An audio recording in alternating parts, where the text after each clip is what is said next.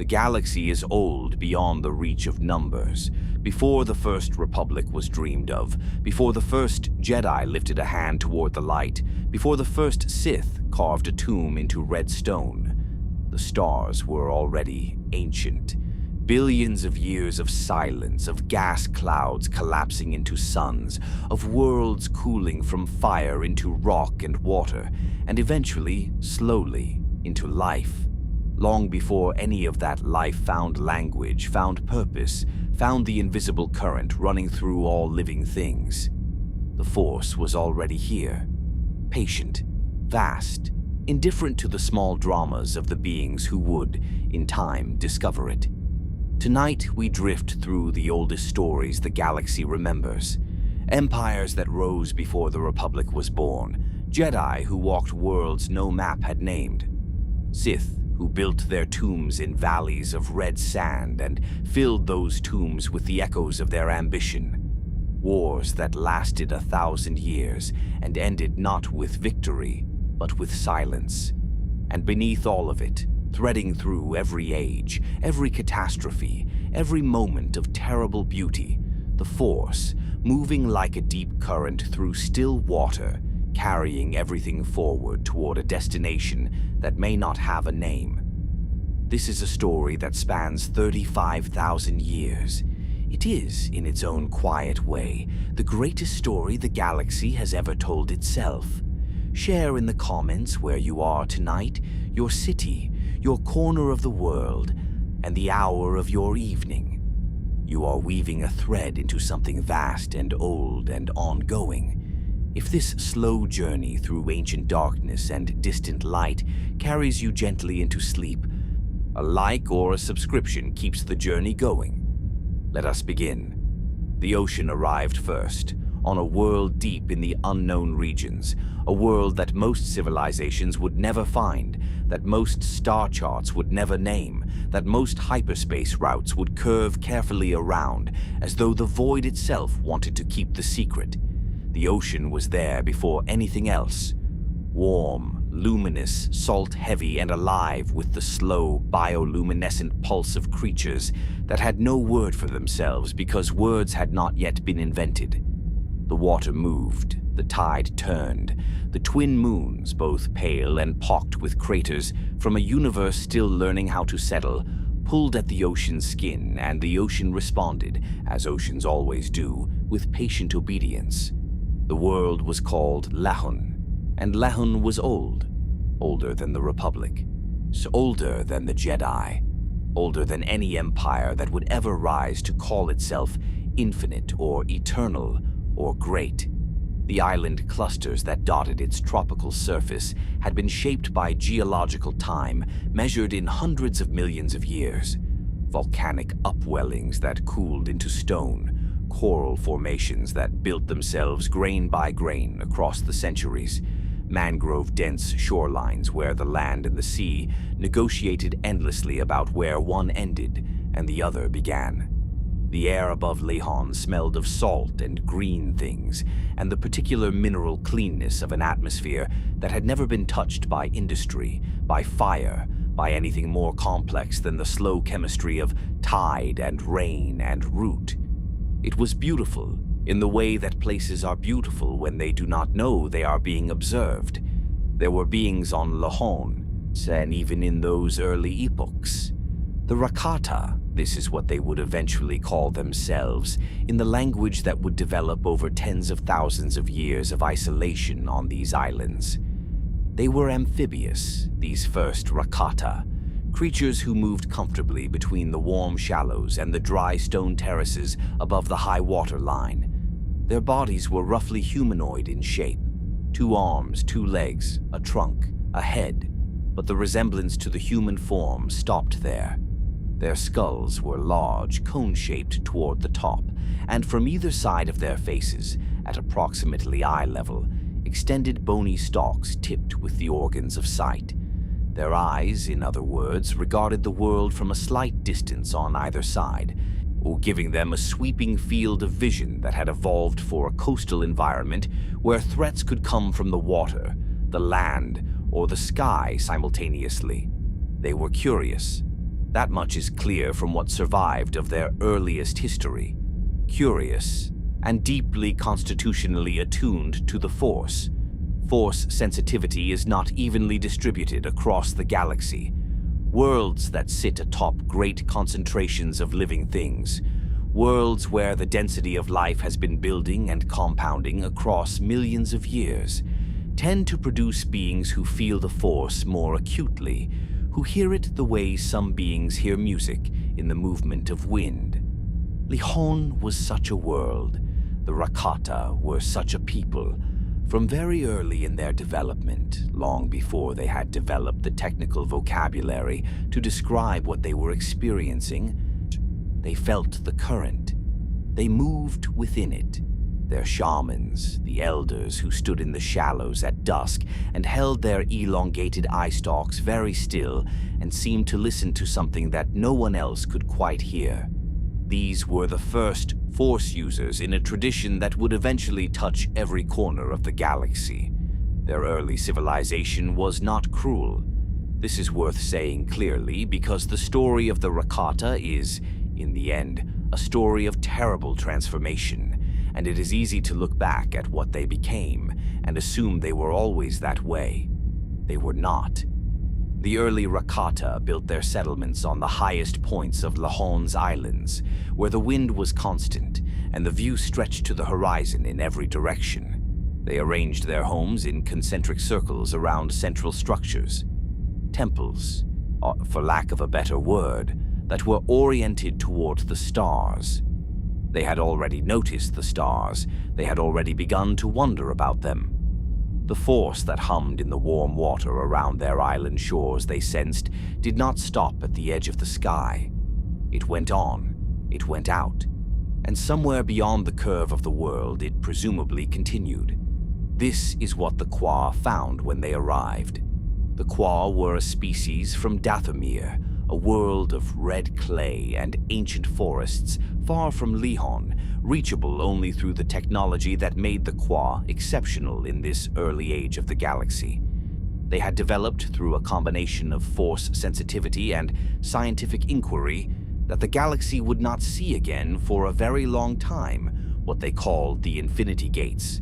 These were structures, massive and precise, built at various points across dozens of worlds that allowed instantaneous travel between any 2 points in the network. Step through a gate on Dathomir, and you emerged from a gate on the far side of the galaxy without the intervening journey. The space between was simply skipped. It was a technology so advanced that it would remain incomprehensible to most civilizations for tens of thousands of years to come. The Qua were not, by nature, a conquering people. They were explorers and teachers and believers in the idea that the Force was a gift that improved when it was shared. They moved through their network of gates, visiting worlds where life was thick and the Force was strong. And when they found beings capable of hearing what they had to say, they taught. They had done this on many worlds before Lehon. They would, they hoped, do it on many worlds after. When the gate opened on Lehon's largest island for the first time, when the shimmering vertical surface appeared in the air above the stone terrace of the Rakata's central temple and the Qua stepped through, the Rakata shamans felt it before they saw it. A pulse in the Force, a note struck in the current that ran beneath all things, resonant and clean and new. The shamans turned toward the gate, their eye stalks oriented and steady, and they felt something that their language at that point barely had words for. Recognition. The Qua stayed. They built a gate on Lehon, permanent, precise, anchored into the volcanic bedrock of the island's highest point. They taught the Rakata the language of the Force, not just how to feel it, but how to think about it. How to understand it as a living thing with its own tendencies, its own responses to use and misuse. They taught them about balance, the fundamental principle that the Qua had spent millennia working out, the understanding that the Force was not merely a tool, but a relationship, and that relationships require care, require reciprocity, require the willingness to receive as well as to take. The Force gave. The Force also demanded. And what it demanded, above all, was that those who used it not mistake the depth of the river for an invitation to drain it. The Rakata listened. For a time, a long time, measured in generations, they genuinely listened. And then something changed. The exact nature of the change is lost to the deep past, smoothed away by the erosion of time. What remains is the shape of it. The Rakata were, say as the Qel had understood from the beginning, a people with an extraordinarily strong connection to the Force. But it was, in the Rakata's nature, an asymmetric connection. They felt the dark side more acutely than the light. Not because they were born evil, that framing is too simple and too small, but because the dark side speaks the language of hunger, and the Rakata were, in their biology, in their deepest evolutionary history, a hungry people. They had survived on Lehon's islands for millions of years by being willing to take more than their share, to push past the comfortable point into the territory that felt dangerous. Because in a coastal environment, the beings that survived were the ones who went further out into the water, who dove deeper, who were willing to risk the dark water for the larger catch. This instinct was not, or in itself, wrong. But it was the instinct the dark side found and pressed against. The Qel noticed the shift the way teachers notice a student beginning to drift. Not in a single dramatic moment, but in 100 small signs, each individually ignorable, each in accumulation impossible to dismiss. The Rakata's questions changed. Where they had once asked about balance, they began asking about control. Where they had once practiced the Force with a kind of receptive patience, they began practicing it with an acquisitive intensity. Their interest in the Infinity Gate technology shifted from wonder to calculation. The Qel should perhaps have left sooner. Instead, they stayed and reasoned and hoped, as teachers often do, that the trajectory would reverse. It did not reverse. The moment the Qel decided to leave, the Rakata decided they could not allow that. What happened on Lehon's shores when the Qel attempted to depart through their own gate is described in the oldest Rakatan records. Records that would not be found and partially translated until thousands of years later by scholars who could barely believe what they were reading. As a simple statement of outcome, the Qel were killed. Many of them died holding the gate open long enough for others to escape through it. The survivors destroyed the gate on their end of the connection, severing Lehon from the network rather than allowing the Rakata access to the full Infinity Gate system. On Lehon, the remnant of the gate stood for a very long time afterward, a scar on the island's high terrace, its stones still warm with the memory of activation. Its architecture describing a technology that the Rakata had not yet learned how to replicate. They would, in time, replicate it. After a fashion, in the silence after the Qel's departure, in the strange stillness that settled over Lehon's temples, when the last echoes of that conflict had dissolved into the humid air, the Rakata shamans stood in the dark and felt something new. Something that had been there before, under the surface, waiting for exactly this moment of choice, exactly this definitive step away from balance and toward appetite. The dark side, sensing that it had found its vessel at last, opened. It was not a dramatic experience. That is what the records suggest in their fragmentary way. There was no lightning, no transformation, no visible sign. The shamans who stood in those temples after the Qel's blood had dried into the stone simply felt the current of the Force shift beneath them, felt the dark half of it surge upward the way cold water surges up from the depths when a warm layer is disturbed. They felt powerful. More powerful than they had felt before, more than they had realized was possible. The Force had always been a current they swam in. Now it felt like a force they could command. They did not yet understand what they had traded for that feeling. They would spend the next 10,000 years learning. What began on the shores of Lehon, in the quiet of an early morning when the twin moons were still visible on the western horizon and the bioluminescent tide was coming in, was the first great lesson of a story that the galaxy would repeat, in different costumes, with different names in different eras, for 35,000 years to come. The dark side does not emerge from nothing. It is chosen, slowly, inch by inch, betrayal by betrayal, until the choosing becomes invisible, until it feels like nature rather than decision, until the beings making the choice cannot clearly remember a time when they chose otherwise.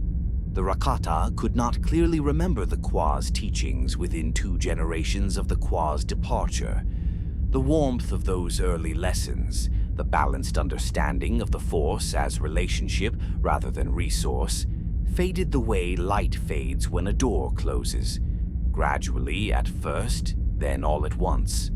And in the dark of Lehon's temples, in the hum of ancient stone and the salt wind off the ocean, the Force responded to what it was given. The Rakata's eyes, those forward-mounted, on slightly protruding organs that had evolved for the wide-angle vision of the coast, began, in the Sith records that would eventually translate the ancient Rakatan texts, to be described in a particular way, as burning, as lit from within, as the eyes of beings who had decided, on some level below conscious articulation, that the galaxy was not a place of relationship, but a place of resource, and that the most powerful beings in it were those who consumed the most. They looked at the stars beyond Lehon's atmosphere, and they saw for the first time not wonder, but potential. What happened to them next, and to the galaxy that had no idea they were coming, is a long story. Patient, vast, worth taking slowly. There is nowhere you need to be tonight but here. The first thing they built, after the Qua were gone, and the dark side had settled into them like heat, settling into stone, was not a weapon. It was a ship. That distinction matters. A weapon is designed for a single purpose, to end a specific thing in a specific moment. A ship is designed for the idea that the world you are in is not the only world there is, and that the other worlds are reachable, and that what you find there is yours to take. The Rakata looked at the ship they had built, crude by any later standard, assembled from materials available on Lehon's islands, powered by a technology that was equal parts engineering and dark side intuition. And what they felt was not satisfaction at a problem solved. They felt expansion, the sense that the boundary of themselves had just grown larger. They launched it into the dark. It found a world. Of course it did. The hyperdrive technology the Rakata had developed was unlike any other in the galaxy's long history. It did not navigate by stellar cartography or by the mathematical calculation of hyperspace corridors, but by the Force itself. The drive reached out through the Force like a searching hand, and it found, inevitably, the worlds where the Force was strongest. The worlds dense with life, the worlds where millions of organisms had been living and dying and composting into the soil for millions of years, layering the living force so thick that it was almost visible, almost audible, almost a physical pressure against the hull of a sensitive ship. These were the worlds the Rakata found. These were the worlds they came to.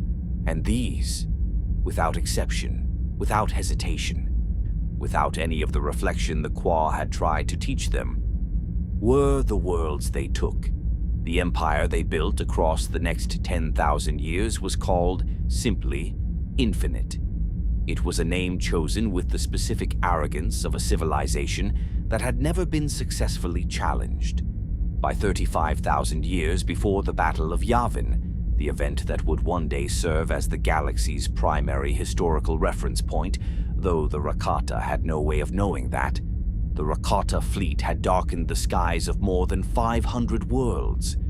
The number is staggering, and it is worth sitting with for a moment.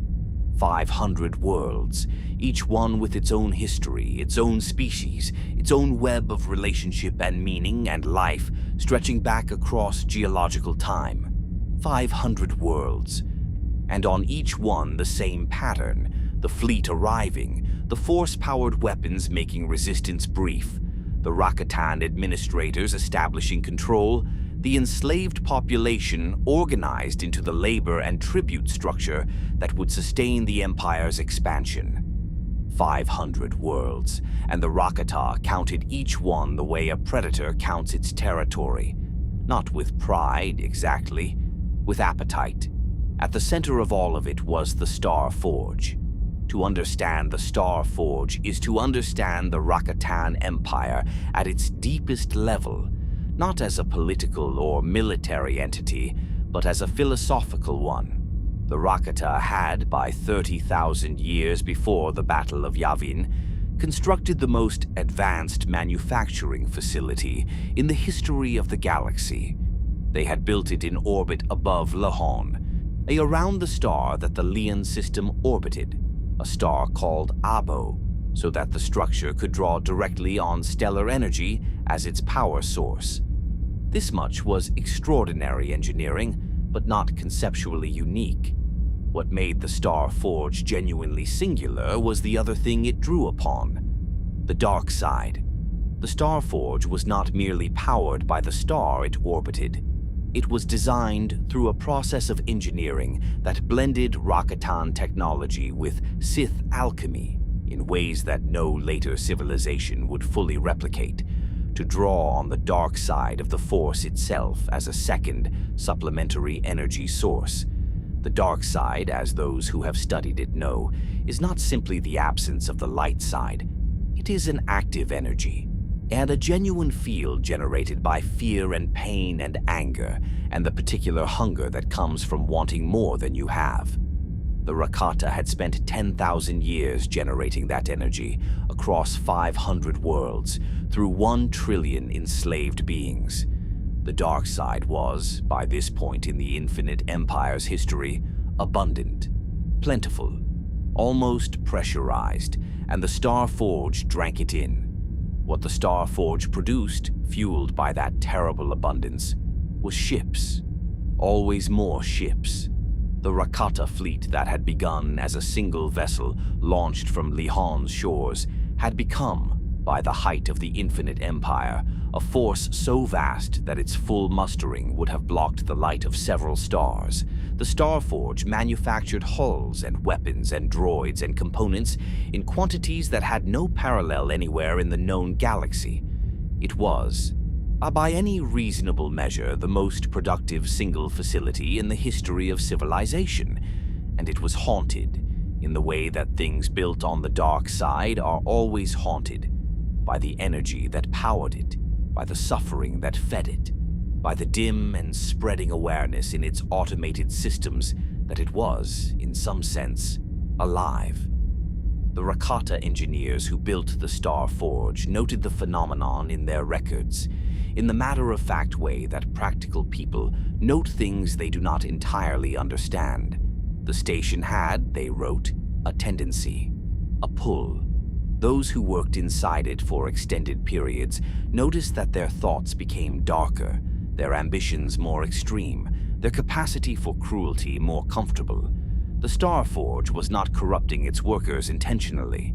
The concept of intention implies a mind, say, and the Star Forge was not exactly minded, but it was sensitive in the way that very large dark side constructions are sensitive to the emotions of the beings inside it, and it had learned, through decades of operation, to reflect those emotions back amplified. It built warships, and in a quieter, slower way, it built the capacity for war in the beings who operated it.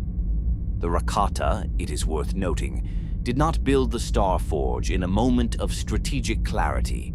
They built it because they needed more ships, and they had the technology to build a thing that would produce more ships faster than any conventional facility.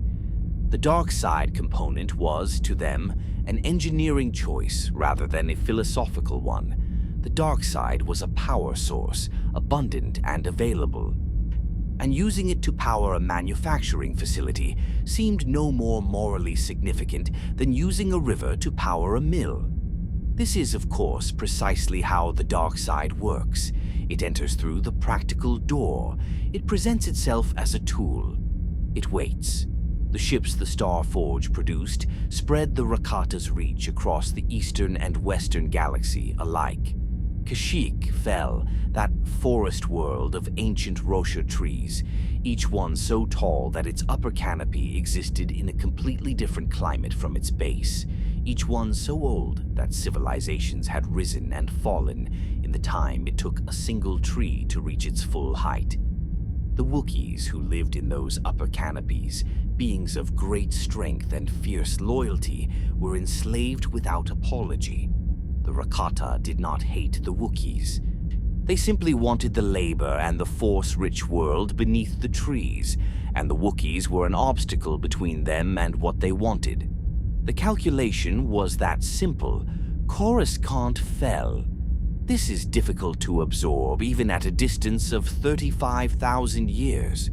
The world that would one day become the gleaming capital of the Galactic Republic, the city world that covered its entire surface in towers and corridors and the accumulated weight of civilization, was, in this era, a green planet, still largely forested, its surface not yet given over to the ecumenopolis it would eventually become. Its inhabitants were human, or nearly human, and they had not yet developed anything approaching a spacefaring civilization. They looked up at the Rakatan ships descending through their atmosphere, and they had no framework for understanding what they were seeing. The Rakata enslaved them, set them to work, found among them the Force Sensitives, beings in whom the living Force resonated more strongly than in their neighbors, and separated these from the rest because Force-sensitive slaves had a particular value the Rakata had long since learned to exploit. The Force Hounds. Not all Force-sensitive beings taken by the Rakata became Force Hounds. Most were directed into the machines, dark side energy extraction devices that worked by inducing fear and pain in Force-sensitive beings and converting the resulting emotional output into power. This is as terrible as it sounds, and the records of it are sparse, because the civilizations that came after the Infinite Empire's collapse preferred not to dwell on what the archaeological evidence of those machines implied. But some Force-sensitive captives, those who demonstrated both the sensitivity and the capacity for violence, the ones who responded to darkness not with resistance but with a dark bloom of answering power, these were trained. The training took years, it was thorough, and it was brutal, and it produced something genuinely frightening. Force-sensitive warriors who had been shaped entirely by the dark side, who had no knowledge of balance, no exposure to any tradition of the Force that offered anything other than domination. The Force Hounds were not Sith. The Sith tradition did not yet exist in any formal sense. They were something older and in some ways more purely terrible, beings who had grown up in the dark and never known that there was supposed to be light. Their function within the Rakatan military structure was elegant in its horror.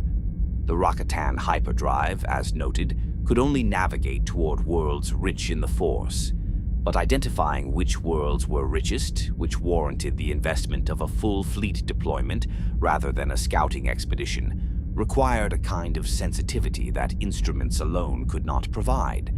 The Force Hounds provided it.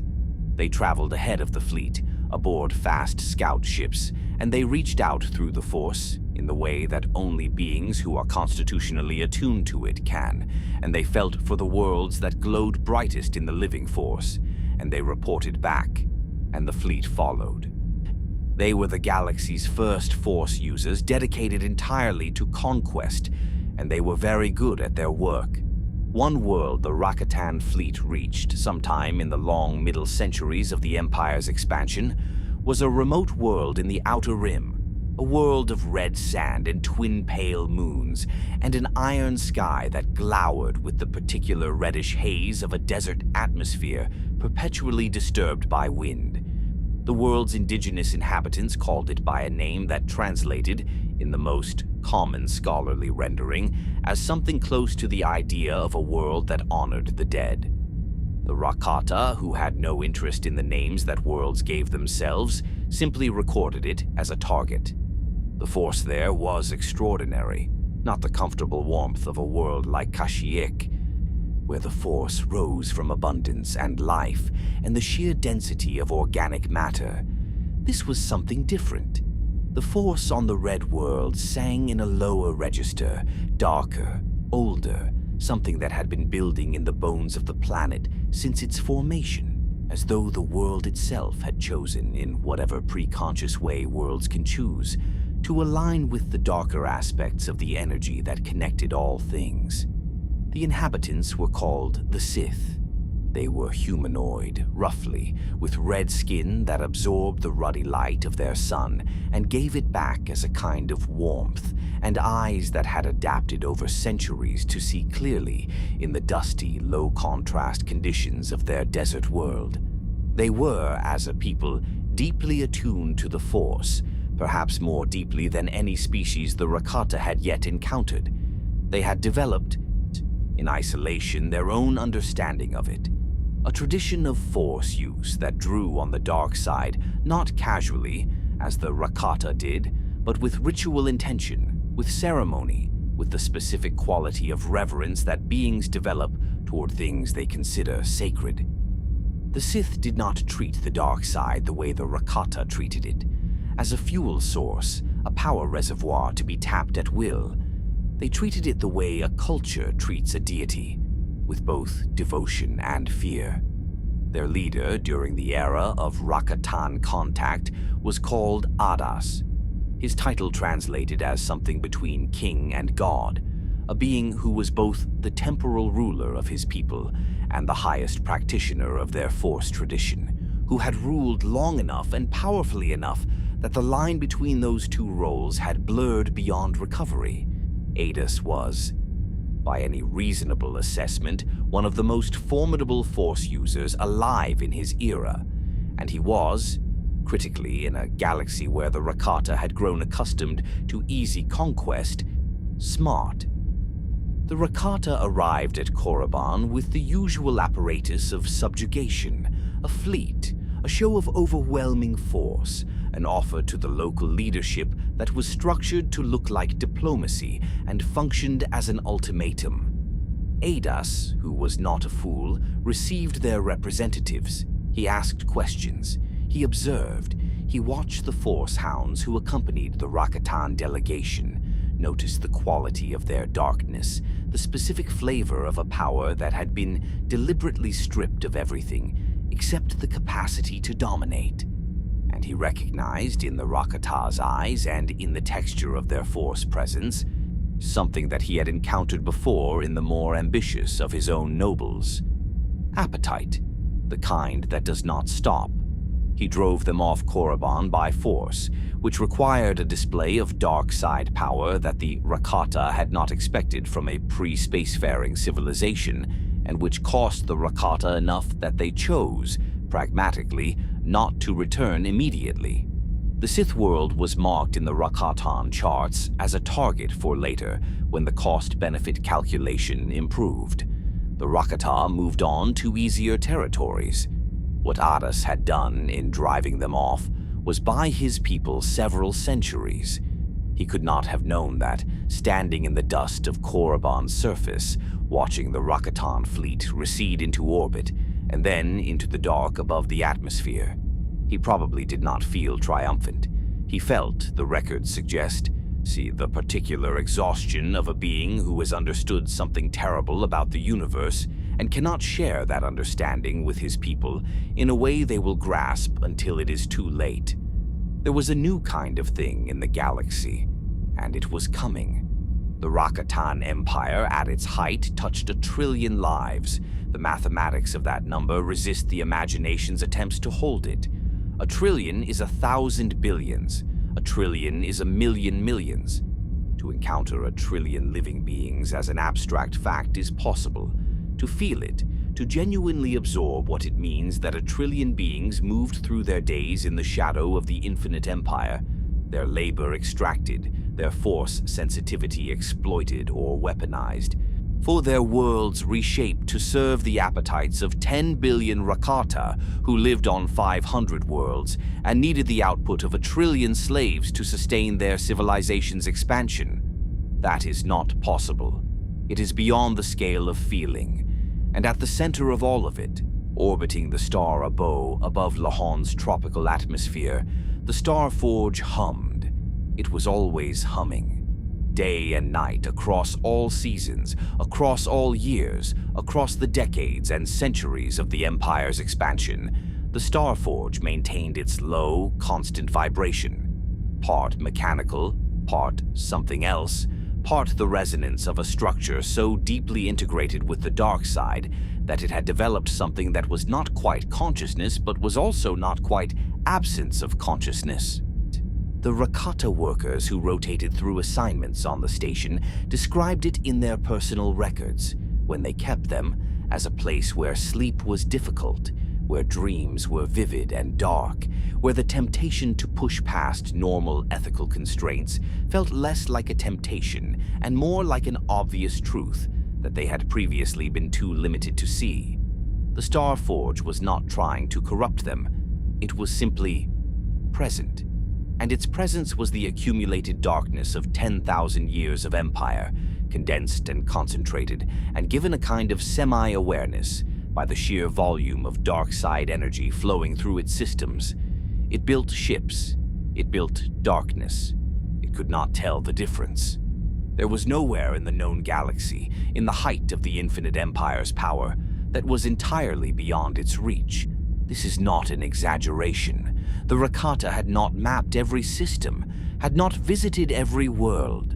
The hyperdrive's limitation to force-rich targets meant that many worlds were permanently beyond the fleet's navigation. But the shadow of the Empire extended to the edges of civilization, and the edges of civilization, in 35,000 BBY, were very far out.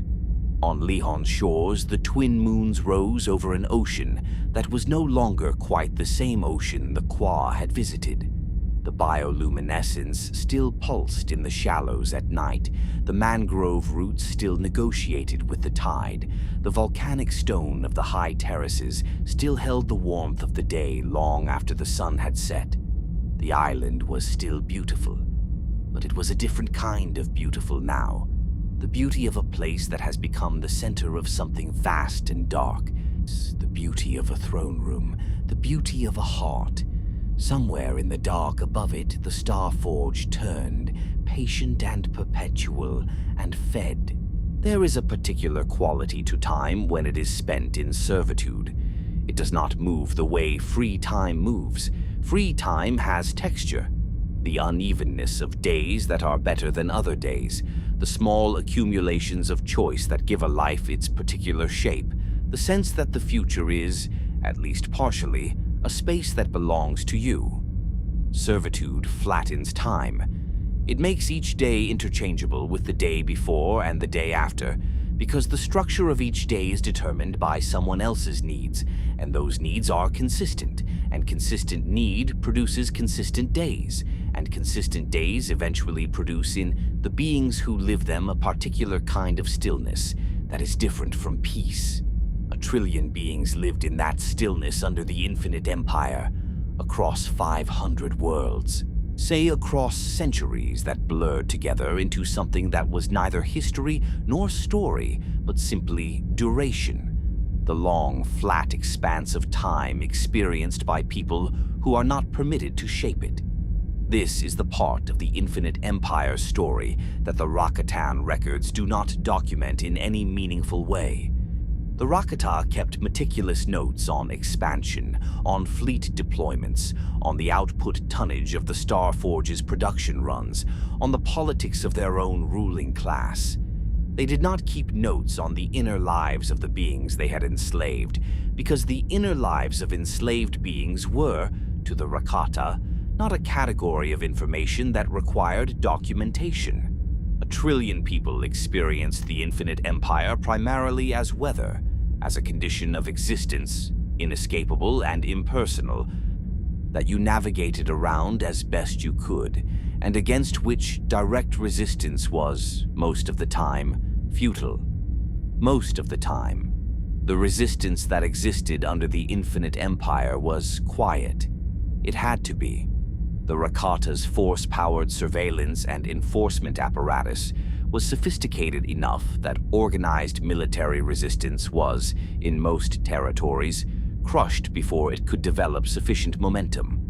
What survived was the kind of resistance that leaves the smallest possible footprint, the preservation of cultural memory in oral traditions that had no written form and therefore no records for Rakatan administrators to confiscate, the slow development of communication networks between enslaved communities that used the Force in ways the Rakata could not easily detect, the careful cultivation of knowledge about the Empire's systems that might, one day, reveal a weakness. This last form of resistance was the most important and the most patient and the most consequential. On Coruscant, the human beings who had been enslaved by the Rakata developed over many generations of careful observation, an understanding of the Rakatan hyperdrive technology that their masters had no idea they possessed. The Rakata were not careful about what their slaves witnessed. Why would they be? The enslaved humans were, to the Rakata, beings without significant force sensitivity, which meant they were beings without the capacity to use Rakatan technology, which meant that whatever knowledge they accumulated about that technology was functionally useless to them. This was the Rakata's most important miscalculation. Because the humans were not trying to use the technology, they were trying to understand it, and understanding, as the Rakata's own history with the Qua should have taught them, had they been capable of the self-reflection that lesson required, is a different thing from use. Understanding outlasts the circumstances that produced it. Understanding survives. Around 27,500 years before the Battle of Yavin, while the Infinite Empire was still at or near its height, human populations on Coruscant and other Rakatan-held core worlds began experimenting with a technology that owed its existence entirely to what enslaved generations had learned from watching their captors: the sleeper ship. They could not replicate the Rakatan hyperdrive. They did not have the force sensitivity required to operate it. And they did not yet have the scientific vocabulary to describe what they were observing in theoretical terms. But they understood the basic principle that faster-than-light travel was possible, and they understood, from watching the fleet movements of the Infinite Empire, enough about the geometry of the galaxy to make educated guesses about which directions were more promising than others. The sleeper ships were slow by any later standard, crewed by humans who would be chemically sedated for journeys that lasted decades or centuries, their bodies preserved in cold suspension while the ship moved at sublight speeds toward a predetermined destination. They were, from a Rakatan perspective, charmingly primitive. They worked. The worlds seeded by those early sleeper ships, the scattered core and inner rim planets, colonized by humans and near-humans fleeing the Infinite Empire's domain, would become, in time, the foundation of the Galactic Republic. The seeds planted in those slow ships, the genetic and cultural inheritance carried across the void by human beings, willing to sleep through centuries rather than serve, would shape the galaxy for tens of thousands of years. But that is a later story.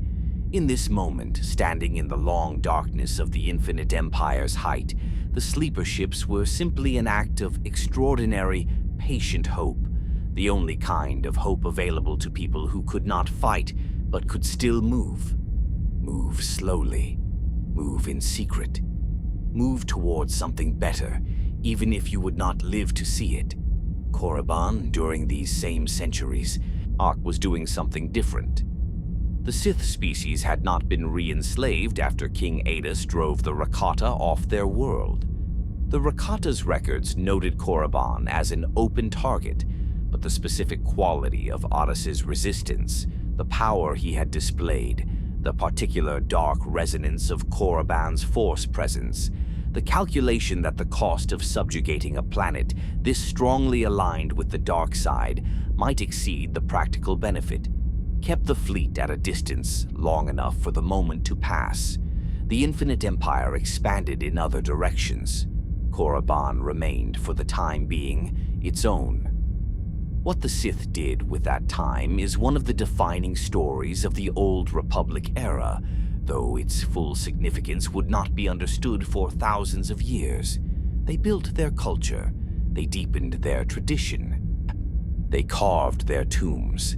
The Valley of Dark Lords, that narrow canyon on Korriban's surface, where the greatest Sith rulers would eventually be interred in elaborate mausoleums, each one more imposing than the last, each one designed to ensure that the power and presence of the being buried within it continued to resonate in the dark side for centuries after their physical death, did not, in the era of the Infinite Empire, yet hold any of its famous occupants. But it was already there. The valley's geography had been identified, its unique force properties noted by Sith scholars who spent their lives studying the intersection of dark side energy with geological formation. The first tombs were being planned. The first architectural vocabulary of Sith funerary practice was being developed.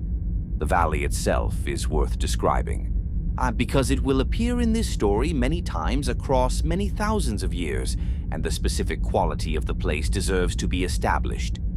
Korriban is a world of extremes. Its sun is harsh, and the sky beneath that sun is a color somewhere between rust and amber, depending on how much dust the wind has put in the air on any given day. And the wind is almost always putting dust in the air because Korriban's surface is largely desert. Flat stone plains that crack in the heat and vast dune fields that shift and rearrange themselves according to seasonal wind patterns that have been studied but never entirely predicted. The heat during the day is direct and personal, the kind of heat that seems to have opinions about you, and the cold of the night is equally immediate. Falling fast after the sun sets because there is very little in Korriban's atmosphere to hold warmth once the source of it is gone. The Valley of Dark Lords is cut into a mountain range in Korriban's southern hemisphere. The mountains themselves are old in geological terms, which is to say very old indeed, their original height worn down by millions of years of erosion until what remains is more horizontal than vertical. A long serrated ridgeline of exposed black basalt that runs roughly east to west and casts a shadow across the valley floor for most of the afternoon. The valley floor is red sand, finer than the desert plains outside. An accumulation of centuries of wind-borne dust that has settled and compacted into a surface that holds footprints and the marks of machinery and the long parallel grooves left by equipment dragged from the entrance of one tomb to another. In the early era, before the first great Dark Lords had died and been interred here, the valley held only the beginnings of what it would become. Preliminary excavations, architectural surveys, teams of Sith workers, free workers, not slaves, because the Sith tradition had its own complex hierarchy that involved many things but did not, in this era, include the mass enslavement of their own people. Moving across the valley floor in the long shadows of the afternoon, I'm measuring and recording and arguing about dimensions and load-bearing considerations and the proper orientation of burial chambers relative to the dark side nexus that pulsed weakly in the valley's bedrock like a second heartbeat. They were building, with great care and considerable patience, a place for their greatest dead to continue existing. The Sith understanding of death was different from most civilizations' understanding. They did not believe that death was an ending exactly, not for those who were sufficiently powerful in the Force. What they believed developed across centuries of observation and experimentation, and the specifically intimate relationship with the dark side that their whole culture maintained, was that a being of sufficient power could leave a residue in the Force that outlasted the physical body. Not a ghost. Exactly. Not the kind of comfortable ancestral presence that some cultures maintained through ritual. Something harder and more specific. An echo that retained the personality, the knowledge, and, crucially, the capacity for further action of the being who had left it. Building the tombs correctly was, therefore, a practical matter as much as a ceremonial one. The wrong architecture would dissipate the residue.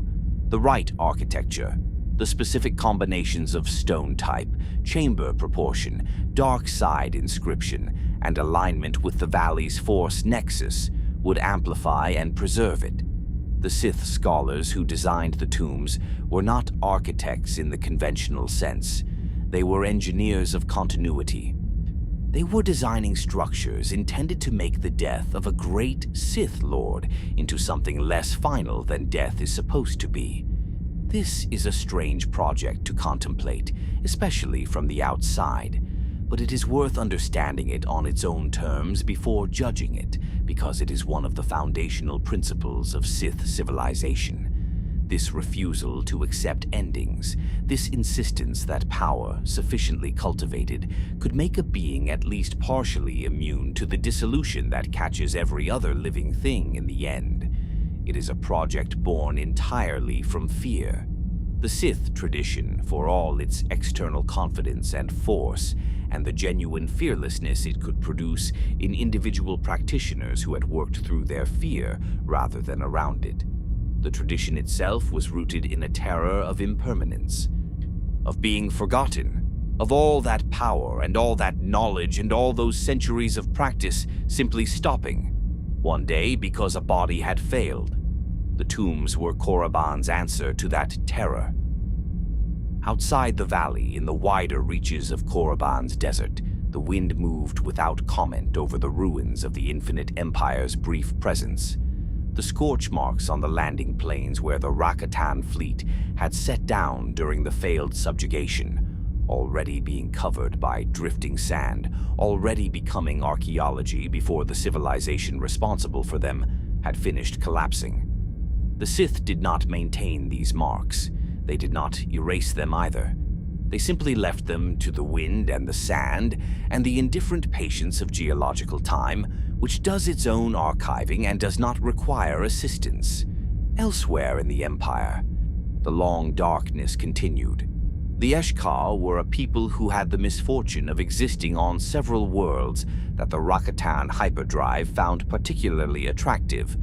Worlds rich in Force energy, dense with life, producing the kind of Force resonance that lit up in the fleet's navigation systems like a beacon. The Eshkar were also, unlike the Wookiees of Kashyyyk or the humans of Coruscant, not a people who could be organized into efficient labor. They were fighters, constitutionally and culturally, a species whose social structure was built around conflict, whose traditions valued martial excellence above almost everything else, who had survived on their homeworlds by being willing to meet any challenge with violence and to continue meeting it long after a more pragmatic species would have submitted. The Rakata tried to enslave them. The Eshkar fought. The Rakata threw more resources at the problem. The Eshkar fought harder. The Rakata, who were nothing if not pragmatic about the cost-benefit mathematics of conquest, eventually reached a conclusion that was not, to their minds, difficult. The Eshkar were too expensive to enslave, but they could not be permitted to remain free, because a free species with the Eshkar's martial capacity and the specific grievance of having been attacked by the Rakata represented a future threat that the Empire's intelligence services found it difficult to dismiss. The solution the Rakata arrived at was neither slavery nor extinction. It was something in between, and in some ways more troubling than either. Containment. They sealed the Eshkar populations, those they had managed to capture in the initial campaigns, in deep underground installations on isolated worlds. Not killed, not enslaved, simply stored, suspended in a kind of enforced dormancy, a specific application of Force-powered technology that kept the Eshkar alive and conscious enough to know they were imprisoned but without the ability to act on that knowledge. It was a horror designed for a species whose torture was inaction. They lay in the dark of those installations for thousands of years, aware and waiting, and building inside themselves a rage that had no outlet and therefore had no limit.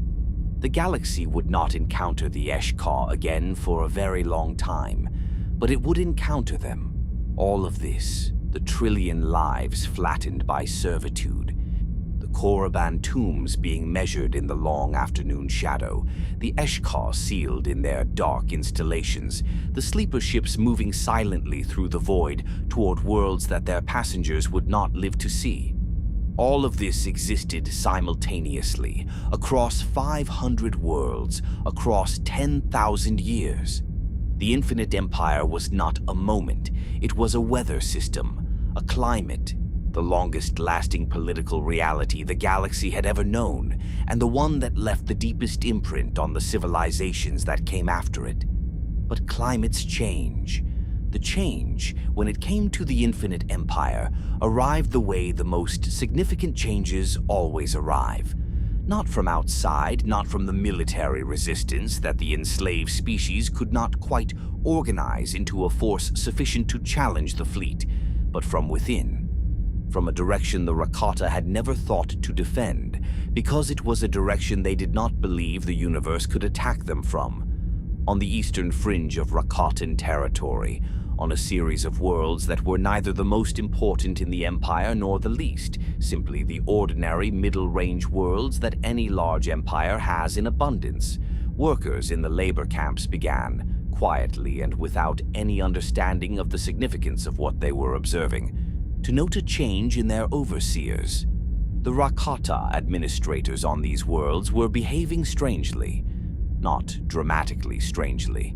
Not the kind of strangeness that triggers immediate alarm, not the kind that shows up in official reports. Subtly, strangely. They were making small errors of the kind that careful people do not usually make. They were forgetting things, procedures, names, the locations of stored equipment, that their positions required them to know. They were moving with a slight, uncharacteristic hesitancy that suggested to the enslaved workers who had learned to read Rakatan body language with the specific skill of people whose survival depended on correctly anticipating what their captors would do next, that something was not quite right. It was not yet possible to call it illness, not with any certainty. The Rakata were not coughing, not visibly weakened, not presenting any of the obvious symptoms that even a non-medical eye could identify. They were simply slightly less than themselves, as if something that had always been present in their behavior, some underlying certainty or fluency, had begun, very slightly, to drain. The enslaved workers who noticed this did not share their observations openly. To share an observation about a Rakatan administrator's weakness was to invite the suspicion that you had been looking for weaknesses, which carried its own consequences. Instead, they filed the observations away in the same mental archives where they kept everything important, and they waited to see if the pattern continued. It continued. In the deep records of Rakatan civilization, records that would not be recovered and translated until long after the Empire had become nothing but ruins and scattered archaeology. The earliest references to what the Rakata called the Scourge of the Builders appear in the administrative logs of precisely these eastern fringe worlds. The references are terse, impersonal. They describe, in the matter-of-fact language of bureaucratic reporting, an unusual rate of performance decline among certain administrative personnel. They note without apparent alarm that several Force-sensitive individuals in the affected regions had reported a diminishment in their ability to use the Force with their accustomed precision. They did not yet understand what this meant. The Force was not simply a power source for the Rakata. It was, in the deepest sense, the foundation of everything that made their civilization work. Every piece of Rakatan technology that mattered, The hyperdrives, the mind prisons, the energy extraction devices, the Starforge itself, operated on the principle that Force-sensitive beings could interface with it and make it function. The technology was not designed to work without that interface.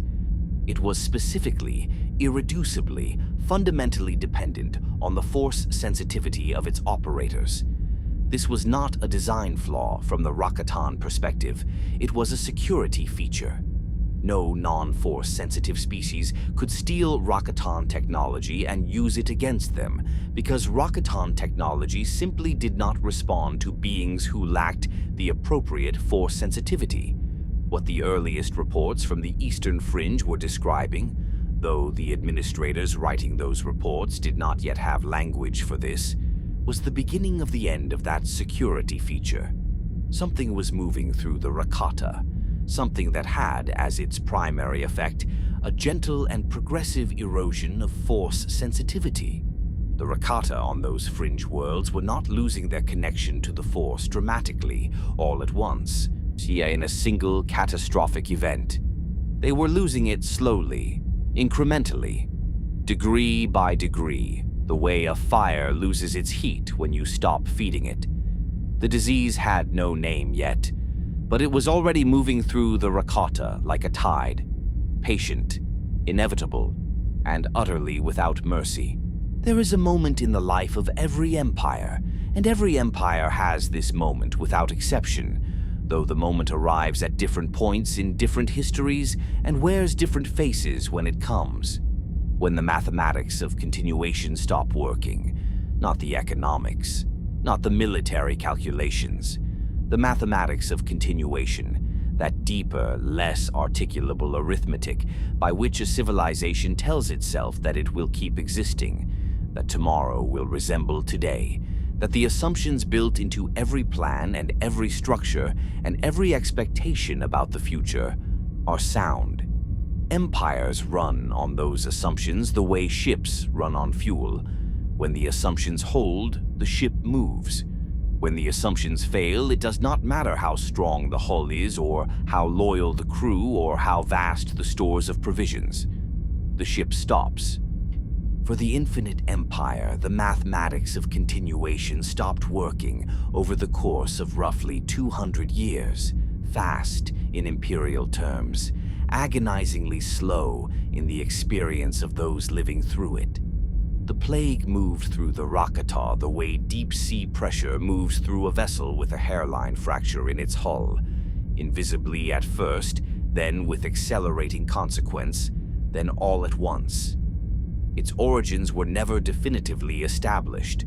The Rakata scholars who attempted to study it in the early decades of its spread, before the scholars themselves began showing symptoms, before the research programs collapsed along with everything else, produced a range of theories that the fragmentary records of that period preserve in incomplete form. Some believed the plague was naturally occurring, a pathogen that had evolved on one of the fringe worlds and found in the Rakata an unexpectedly susceptible host.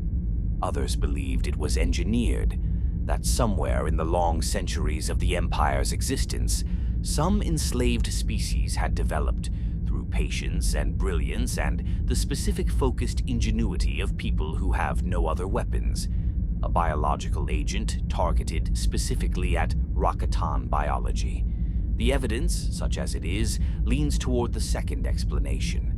The plague was too specific in its effects, too precisely targeted at the one vulnerability that could bring down the infinite empire, to be entirely accidental. It did not kill the Rakata in any straightforward way. It did not produce fever or lesions or the obvious symptoms of physical destruction. What it produced in its initial phase was exactly what the Fringe World administrators had begun reporting: a slow erosion of Force sensitivity, a gradual, progressive, and, this is the crucial detail, entirely irreversible diminishment in the Rakata's connection to the living Force. The Rakata, it must be understood, were not Force-sensitive in the way that an exceptional individual in a later civilization might be Force-sensitive. As a personal gift, a talent that set them apart from their peers, a capacity that required training to develop and discipline to maintain. The Rakata were force-sensitive as a species. Every Rakata felt the Force to some degree. Their biology was organized around it. Their technology was built on the assumption of it. Their entire civilization was a structure erected on the foundation of that connection, or in the same way that a later civilization might erect its structure on the foundation of a reliable energy source or a stable climate. The Force was the Rakata's stable climate. The plague changed the climate. In the first decades, the effects were subtle enough that the Imperial administration managed them as an anomaly rather than a crisis. Affected individuals were replaced. Territories showing higher rates of decline were given additional resources. The problem was treated as a local and temporary disruption to be managed with standard administrative tools. This response was not stupid. It was the response that any functioning bureaucracy would apply to an unfamiliar problem in its early stages. But it was catastrophically inadequate, because the plague was not a local and temporary disruption. It was a systemic and permanent transformation. The mutation that made it permanent arrived somewhere in the second generation of infection, and when the scholars who would eventually piece together the historical record described it, they used the word irreversible so many times that it becomes its own kind of rhythm, a drumbeat underlying the account. The plague mutated. The mutation changed its mechanism. Where the original pathogen had suppressed force sensitivity, a process that was, in theory, reversible if the pathogen could be eliminated, the mutated version did something categorically different. It did not suppress the connection to the Force. It severed it, permanently, completely, without the possibility of recovery. A Rakata who had contracted the original plague and recovered their Force sensitivity would contract the mutated version and lose it forever. Not diminished, gone. The specific biological pathways through which the Rakata interfaced with the living Force were destroyed at the cellular level, the way scar tissue destroys the architecture of a wound. The Force was still there, all around them, in the same air they breathed and the same ground they walked on, the same constant current that had always been there. They simply could not feel it anymore.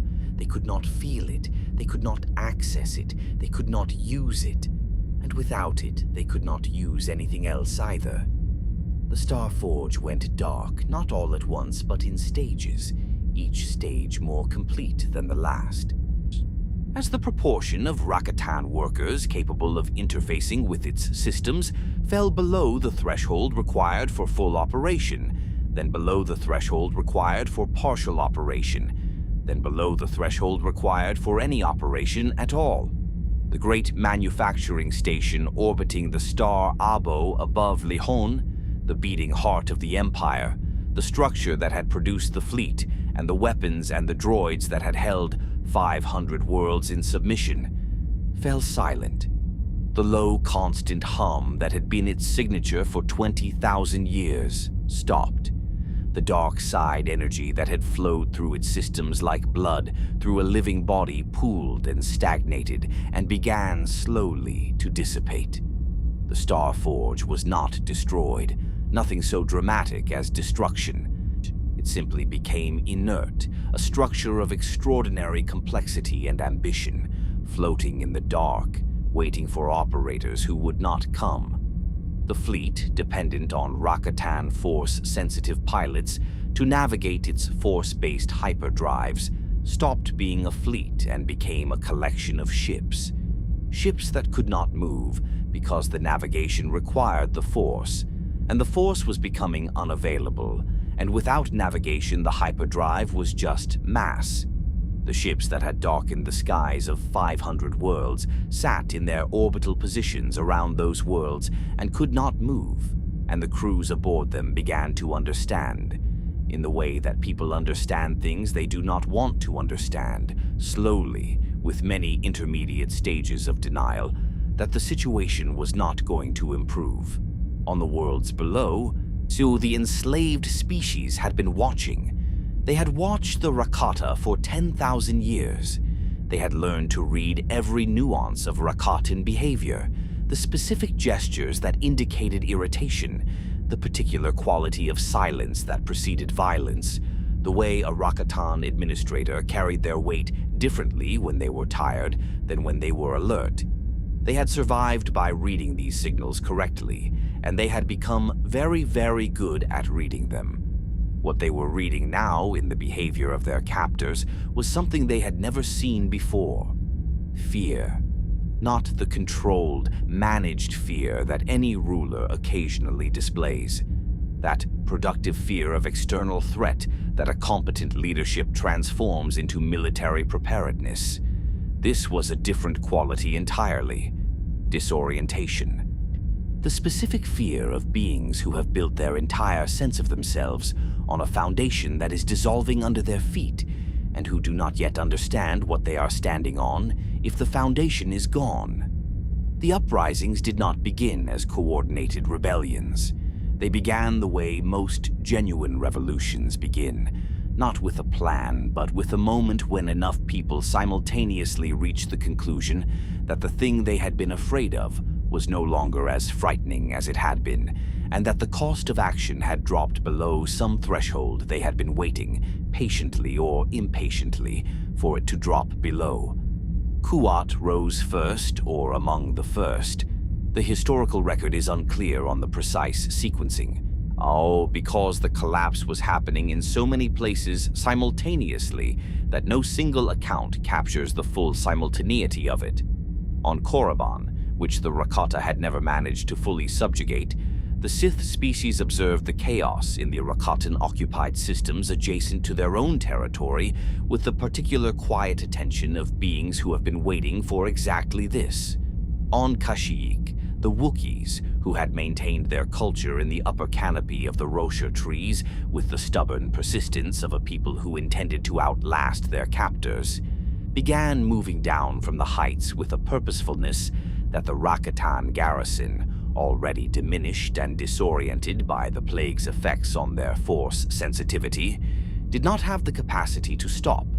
On Coruscant, the humans who had spent generations studying Rakatan technology and quietly cultivating the skills they would need when the opportunity came, found that the opportunity had arrived somewhat earlier than the most optimistic of them had projected.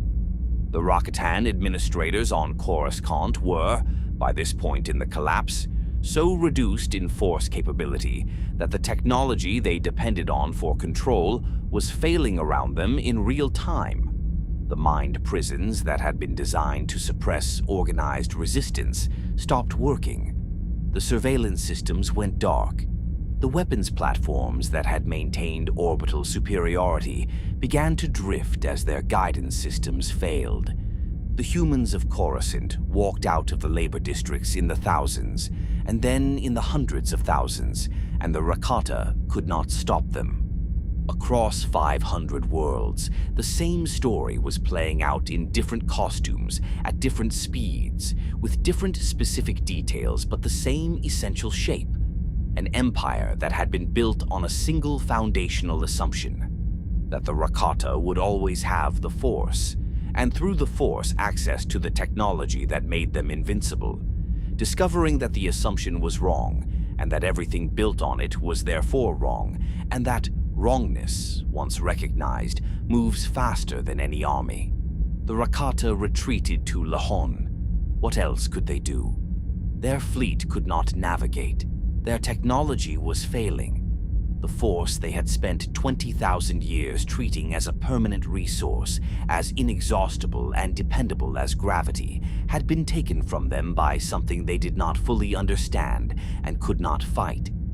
They came home to the islands and the warm, shallow waters and the twin moons they had launched their empire from. And they came home diminished and frightened and carrying with them the specific psychological damage of beings who have discovered that their identity was built on a thing that no longer exists. They erected a disruptor field around the Lehon system, a device designed to disable the communications and navigation systems of any ship that approached, essentially making the system inaccessible to outside navigation. This served a dual purpose. It kept the remaining Rakatan populations safe from the reprisals that would certainly come from the species they had enslaved for 10 millennia. And it hid them. They did not want to be found. They had gone from being the most powerful civilization in the galaxy to being a wounded, force-blind remnant, and the transition had happened fast enough that they had not developed any philosophical framework for processing it. So they hid.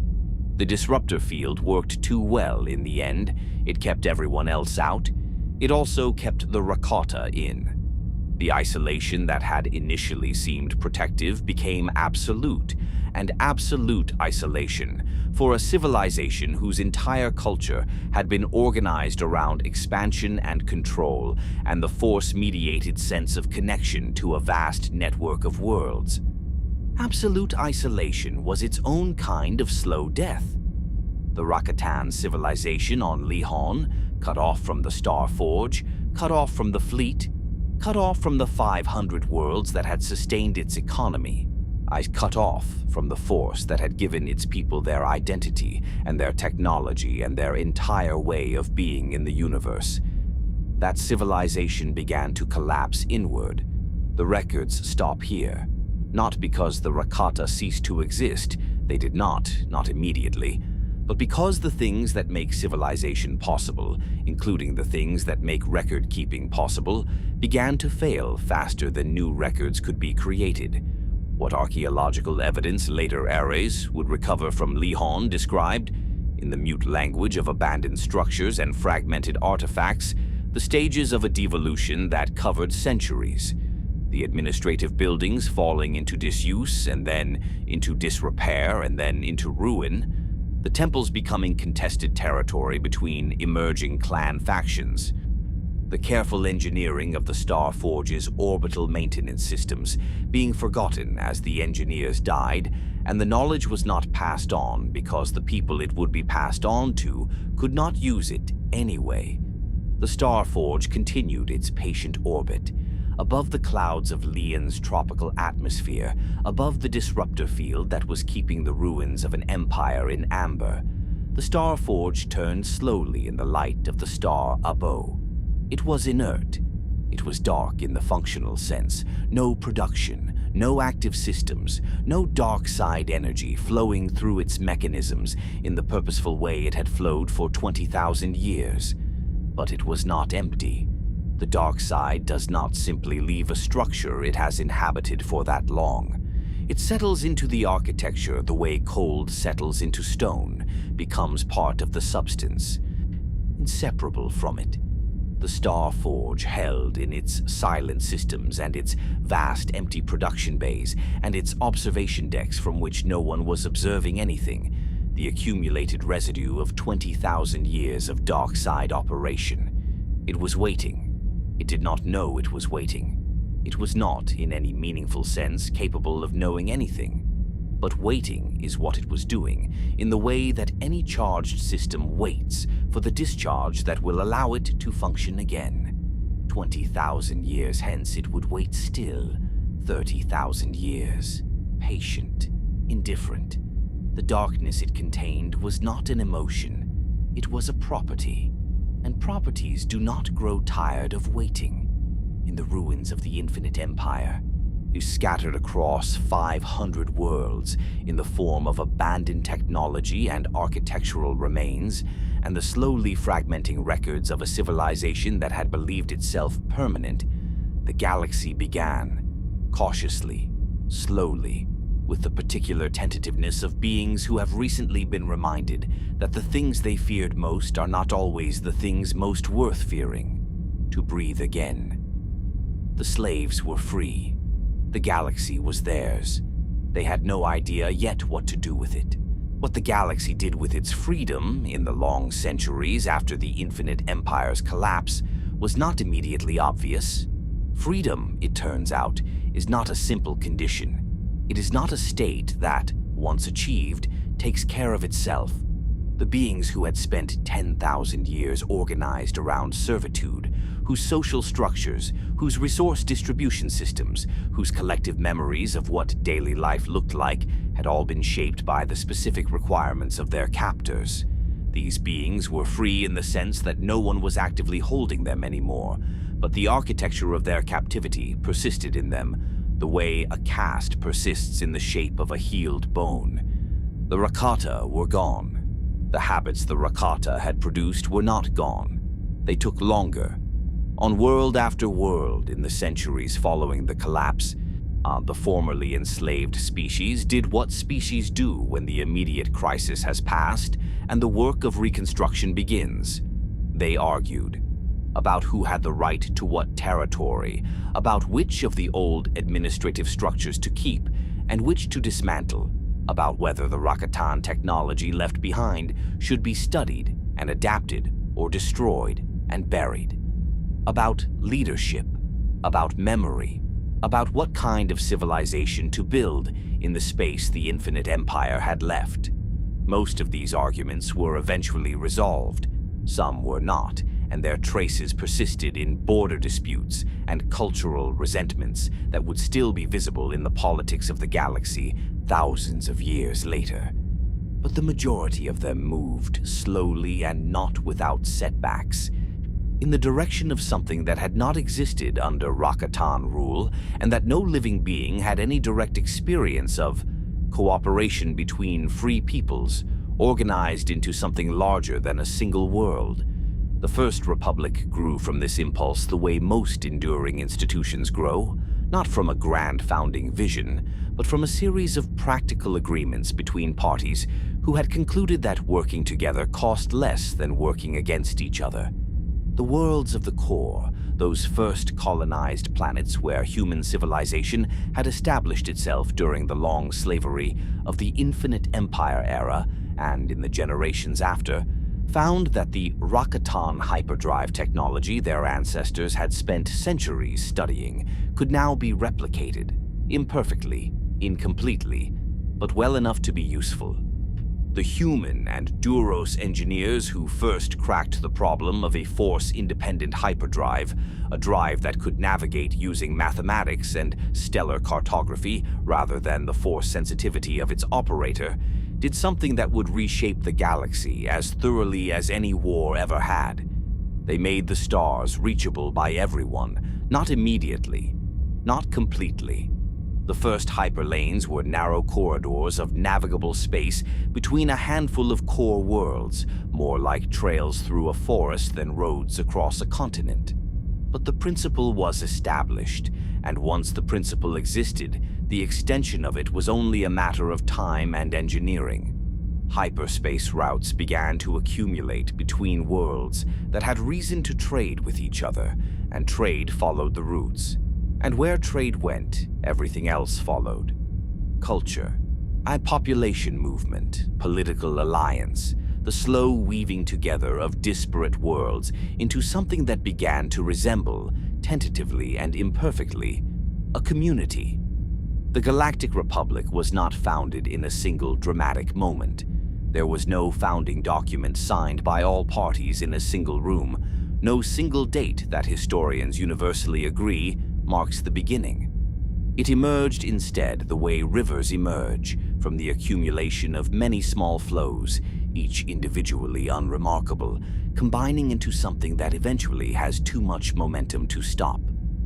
Worlds joined the Republic not because they had been conquered, not because a fleet had appeared in their sky and presented them with a choice between membership and destruction, but because the benefits of membership, the trade access, the shared infrastructure, the collective security arrangements outweighed the costs of sovereignty.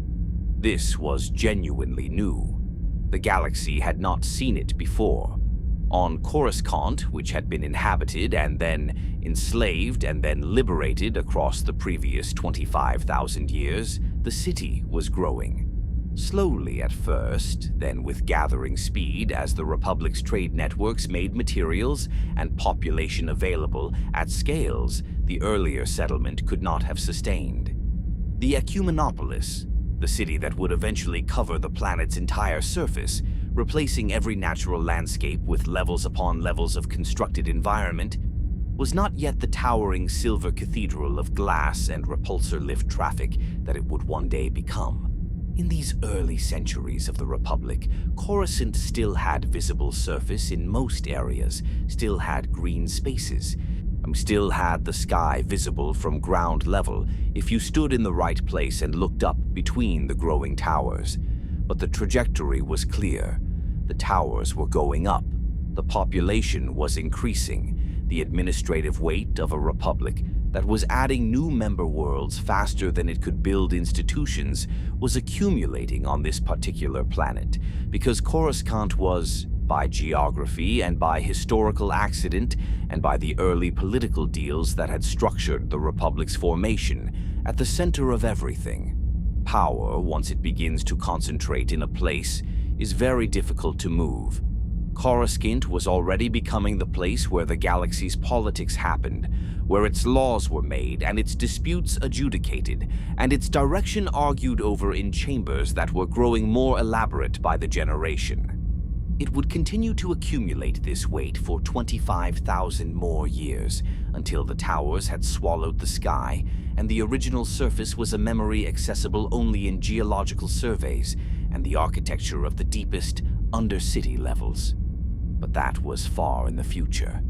For now, Coruscant was a world in the middle of becoming something, not yet sure what. Far from Coruscant, in a direction that the early Republic's hyperlanes did not yet reach, in a region of space that the new charts were slowly beginning to map but had not yet fully explored, there was a moon called Tython. Tython deserves a long description because it is where something began that would define the galaxy's spiritual and political history for the next 25,000 years. And because the place itself contributed to the character of what was born there in ways that are not incidental. Force-rich worlds produce force-sensitive beings, and force-sensitive beings, when they congregate on force-rich worlds, produce environments in which the force is not merely a background condition, but a lived, present reality, something that shapes daily experience the way weather shapes daily experience, something you navigate around and plan for and develop traditions to understand. Tython was such a place, intensely, almost overwhelmingly so. The moon's surface was mountainous, not the gentle rolling hills of a world that has had its geological ambitions worn down by long erosion, but genuinely dramatic terrain, ranges of peaks that had been pushed up by tectonic activity relatively recently in geological terms and had not yet been significantly reduced. Knife-edged ridgelines of gray and white stone above which the wind moved constantly and sometimes violently. Between the ranges were valleys, some narrow and canyon-like, others broad enough to contain small forests and the rivers that came off the snowpack of the higher elevations. The forests in these valleys were old and dense, the kind that had been building their canopy for long enough that the oldest trees at the center of each stand had trunks wider than several beings could encircle with linked arms, and that the light reaching the floor came down filtered through so many layers of leaf that it arrived changed, softer, greener. No longer exactly sunlight, but something that sunlight had become in its long passage through the living architecture above. The force on Tython moved differently than it moved anywhere else. This is difficult to describe to someone who has not experienced it directly, and the accounts of those who had experienced it, preserved in the oldest Jedi records, tend to reach for poetry when their technical vocabulary fails them. The Force was not simply present on Tython, it was active, dynamic. It responded to the emotional states of Force-sensitive beings in real time, in ways that were not metaphorical. Valleys where large numbers of Force-sensitives had meditated in states of peace had an almost physical quality of calm. You could walk into one of these valleys and feel the accumulated resonance of centuries of contemplative practice as a gentle pressure, a sense of settling. Conversely, Areas of the moon where conflict had occurred, where strong dark side emotions had been expressed, showed their history in the quality of the Force there. A sharpness, an edge, an unease that you felt in your chest before you consciously identified its source. Tython was, in other words, a place where you could not ignore the Force. And a place where you could not ignore the Force was, perhaps inevitably, a place where beings who wanted to understand the Force came to learn. The first Force users who came to Tython were not Jedi. See, they were not anything yet. They had no institutional identity, no shared tradition that had solidified into rules and hierarchy and organizational structure. They were simply individuals who felt the Force strongly, who had heard, through the informal networks by which important information travels in the early centuries of a new civilization, that there was a moon where the Force was so present that a sensitive being could learn from it directly, could sit in its valleys and feel the current and begin to understand in a way that abstract instruction could not provide what the Force actually was. They called themselves in the early generations the Jedi. The name derived from an ancient Tythonian language. The precise etymology was debated even in later Jedi scholarship, but its meaning was generally agreed to indicate something like the idea of a person who stood in the center, who maintained equilibrium, who was neither pulled to the light nor to the dark, but held the balance between them as a deliberate practice. The Jedi understanding of the Force was, at its heart, a philosophy of balance, the recognition that the Force had two aspects, that both aspects were present in all beings and all things, and that wisdom lay not in choosing one and rejecting the other, but in learning to hold them both without being overwhelmed by either. This philosophy would not survive intact into the later Jedi Order.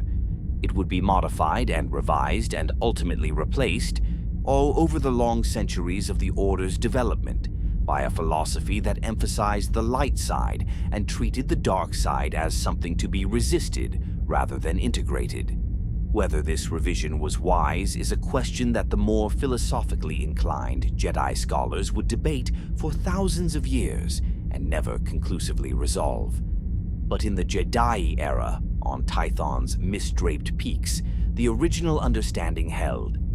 Balance was the goal, and balance required knowing both the light that the moon's daylit peaks embodied and the darkness that gathered in the valleys after sunset. The Jedi built temples. Of course they built temples. It is what Force-sensitive beings who have gathered in a significant place and developed a shared tradition always do. The temples on Tython were stone. I quarried from the same gray rock of the mountain ranges they were built upon, shaped with a combination of conventional construction techniques and Force-assisted methods that the Jedi were developing as their collective knowledge grew. They were designed not primarily for ceremony, though ceremony happened in them, but for contemplation, for the specific practice of sitting in a place where the Force was amplified by architecture and by the accumulated presence of practitioners before you, and listening for whatever the Force had to say. The Force, Tython's early masters found, had a great deal to say to those who knew how to listen. The difficulty was that what it said was not simple, was not immediately interpretable, was not the kind of direct instruction that an impatient student might hope for. The Force communicated in the language of intuition and symbol, in the sudden understanding that arrived after long sitting in silence, in the visions that came during deep meditation and required years of subsequent practice to properly interpret. Learning to hear it required learning to be still, and learning to be still required learning to release the ordinary urgency of daily life. The forward-pressing momentum of wanting things, fearing things, planning for things, long enough for the deeper, quieter current beneath that urgency to become audible. This is why the Jedi became, eventually, the Jedi. The word evolved, the organization evolved, the philosophy underwent the revisions already noted, but the core practice persisted. The core practice was stillness in the presence of something vast, the willingness to wait. Meanwhile, on Korriban, the waiting had a different quality entirely. The Sith species had watched the Infinite Empire's collapse with the particular satisfaction of people who had been right about something important and had lived to see their rightness confirmed.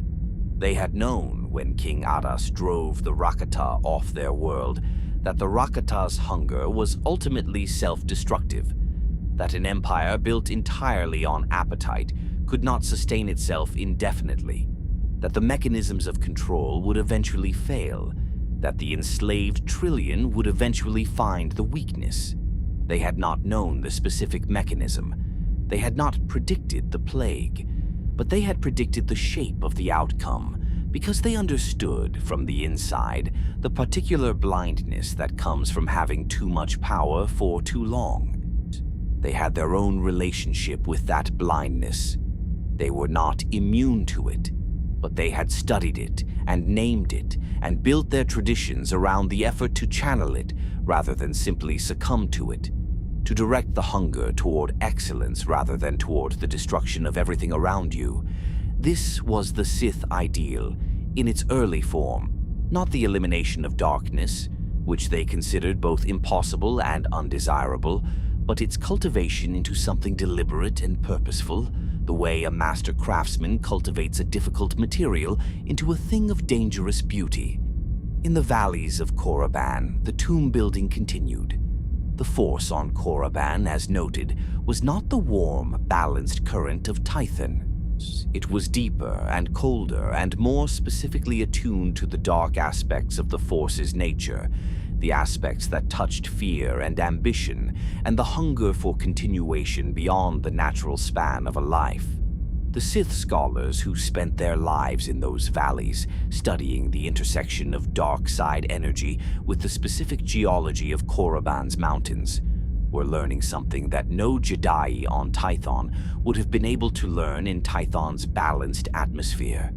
They were learning the specific grammar of darkness. Sith alchemy developed in these centuries into a sophisticated tradition.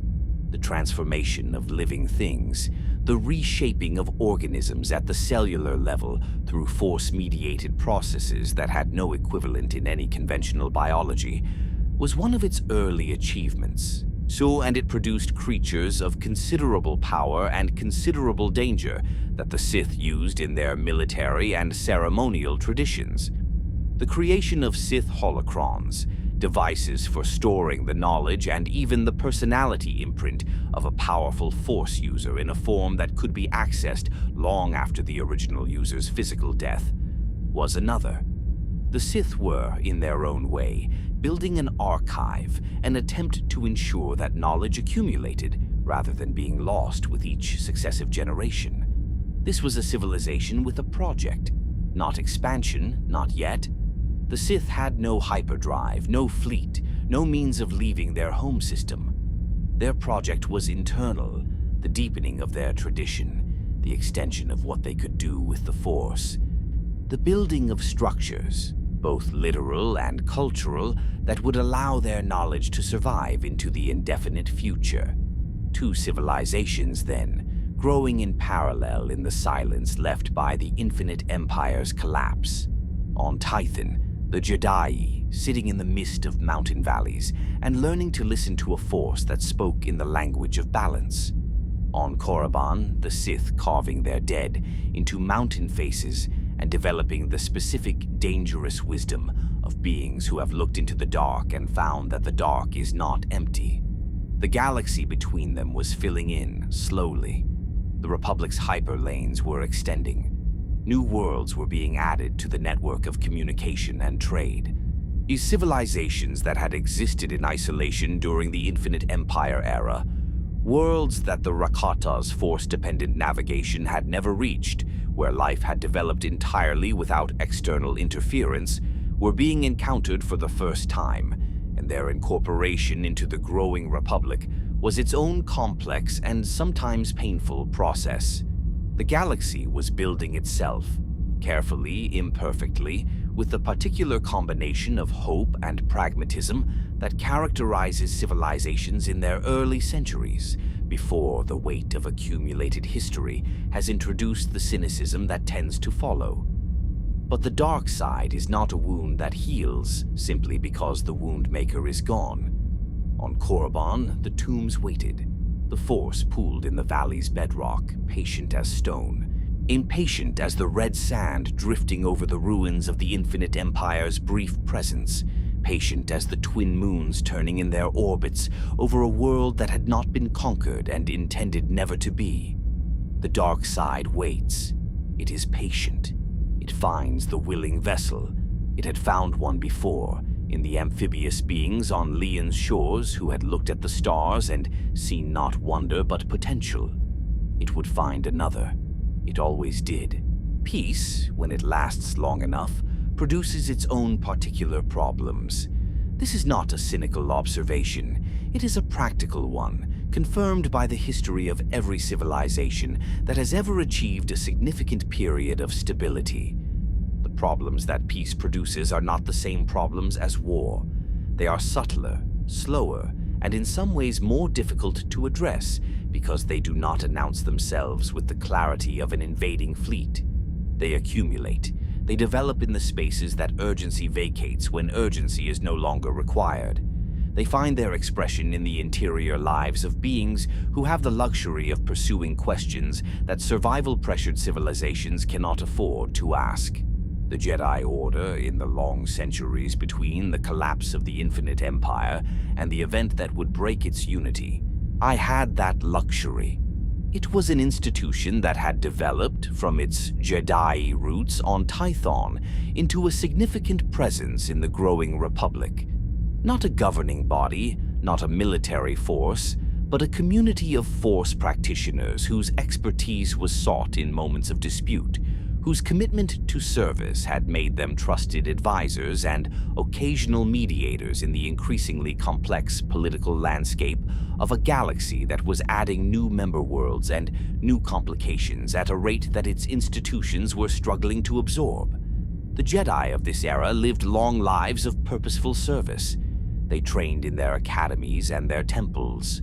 They traveled the Republic's hyperlanes on assignments that ranged from diplomatic to investigative to the occasional protective deployment when a situation required more than words. They meditated. They studied. They developed their understanding of the Force through practice and scholarship in the specific, unhurried way that only a tradition that expects to exist indefinitely can develop anything. The Order's archives grew. Its philosophical frameworks deepened, its understanding of what the Force was and how it worked, and what the proper relationship between a Force-sensitive being and the Force should look like, became more nuanced, more sophisticated, more carefully argued. And within that careful argumentation, a fracture was forming. It was forming as fractures in belief systems almost always form, not at the center but at the edges. Not in the work of the Order's most conventional practitioners, but in the questions of its most inquiring ones. The Jedi philosophy that had evolved from the Jedi tradition maintained, in official terms, a distinction between the light side and the dark side of the Force, and placed the moral weight of that distinction firmly on the side of the light. The dark side was not simply a different aspect of the same Force, it was a corruption. A path that led away from wisdom and toward destruction, a thing to be acknowledged perhaps as a part of the Force's nature, but resisted and rejected as a path for the practitioner. This was the official position, but the Jedi roots of the tradition were not entirely invisible, and for some practitioners, particularly those whose intellectual temperament inclined them toward completeness, toward following arguments wherever they led, regardless of institutional comfort. The official position raised questions that the official position did not satisfactorily answer. If the dark side was part of the Force, how could engagement with it be inherently wrong? If the Force was one living thing, how could half of it be condemned? The Jedi had maintained balance between the aspects because they believed that wisdom required both. Had their successors, in formalizing the tradition, discarded something essential?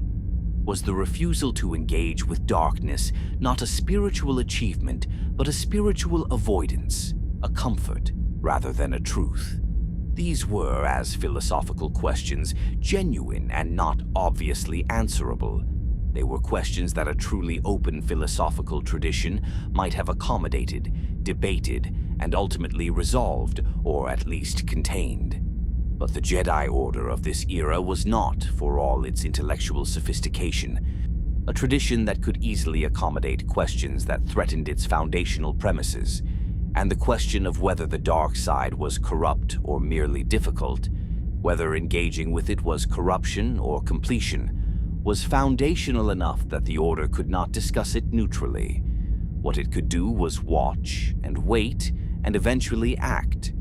The Jedi who pursued the dark side in the decades before the Schism did not initially frame their exploration as a rejection of the Order's values. They framed it as an extension of inquiry, as the natural next step in a tradition that had always valued the deepening of Force understanding. They practiced what they called the creation of life, the use of the Force to reshape living organisms, to modify genetics and alter biology in ways that conventional medicine could not achieve, to essentially sculpt living matter the way a craftsman sculpts clay. It was, they argued, a natural development of Force knowledge. It was also, the Order's elders noted with increasing alarm, precisely the kind of power that the dark side produced most efficiently, that the light side's ethic of non-interference with the natural order sat uncomfortably beside. The argument escalated. As arguments between the doctrinally committed and the doctrinally questioning tend to do, it lost the quality of intellectual exchange fairly quickly and became something harder and more personal. Accusations of heresy from one side, accusations of intellectual cowardice from the other.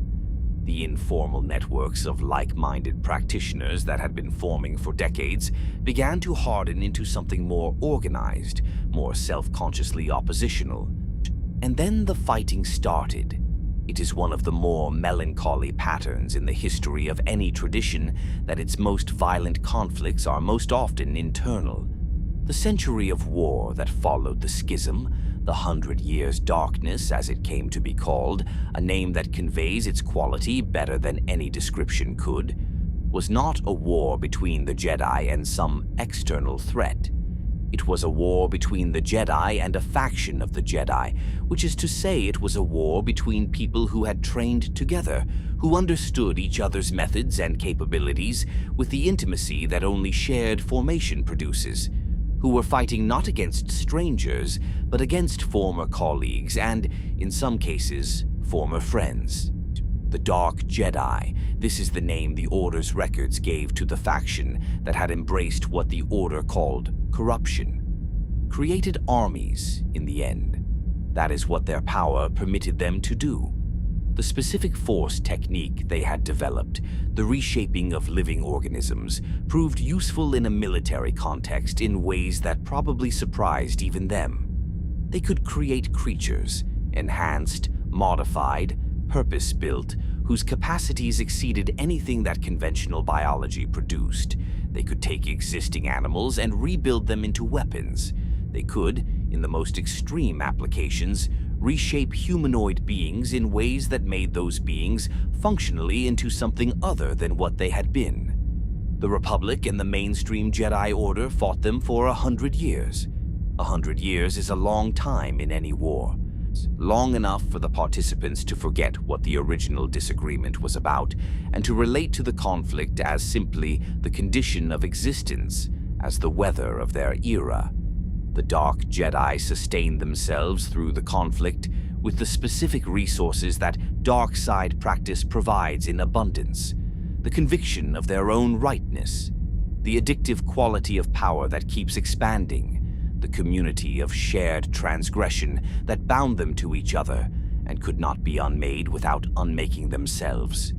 The end came at the Battle of Korbos. In the records of the Jedi Order, this battle is described with the kind of concentrated attention that decisive endings receive. The moment where the mathematical balance of attrition finally tipped irreversibly toward one side, where the Dark Jedi's losses exceeded their capacity to recover, where the last of their significant military concentrations was broken and scattered and could not be reconstituted. What came after the battle was not celebrated by the Order, even in victory. The Dark Jedi who were captured or who surrendered presented an institutional problem that had no comfortable solution. They could not simply be returned to the Order.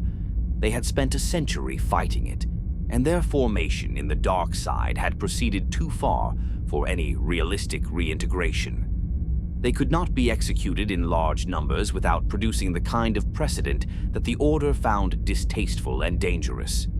The solution the Republic and the Order arrived at was exile. The defeated Dark Jedi were given ships and provisioned for long-range travel and sent in a direction that the Republic's charts did not reach, with the understanding that they would not return. It is worth pausing here to feel the specific quality of that moment. A fleet of ships, carrying several hundred individuals who had spent a century believing in the completeness of their vision and the rightness of their cause, who had fought and lost and were now being loaded onto vessels and pointed at the dark, moving away from everything they knew, from the institutions that had trained them and then rejected them and then defeated them, into a void that their charts could not illuminate.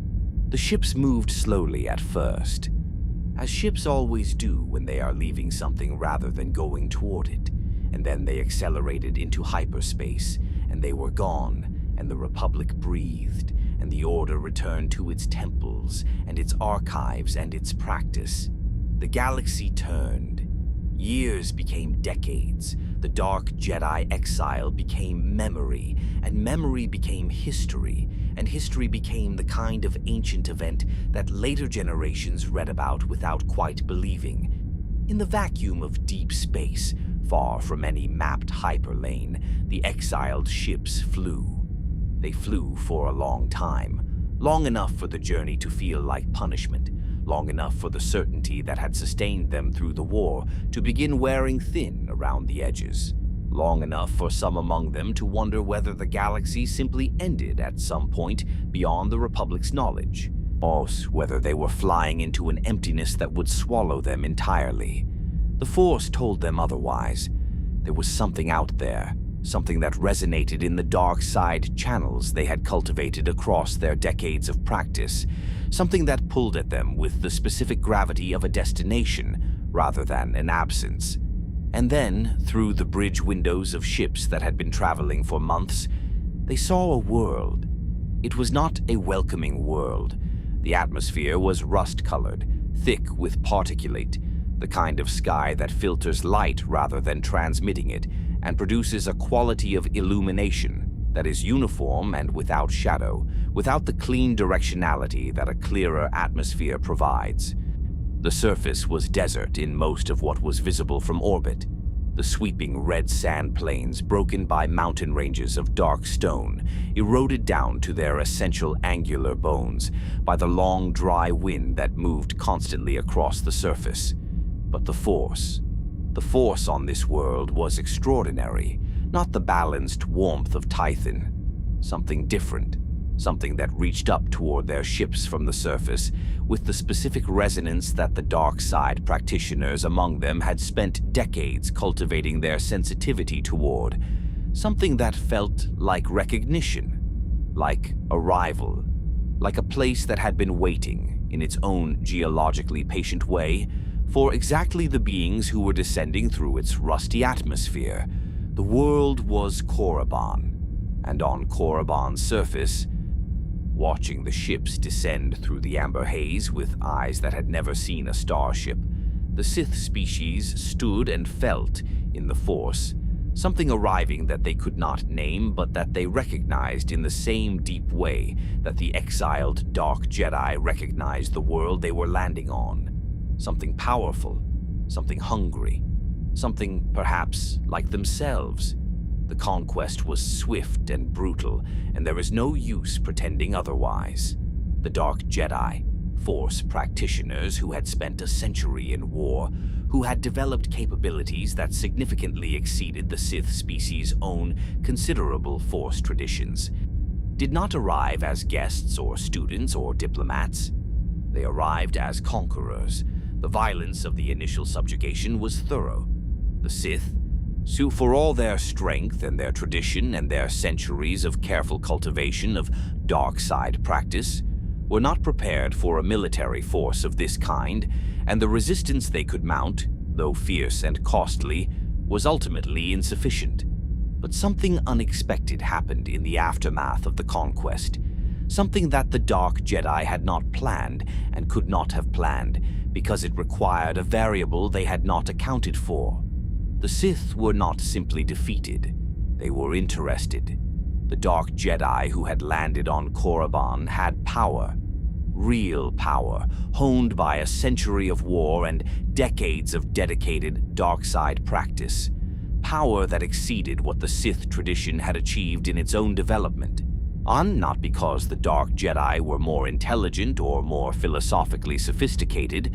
In many ways, the Sith tradition was older and more nuanced, but because the Dark Jedi had the benefit of the Jedi Order's training methodology, which was exceptionally effective at developing Force capability, applied entirely to the dark side of the Force.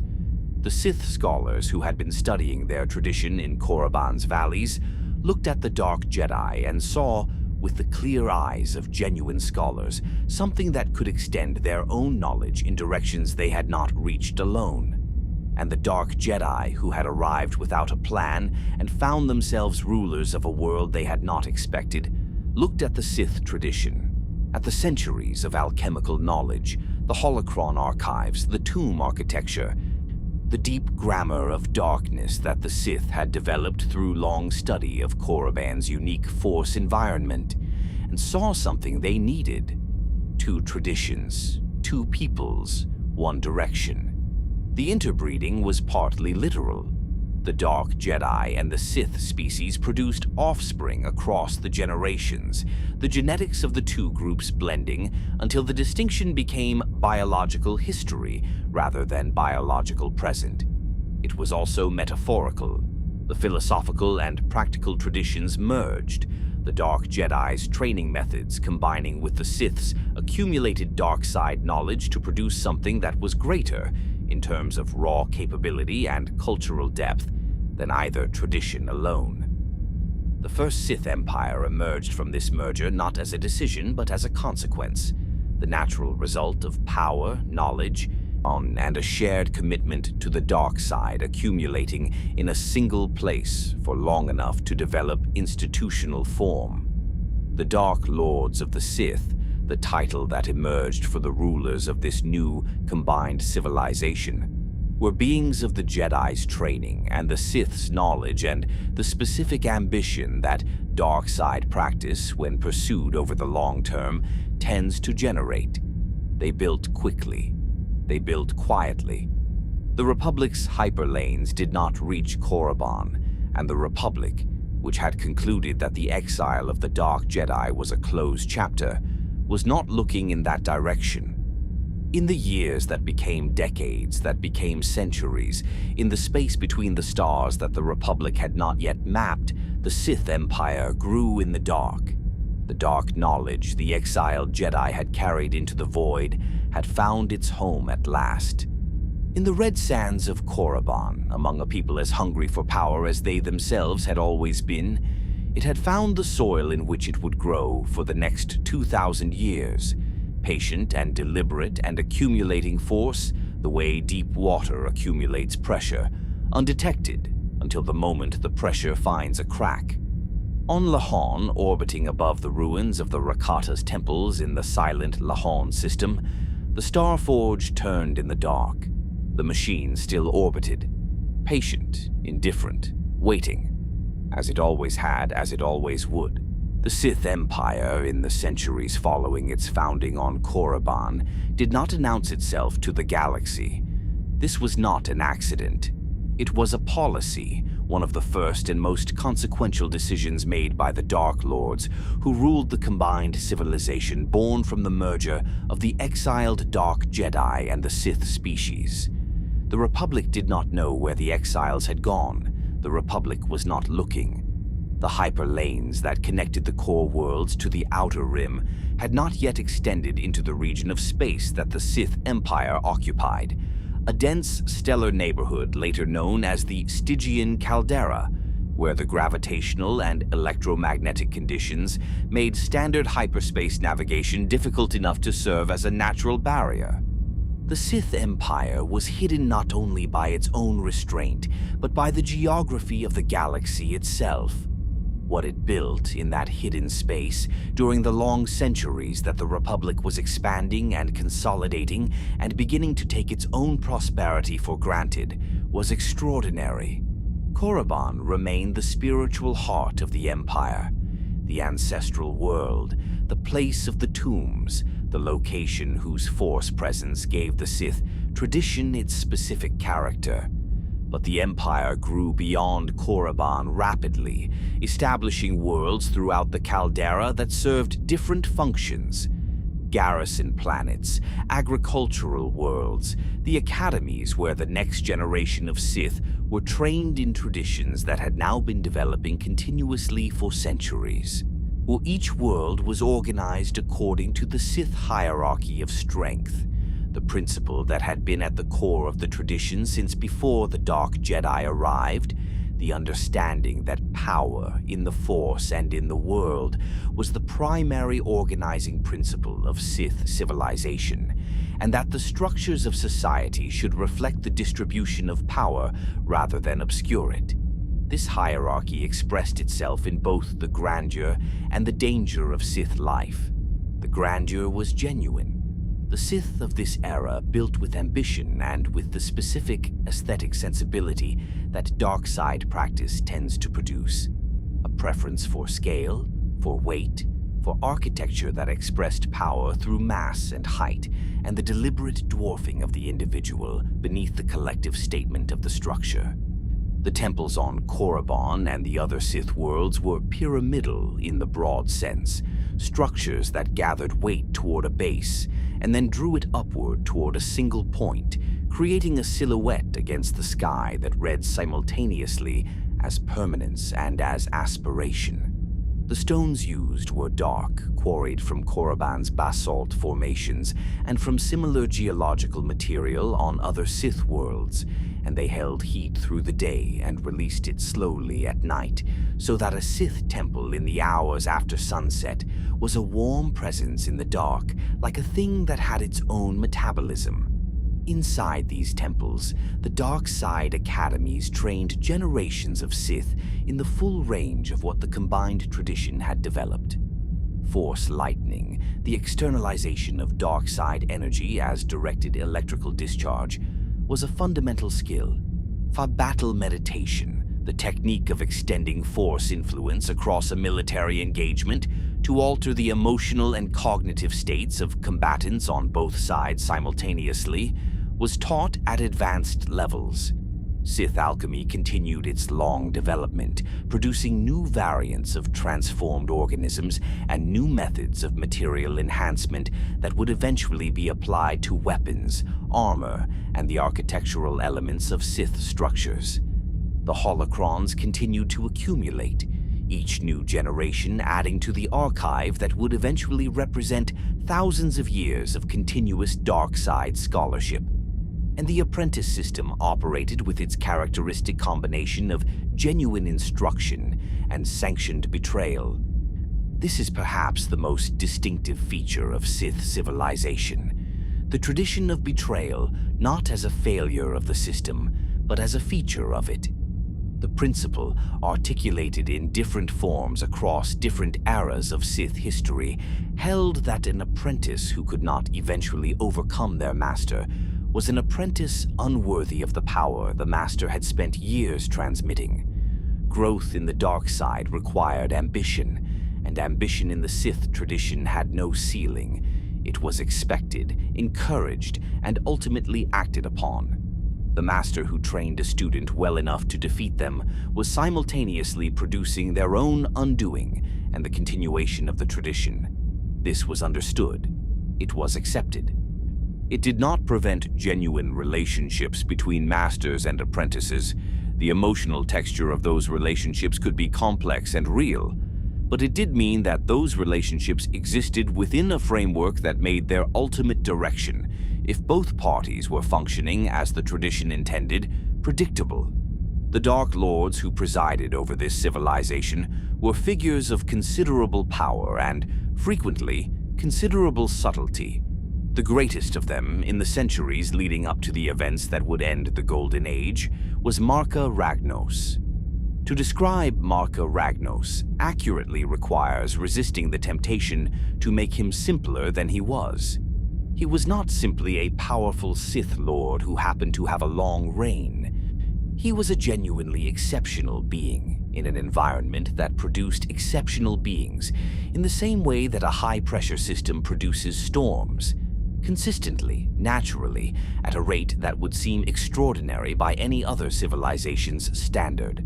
Ragnos was exceptional even by that standard. His force sensitivity was among the strongest in the Empire's history. His strategic intelligence was equally formidable, and he had the quality that distinguished the truly great rulers of any tradition.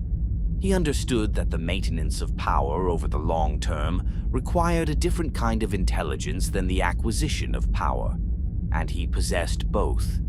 He ruled for centuries. In Sith terms, this was not unusual. The dark side's influence on its dedicated practitioners tended to extend their lifespans significantly beyond what species biology would otherwise permit. The accumulation of dark side power in a being over decades of practice produced a kind of physical preservation, a slowing of the ordinary biological processes that lead to aging, that allowed the most powerful Sith Lords to outlive ordinary members of their species by factors that varied with their power. Marka Ragnos was, by the time of his death, a very old being. His body showed it, the accumulated weight of centuries in the specific way that dark side preserved age shows, not as the ordinary frailty of biological decline, but as a kind of concentrated density, as if the weight of all those years had been compressed rather than dispersed. Under his rule, the Valley of Dark Lords on Korriban reached its full development as the central ceremonial and spiritual site of Sith civilization. Each generation's greatest Dark Lords were interred there, their tombs expanding the valley's architecture with each successive edition, larger, more elaborate, designed with the accumulated learning of centuries of Sith funerary engineering behind them. The Force Nexus in the valley's bedrock, which had been noted by the earliest Sith scholars as the site's defining property, had been amplified by the centuries of dark side practice conducted there, by the accumulated residue of thousands of Sith practitioners who had meditated and trained and sometimes fought and died in its confines, until the Force in the valley was so dense and so specifically dark side in character that an untrained being who walked its length would feel it as a physical pressure, a weight on the chest, a chill along the spine that was not cold, but something colder than cold, the specific sensation of proximity to the dark side in very high concentration. The Valley of Dark Lords, in the era of Ragnos's rule, was the most Force-dark location in the known galaxy, with the possible exception of the Star Forge still orbiting silently above Lehon. And unlike the Star Forge, which was dormant, the valley was active, visited daily, meditated in, trained in, and continuously charged with the dark side energy that centuries of practice had made its permanent atmosphere. On the surface above the valley, where the black basalt ridgeline cast its long afternoon shadow, the tombs stood in their irregular progression from oldest to newest, the oldest worn by millennia of Korriban's abrasive wind into shapes that had softened their original sharpness into something that looked almost organic, the newest still sharp-edged and precisely detailed in their architectural ambition. the inscriptions on their facades still crisp enough to read. The progression of tombs was also a progression of scale, each successive generation having more resources and more architectural knowledge than the last. The tombs growing more elaborate, more internally complex. The engineering of their dark side preservation mechanisms more sophisticated. Walking the valley from oldest to newest was, for a Force-sensitive Sith who knew the tradition's history, something like walking through a compressed version of time, each tomb a marker of a specific era, each resonating with the specific quality of the being it contained. The ancient ones carrying the weight of the deep past, the recent ones still sharp with the personality and the power of beings whose deaths were recent enough to be in living memory. Mark Aragnos would join them in the end. He died as Sith Lords die, not quietly, not slowly, not in the kind of diminishment that biological age produces in beings without the dark side's preservative influence, but suddenly, in the way that beings who have been sustaining themselves beyond their natural span by force of will finally stop sustaining themselves. One day the will was there, the next day it was not, and the body that had been maintained by that will for centuries became, in the space of a few hours, what it would have become decades earlier without it. He was interred in the tomb that had been prepared for him across the last century of his reign, a structure that occupied a significant portion of the valley's best stone, larger than any previous Dark Lord's tomb, its interior chambers designed with the full sophistication of Sith funerary engineering at the height of its development.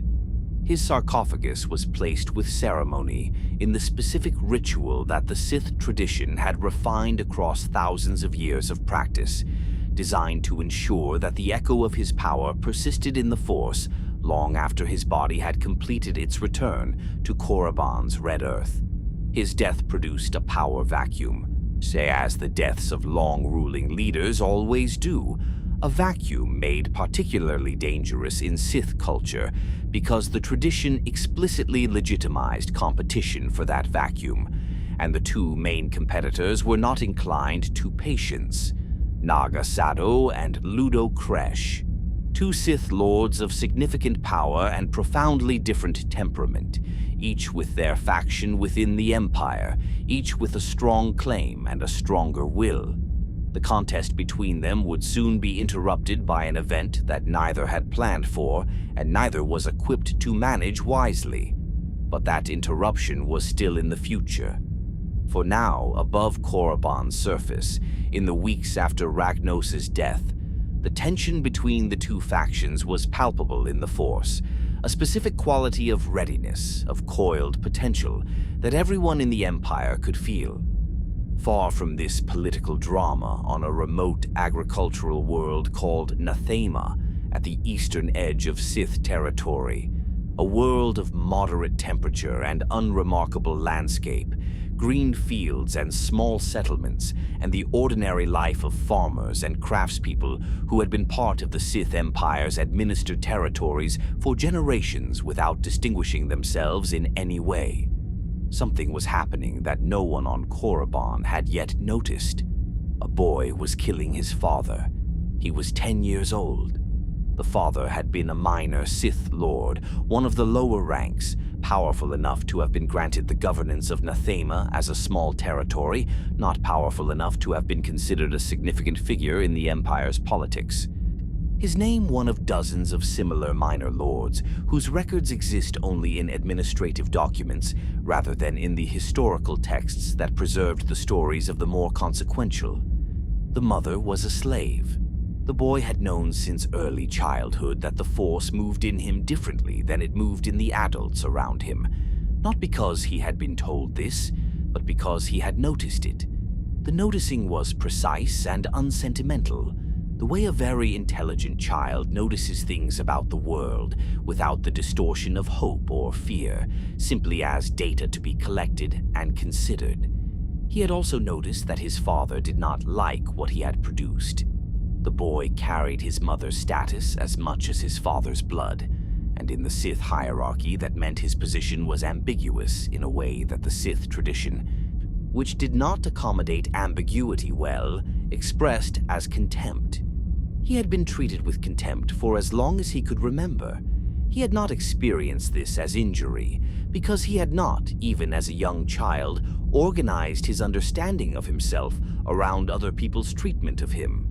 He had organized his understanding of himself around what he found when he looked inward, at the Force, moving in him with an intensity that he had begun to suspect was unusual, and at something beneath the Force, something that the Force merely described, a quality of himself that he did not yet have a word for. The word, which he would find later and apply retrospectively, was hunger.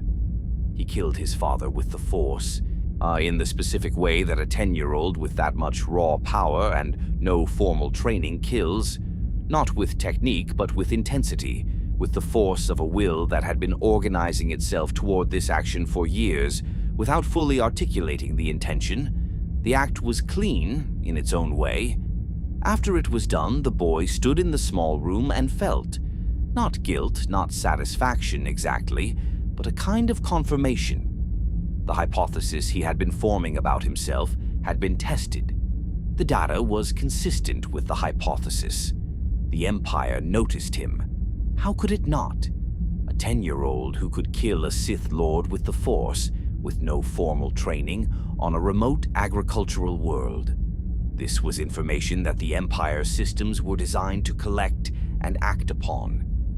He was brought to Korriban. He was examined. And Mark Aragnos himself, in one of the last significant acts of his centuries-long rule, granted the boy the title of Lord of his home world. He was 13. His name in those early years was Tenebrae, and it is worth pausing here in the quiet of this story to understand what Tenebrae truly was before he became the Emperor.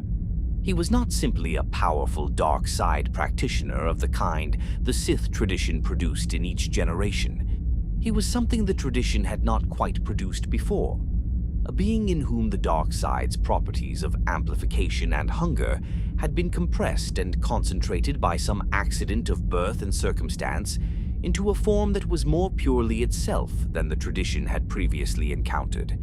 Other Sith Lords were ambitious. Tenebrae was something that included ambition the way the void includes matter, as a component, not as the defining characteristic. Other Sith Lords wanted power. Tenebrae wanted something that power was only a component of. He wanted the Force itself, all of it, in him. He would work toward that desire for 1,000 years before acting on it directly, with the patience of a being who had long since learned to distinguish between what he wanted and when the wanting should be expressed. For now, on Korriban's red surface, in the shadow of Mark Aragnos' freshly sealed tomb, he was simply a 13-year-old boy who had killed his father and been given a title and understood, with the unnerving precision that would define him, exactly what that meant and what he intended to do with it. The Empire contained within itself the seed of its undoing. Sometimes that seed wore the face of a child. In the century between the death of Mark Aragnos and the event that would scatter the Sith Empire entirely, Tenebrae rose. The word rise is almost too ordinary for what he did. Rising implies a direction, a social hierarchy being ascended through the accumulated recognition of others, the gradual accumulation of status markers that constitute advancement in any institution. What Tenebrae did was different. He moved through the Empire's political structure, less like a figure climbing a ladder and more like a pressure system moving through a closed space, displacing what was already there, reshaping the environment around him, making everything he touched conform to his presence, rather than conforming himself to the expectations of the space he entered. Other Sith Lords rose through power. Tenebrae made the space around him smaller until he was the most significant thing in it.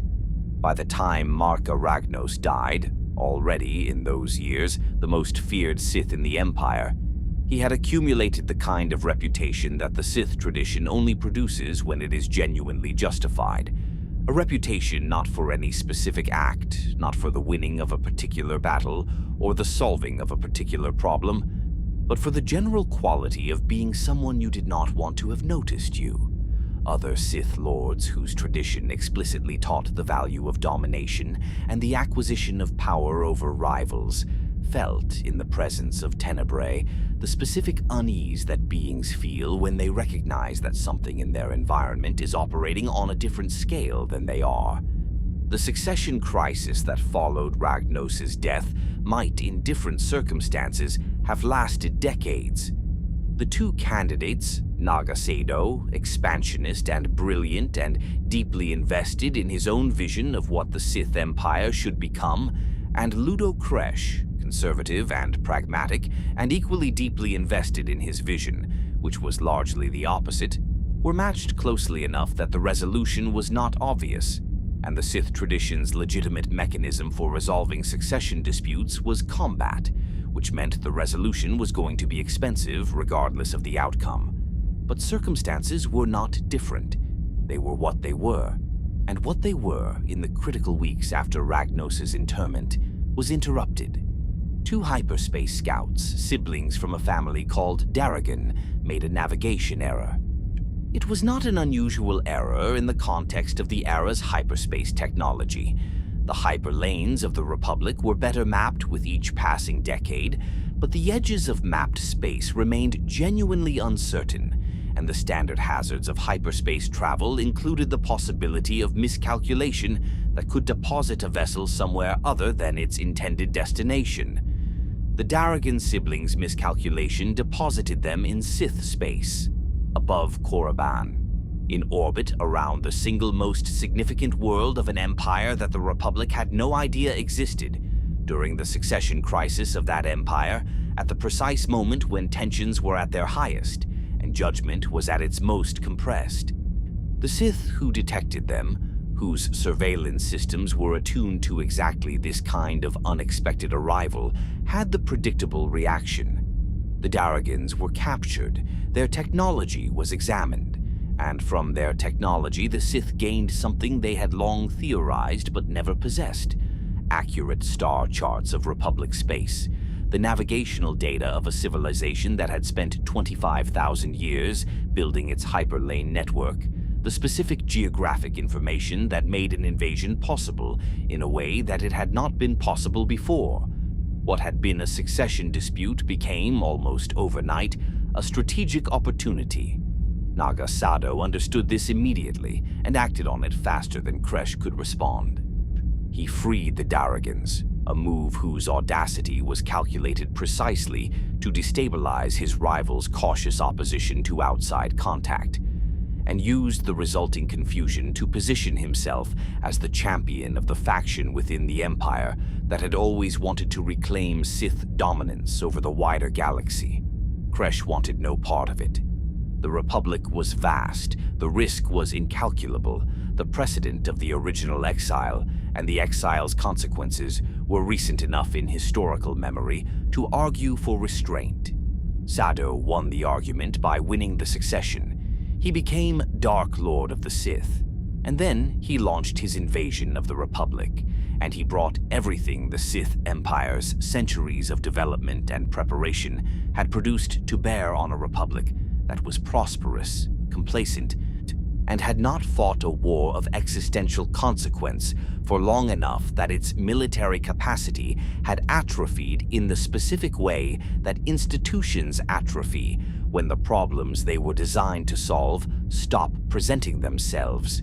The Great Hyperspace War, as it came to be known, lasted less than a year. This brevity is misleading in the way that the brevity of a single catastrophic storm is misleading.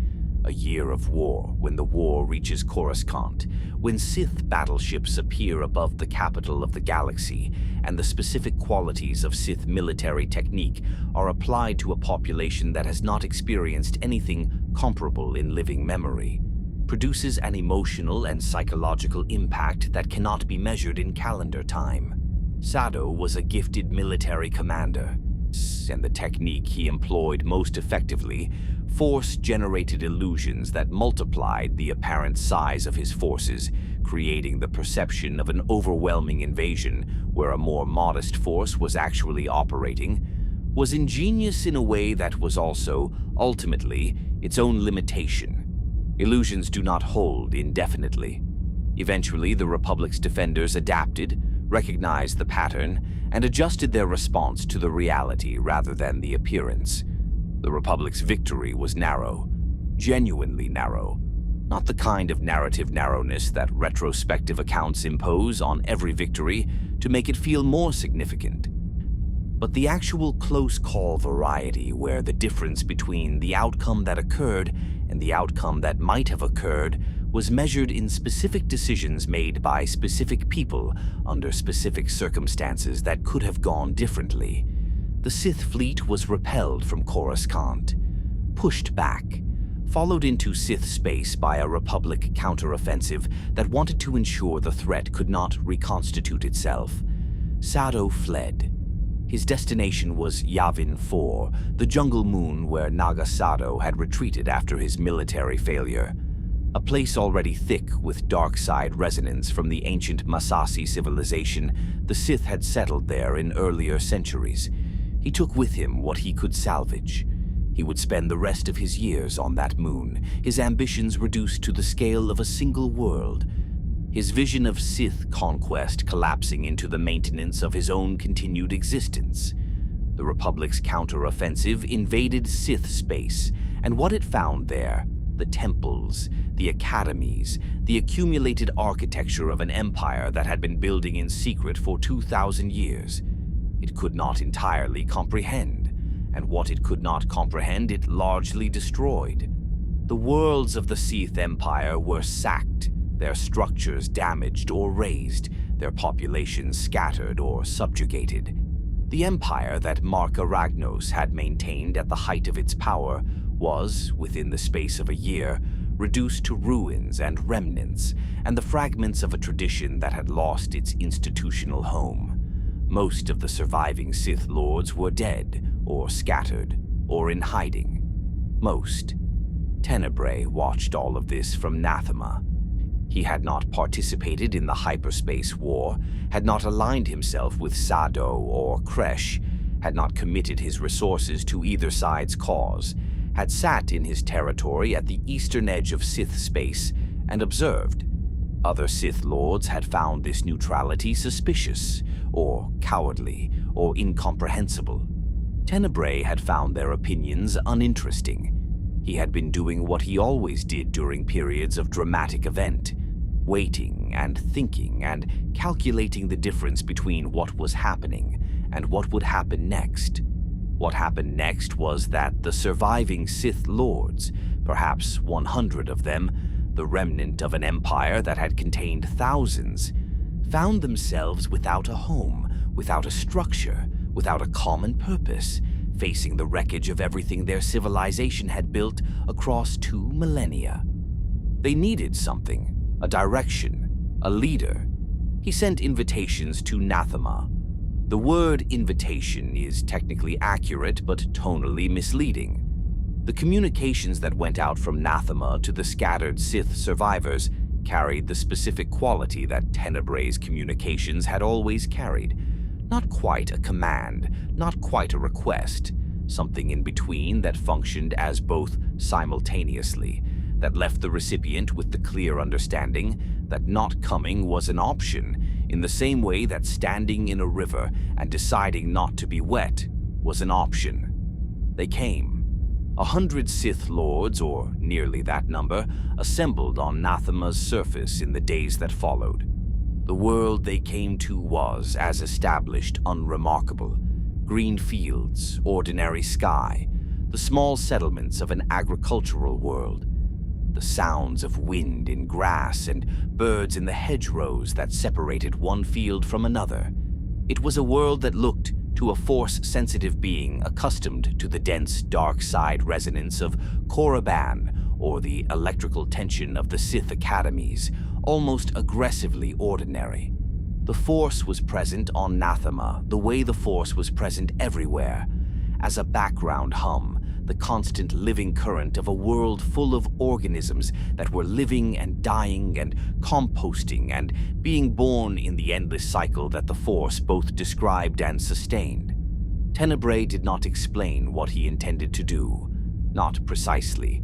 He spoke to the assembled lords about survival, about the future of the Sith tradition, about the need for a new kind of power that could never be taken from them the way the Empire had been taken. He spoke with the specific persuasive authority that very powerful dark side practitioners develop.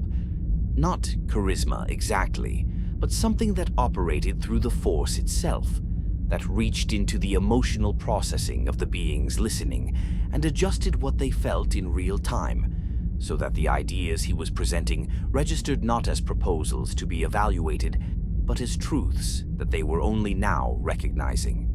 He asked them to join their power to his, to open themselves to him, to trust him with the full weight of their Force sensitivity in the context of a ritual that would, he told them, make all of them more powerful than any of them had been alone.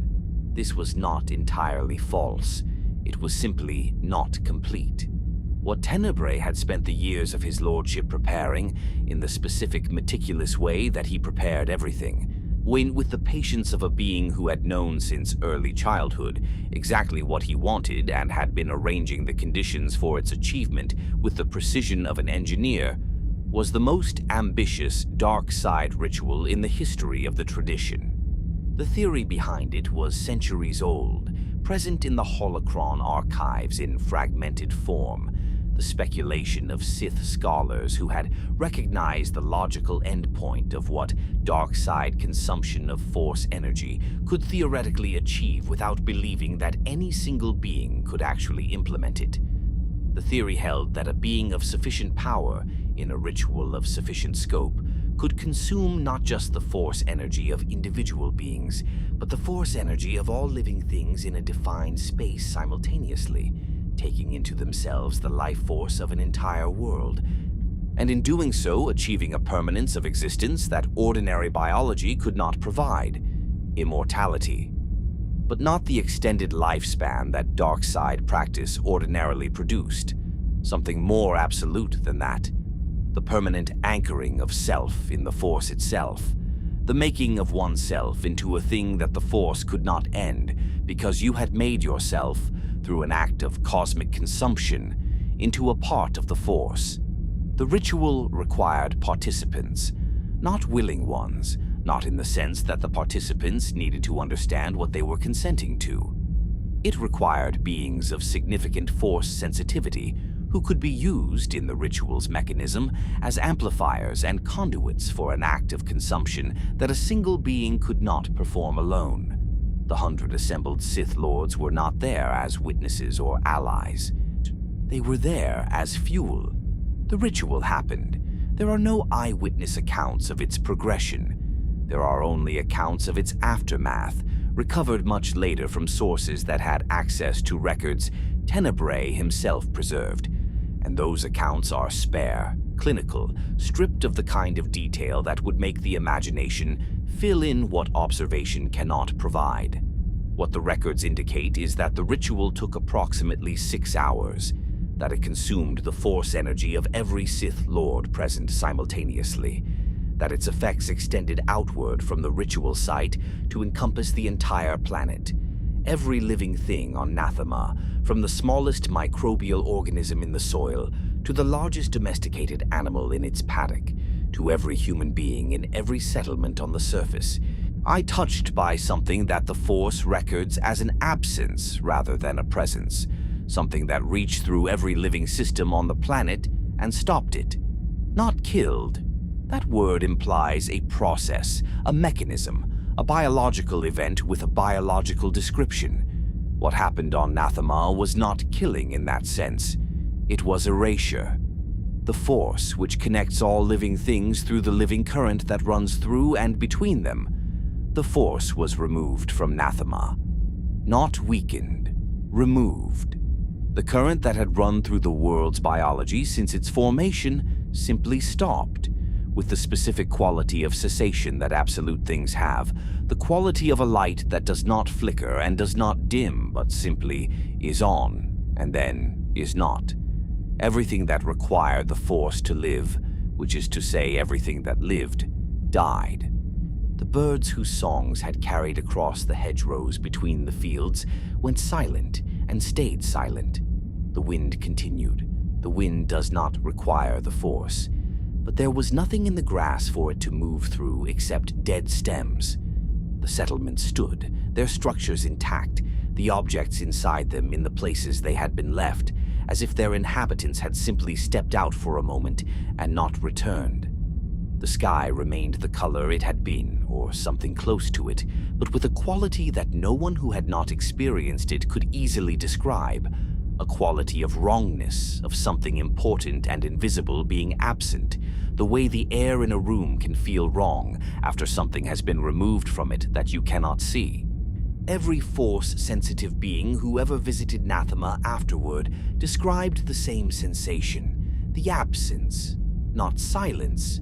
There was sound, there was wind, there was the ordinary physical noise of an uninhabited world, but the silence beneath the sound, the silence where the Force should have been. A Force-sensitive being stood on Nathema and reached instinctively for the current they had spent their lives swimming in, and found nothing. Found a kind of void that was not peaceful, not neutral, but actively wrong. The way the absence of gravity in a place where gravity should exist is not neutral but is terrifying in its specific wrongness. Nathema was the first world in the galaxy's history from which the Force had been entirely removed. It would not be the last, but for a long time it would be the only one. And for a long time, almost no one would know it existed. Tenebrae walked off Nathema's surface and onto his ship, and he was changed in the specific ways the ritual had been designed to produce. The Force energy of 100 Sith Lords and all the life of a world was in him, integrated, a thing that could not be taken back because there was nothing left from which to take it back. He was, by any definition available to Force scholars, immortal, not in the relative sense, but in the absolute one, his existence anchored in the Force so thoroughly that the ordinary mechanisms of physical death could not conclude him. His body might fail. He had learned to move his consciousness out of it. He could wait. He could return. He could not end. And he was, by any definition available to the same scholars, something that the Sith tradition had not previously produced. Not a Sith Lord, not an Emperor, yet that title would come later, when the rebuilt empire required a name for what ruled it. Something more fundamental than a title, a void wearing the shape of a man. A hunger that had been given what it wanted and had discovered, in the way that infinite appetites always discover. That satisfaction was not a concept that applied to it. He looked at the ruined Sith Empire, at the scattered remnants of a civilization that had built itself on the dark side's principles and been broken by the consequences of those principles. The overreach of Sado's invasion, the Republic's counterattack, the collapse of everything the tradition had built. And he did not despair.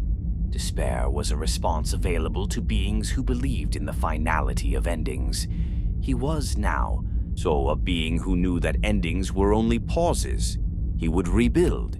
He would lead the Sith remnant into the unknown regions, to a world he had already identified as suitable for the construction of a new empire. He would wait 1,000 years for the conditions to be right for the next movement.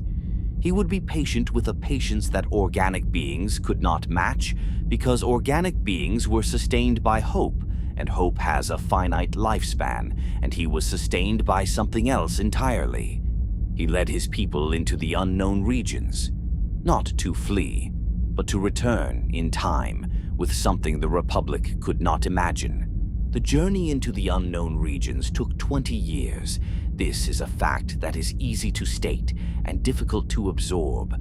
20 years of travel through unmapped space, through the dense stellar clusters and gravitational anomalies and hyperspace distortions of the galaxy's least understood region. in a fleet of ships carrying the survivors of a shattered empire, following the guidance of a being who had made himself immortal at the cost of a world, and who had promised them something he did not specify in terms they could evaluate. 20 years. Long enough for children born at the journey's beginning to have grown into adults by its end. Long enough for the specific texture of daily life to take on the quality of permanence. For the ships to become not vessels in transit, but homes. The only homes these people had. Of the walls and corridors and shared spaces of a civilization compressed into a fleet because the civilization no longer had a planet.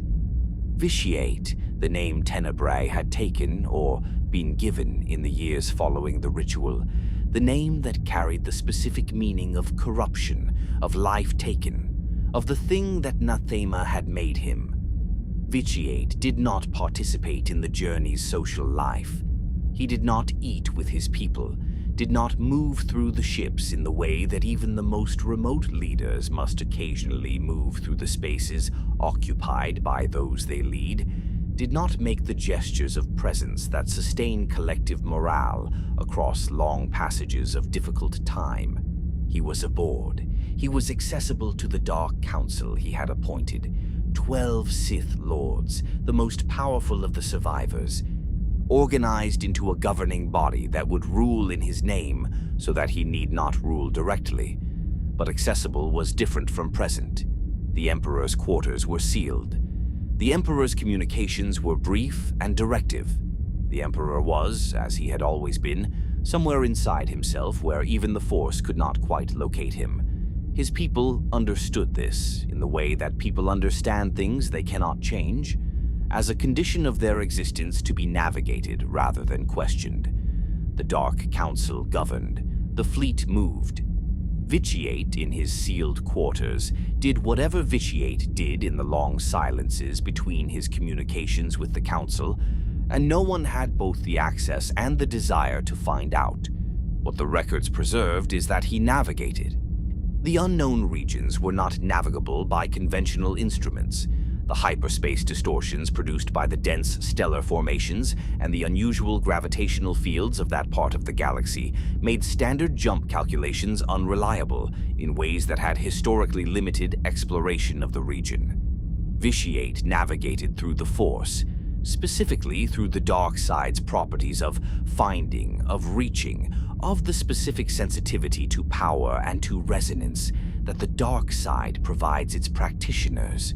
He reached ahead of the fleet through the Force and felt for destinations, for worlds whose properties matched what he was seeking, and plotted courses to those destinations through the instinct of a being who had consumed an entire world's worth of Force energy and could feel the galaxy's Force topography the way a sailor feels weather. After 20 years of this navigation, he found Dromund Kaas. The first sight of the planet from orbit was, by the accounts of those who made the journey, arresting, not beautiful. Beauty implies a quality of warmth or welcome, and Dromund Kaas offered neither.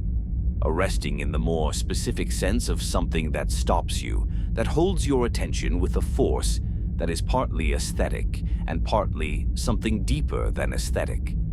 From orbit, the planet was a sphere of perpetual cloud cover, the cloud layers illuminated from below by the constant electrical discharge of the storms that moved across its surface without cessation.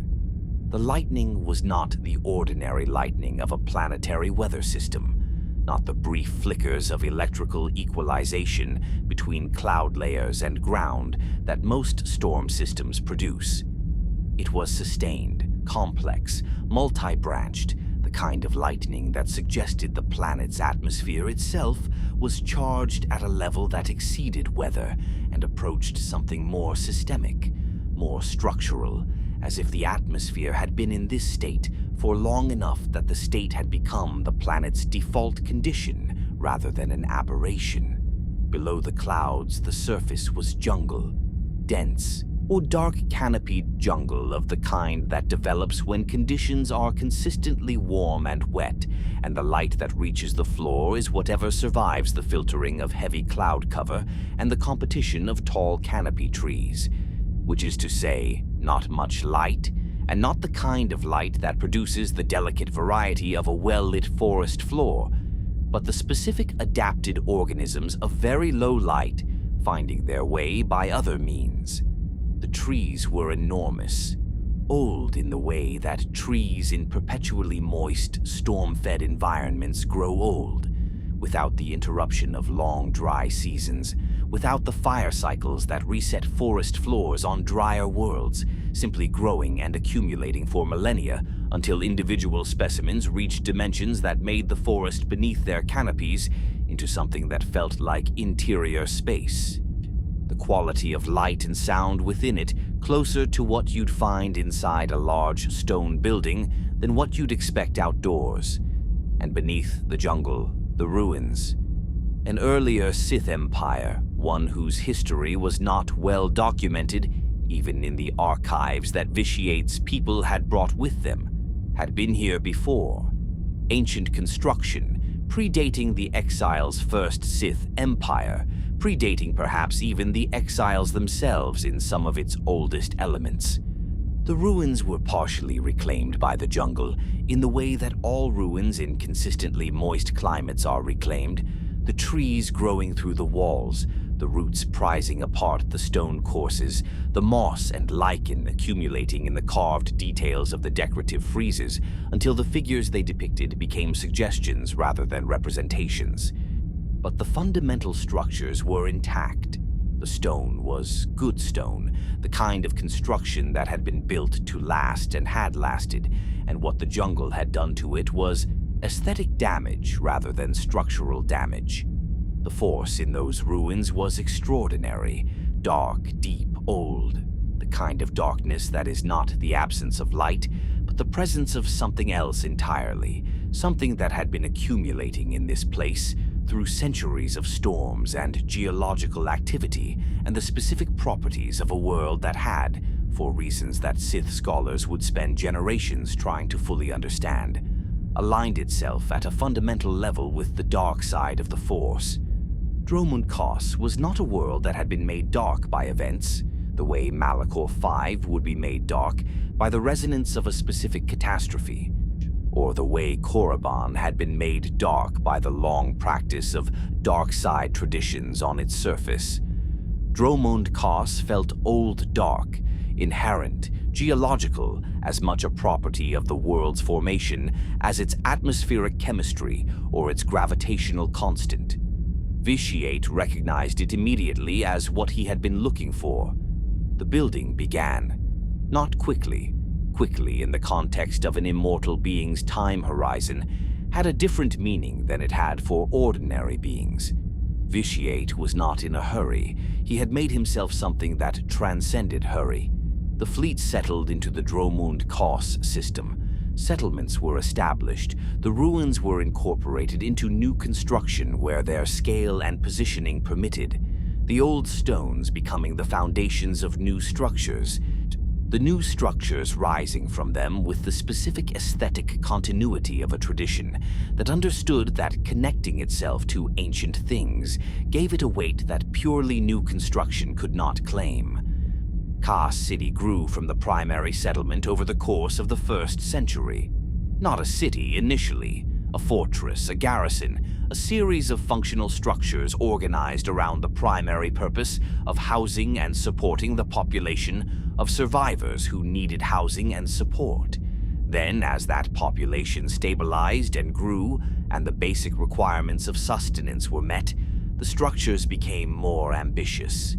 The Imperial Citadel, the seat of the Dark Council's governance, and the nominal location of the Emperor's presence, though the Emperor's actual location was, as always, somewhat ambiguous, rose from the highest ground available, a structure designed with the full weight of Sith architectural tradition behind it, massive and dark-stoned, and built to last the millennia its occupant intended to inhabit it.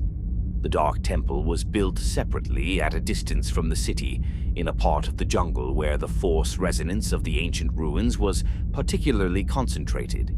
Its purpose was the Emperor's, a place for the specific practices that Vitiate conducted in the long centuries of rebuilding, practices that the Dark Council governed around rather than inquiring into, practices that required isolation and the specific quality of force concentration that the Dark Temple's location and architecture provided.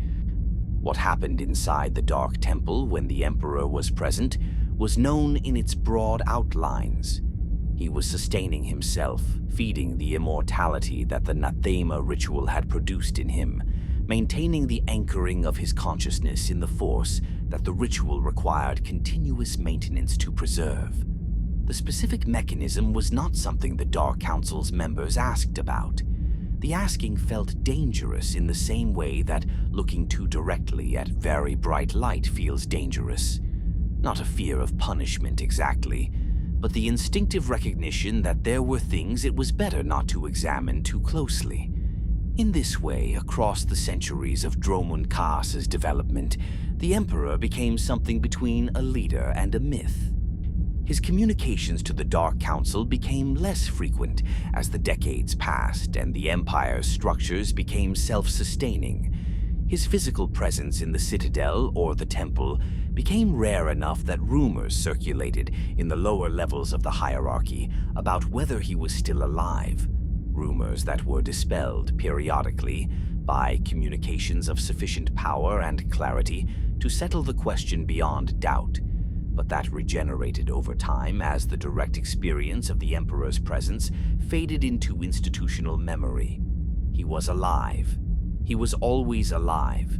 He simply did not require the same kind of presence that other rulers require, because he was not building the Empire for the reasons that other rulers build empires. He was building it for what it would produce in the Force.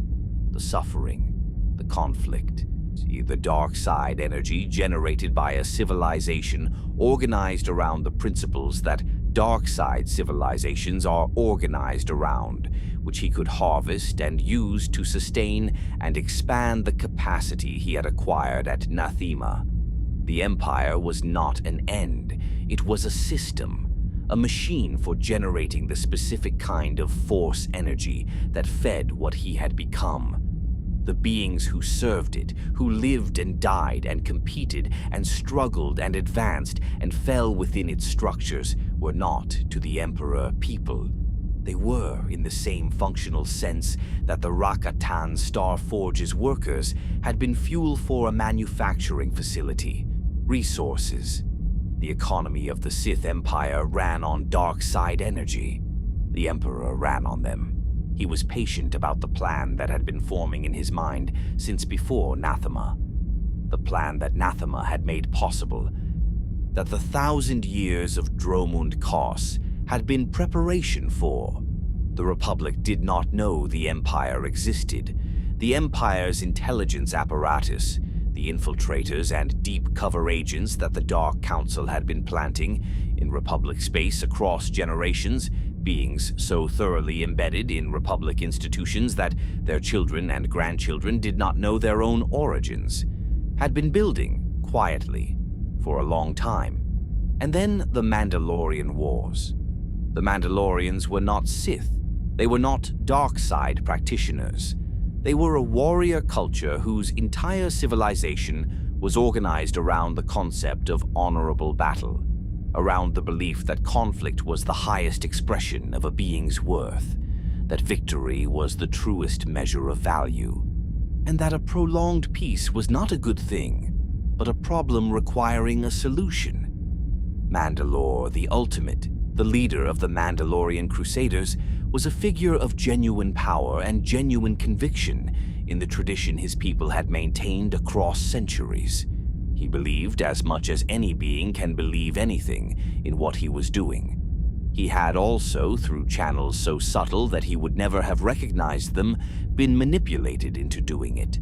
The Emperor's touch on the Mandalorian Wars was never direct and never acknowledged, and is one of the more difficult elements of the period's history for scholars to document with certainty. precisely because it was designed to be undocumentable, to produce effects whose causes appeared to be internal to the Mandalorian culture rather than externally prompted.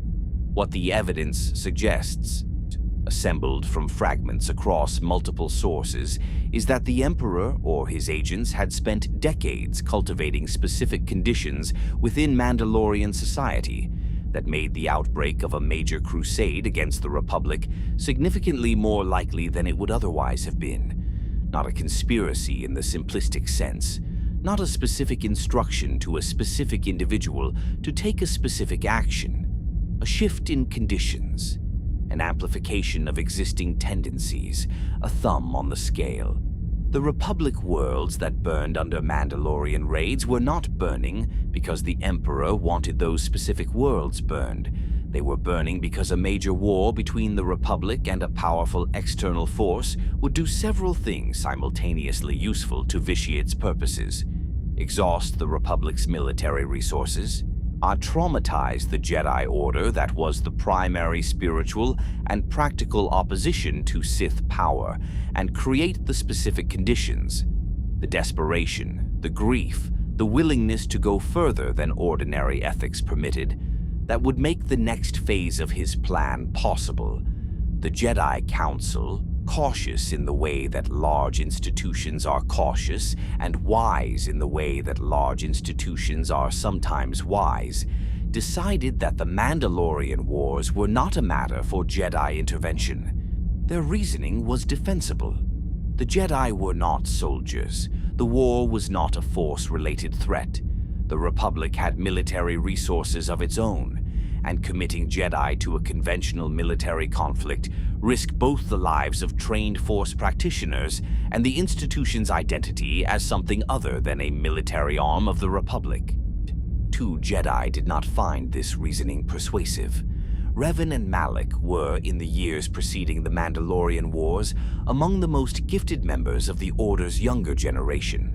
Not gifted simply in terms of Force ability, which the Order produced in reasonable numbers, but gifted in the more specific and rarer sense of being genuinely exceptional minds who combined extraordinary Force capacity with the kind of strategic intelligence and force of personality that produced leaders rather than simply practitioners. They had trained together. They had argued together, with the productive quality of argument between people who are genuinely attempting to find truth rather than simply to win. And they had, together, reached the conclusion that the Jedi Council was wrong. They took a group of Jedi who agreed with them. They went to fight the Mandalorians.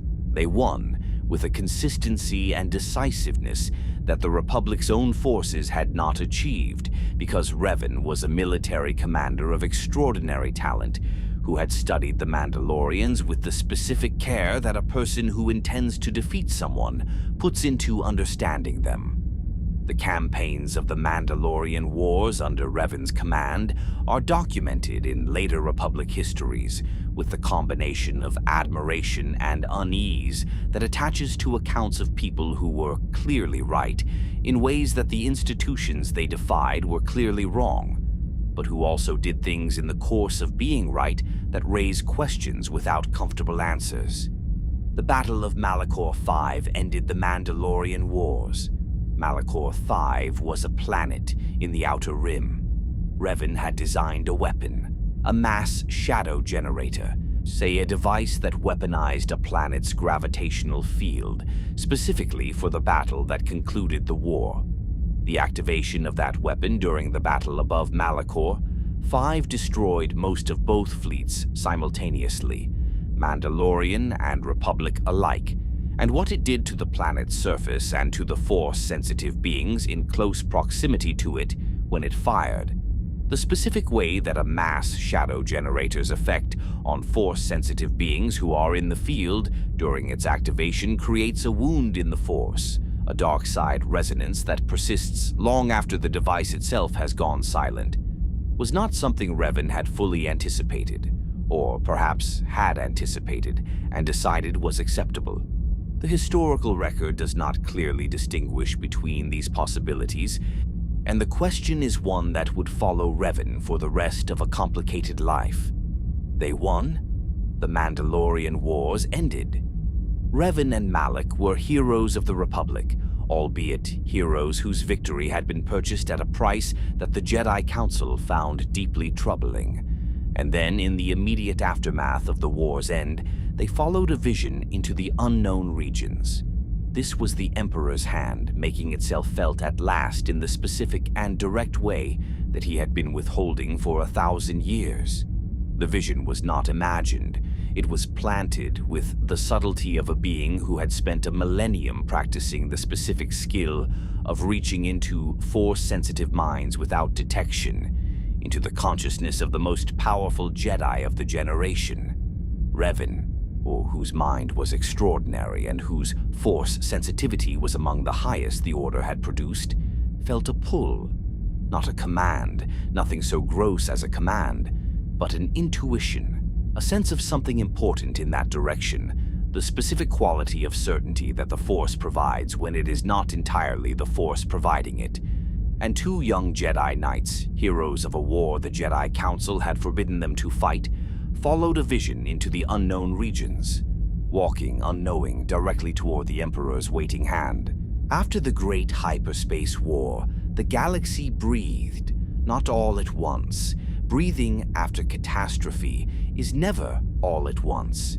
It happens world by world, community by community, in the specific rhythm of people who are checking, cautiously, whether the thing that was threatening them is genuinely gone, whether the quiet is real quiet, or only the quiet between one catastrophe and the next.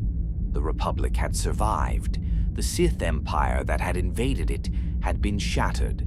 The worlds that had burned under Naga Sado's fleet were rebuilt slowly, with the particular stubborn patience of populations who intend to outlast the things that have been done to them. And across the centuries that followed, the galaxy expanded. New worlds admitted to the Republic, new hyperlanes threaded between systems that had previously been isolated, and the ordinary accumulation of trade and culture and the small negotiations of daily life that constitute civilization when civilization is working. The Jedi Order returned to its temples. It had been damaged by the war, not structurally, not in terms of membership or institutional capacity, but in a subtler way, the way any organization is damaged when it faces a threat that exposes the limits of its preparedness. There was a particular quality of reflection in the Order in the centuries after the hyperspace war, a turning inward, a renewed emphasis on philosophy and practice, and the careful cultivation of the principles that distinguished the Jedi path from the dark Jedi path that had, after all, produced the Sith Empire in the first place.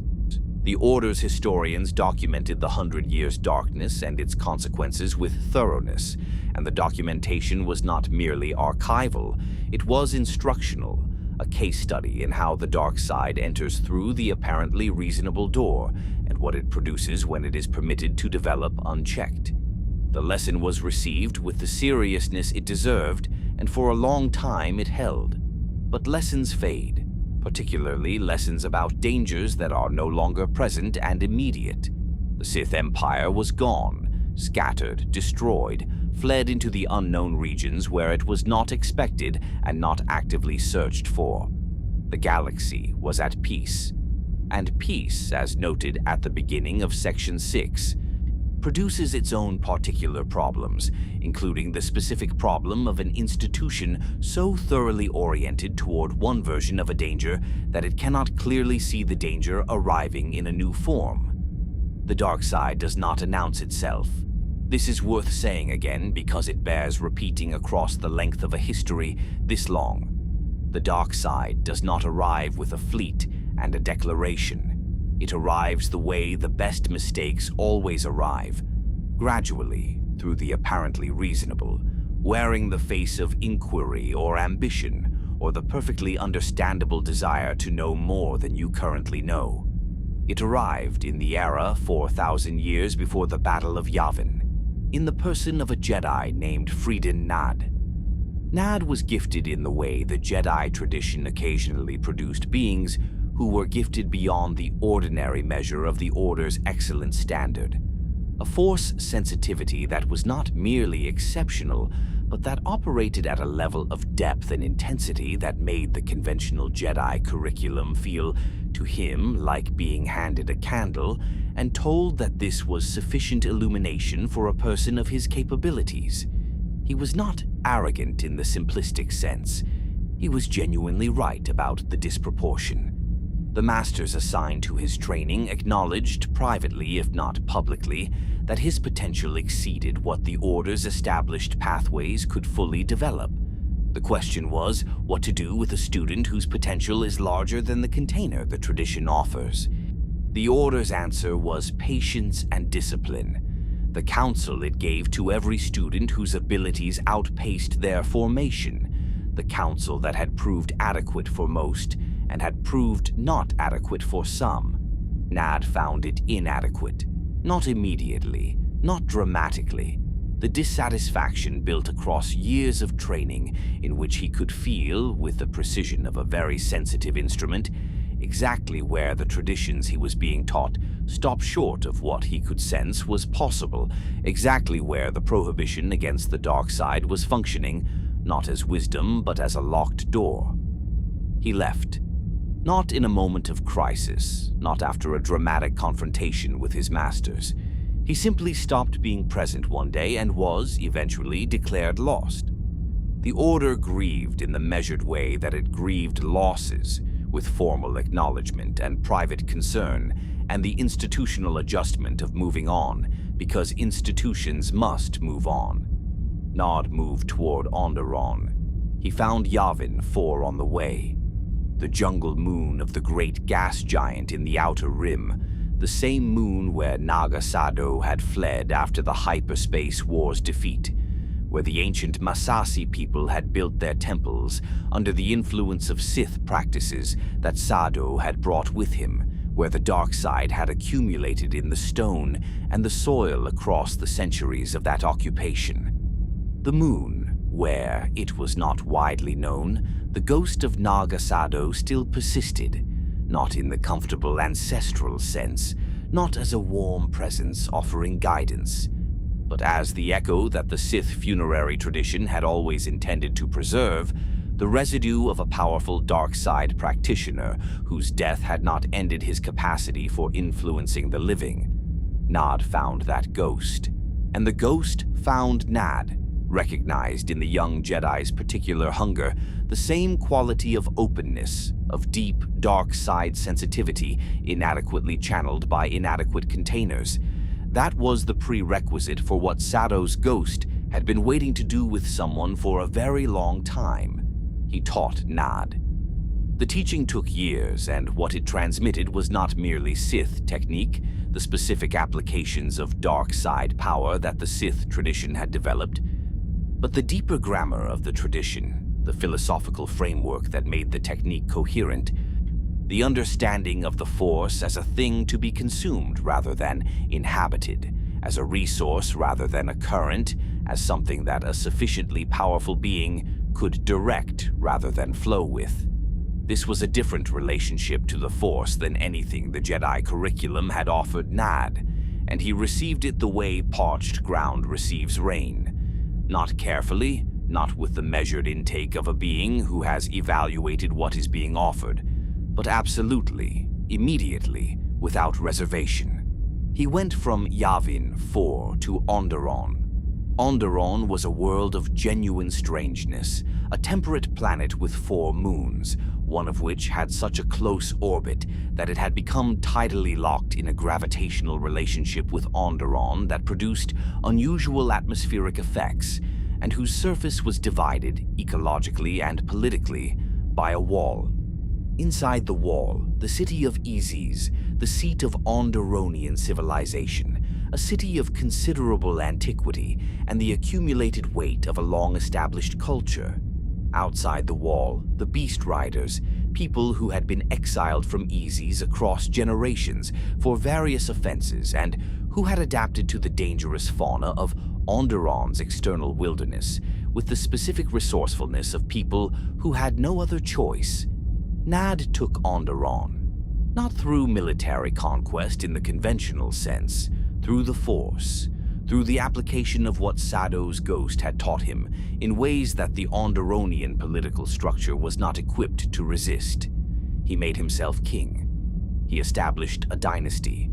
Because a dynasty persisted beyond a single lifetime, and Nad intended to persist beyond his own lifetime in the specific way the Sith tradition had always intended its greatest practitioners to persist, as a ghost, as an echo in the Force, as a presence that remained in the stones of the places he had inhabited and in the traditions he had established among the people he had ruled. He ruled Onderon for a very long time. He died, eventually, as even Sith kings die, and he became exactly what he had intended to become: a ghost, a persistence, a dark side echo embedded in the royal palace of Isis. And in that form, distributed, lingering, reaching out from the stones he had chosen for his afterlife, he continued to teach the royal line he had established. The nobles who showed the specific sensitivity and ambition that indicated they were worth teaching. Two of them, in particular, would take what he offered and carry it further than he had gone. Their names were Satal and Alima Keto, cousins, Tetan nobility from the Empress Teta system, a cluster of wealthy worlds in the Inner Rim whose prosperity had produced, across generations, the specific ennui of people who have everything except the one thing that money and status cannot provide.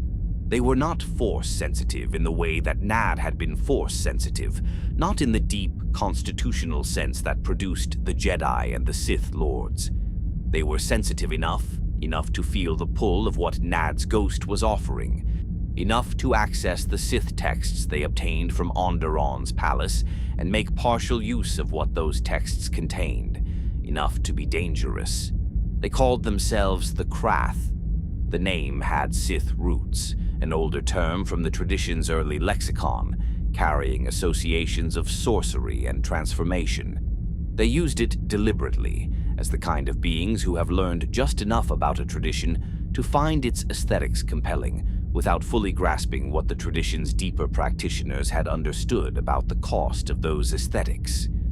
The Krath cult seized the Empress Teta system through a combination of Sith sorcery and political maneuvering. They killed, they consolidated.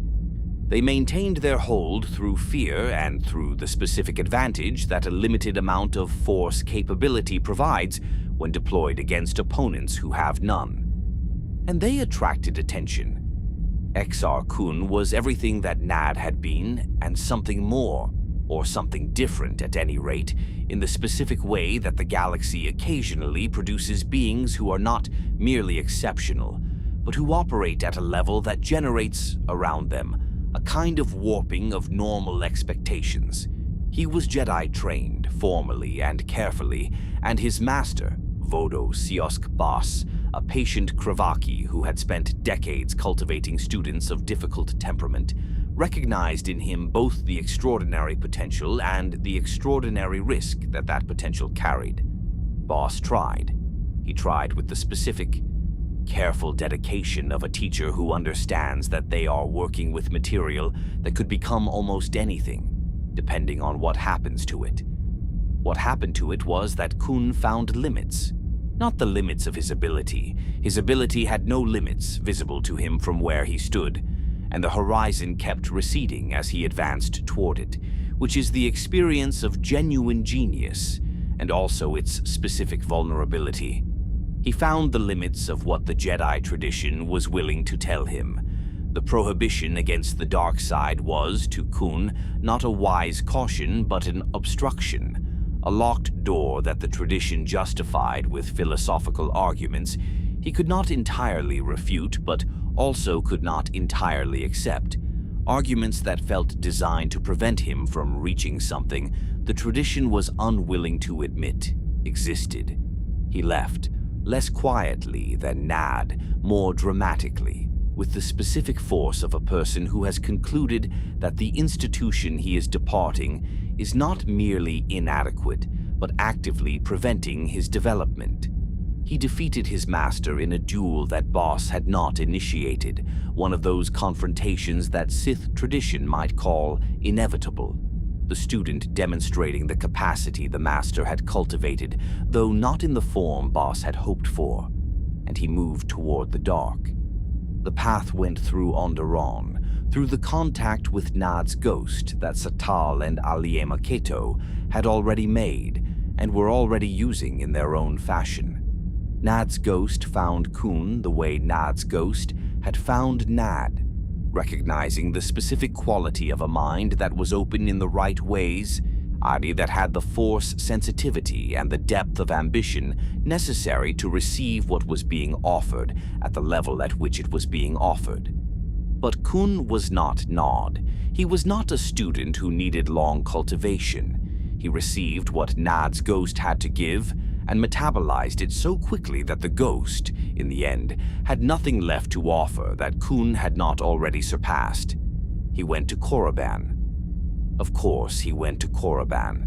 The dark side's compass always pointed there eventually, for those who followed it far enough, the Valley of Dark Lords, drawing force-sensitive beings the way deep water draws descending objects. Kun in the valley was something the tombs had not received in some time. A living being of genuine power who was not Sith by lineage or training, but who had come to the same dark side by a different route and arrived at it with something the old Sith Lords might have recognized as pure capacity. He spent time there. He learned things that the valley's residue and its echoes could teach. And then, following the pull of the dark side's specific geography of power, he went to Yavin 4. Yavin 4, in the fullness of its dark side development, centuries after Naga Sado's occupation, centuries of Massassi habitation under the influence of the Sith, practices Sado had introduced, and centuries of the dark side accumulating in the stone and the soil and the humid air of the jungle moon, was one of the most atmospherically intense dark side locations in the galaxy. Not the cold academic darkness of Korriban's valley. Something warmer and stranger and more visceral, the dark side absorbed into a living ecosystem, expressed through the biology of creatures that had been shaped by it across generations, present in the way that very old organic things are present, with the specific density of accumulated living time. The Massassi were a people who had been changed by their centuries of dark side exposure into something that was still humanoid, but differently so. Larger, stronger, harder, built for a world and a tradition that demanded physical expression. They had their own relationship to the dark side, not intellectual, not philosophical, but direct and embodied. The dark side as a fact of their environment rather than a practice they chose. They had built the temples that occupied the moon's primary clearings, enormous stone structures whose scale reflected the building traditions of a people who had been augmented by Sith alchemy across generations, who could move stones that unaugmented beings could not, whose architectural ambitions exceeded what their original biological capacity would have permitted. Kun enslaved them. This is the word the records use, and it is accurate in its precision, even if it requires sitting with for a moment. A being who had defected from a tradition whose founding values included the protection of the vulnerable. See, enslaving a people who had already spent centuries under the influence of the tradition he was now joining at its most extreme. The Massassi built new temples for Kun, in the same way they had built temples for Sadao, under compulsion, using the augmented strength and the Sith-influenced building traditions that were now simply part of who they were. The temples were larger than what had been there before, more ambitious, designed to serve as both a base of operations and as dark side amplification structures, built in positions that maximized their connection to the moon's force nexuses, inscribed with formulas that the Massassi could not read, but that Kun had derived from his time on Korriban.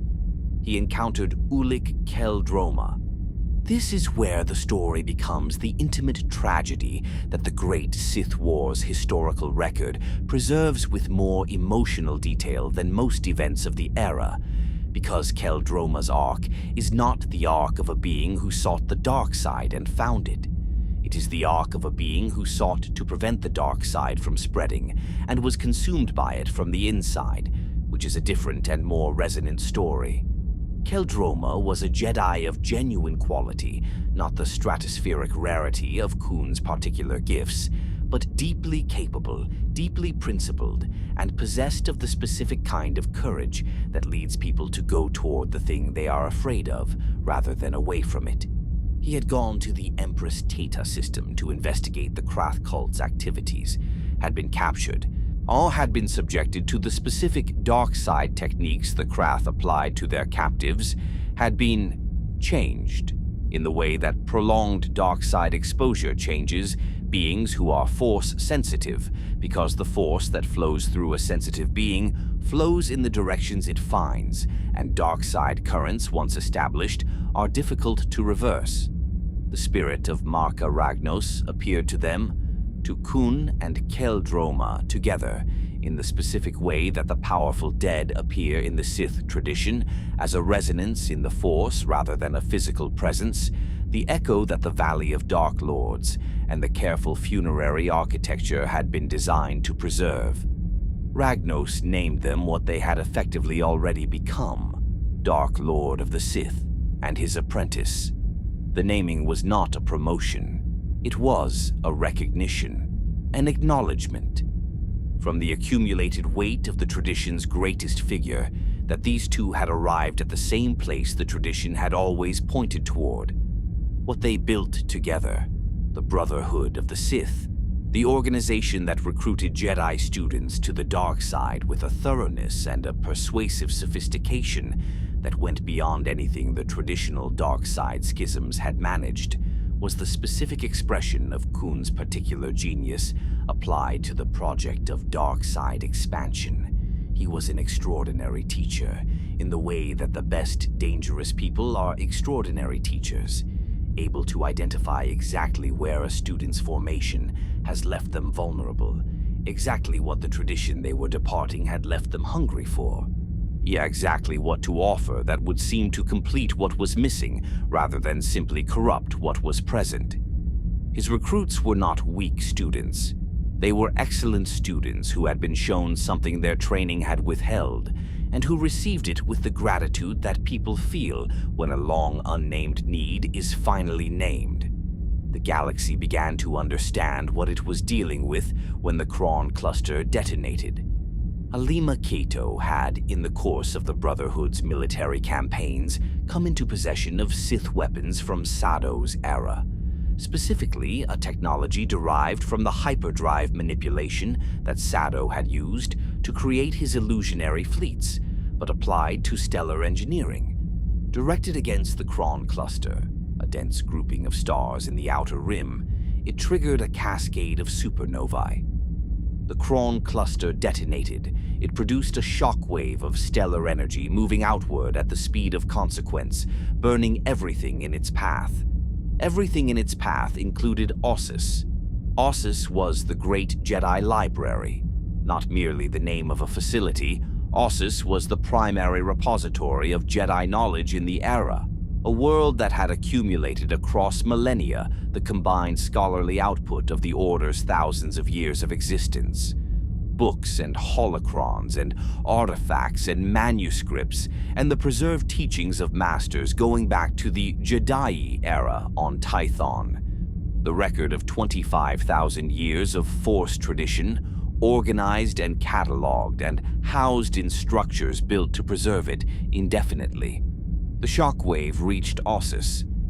There are descriptions in the historical record of what the evacuation looked like in the hours before the wave arrived.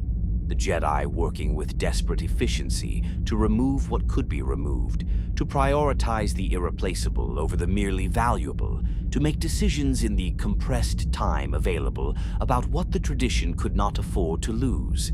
They saved much. They lost more. The shockwave that swept through Ossus's atmosphere when the Kron Star's energy arrived was not the clean surgical devastation of a weapon precisely targeted.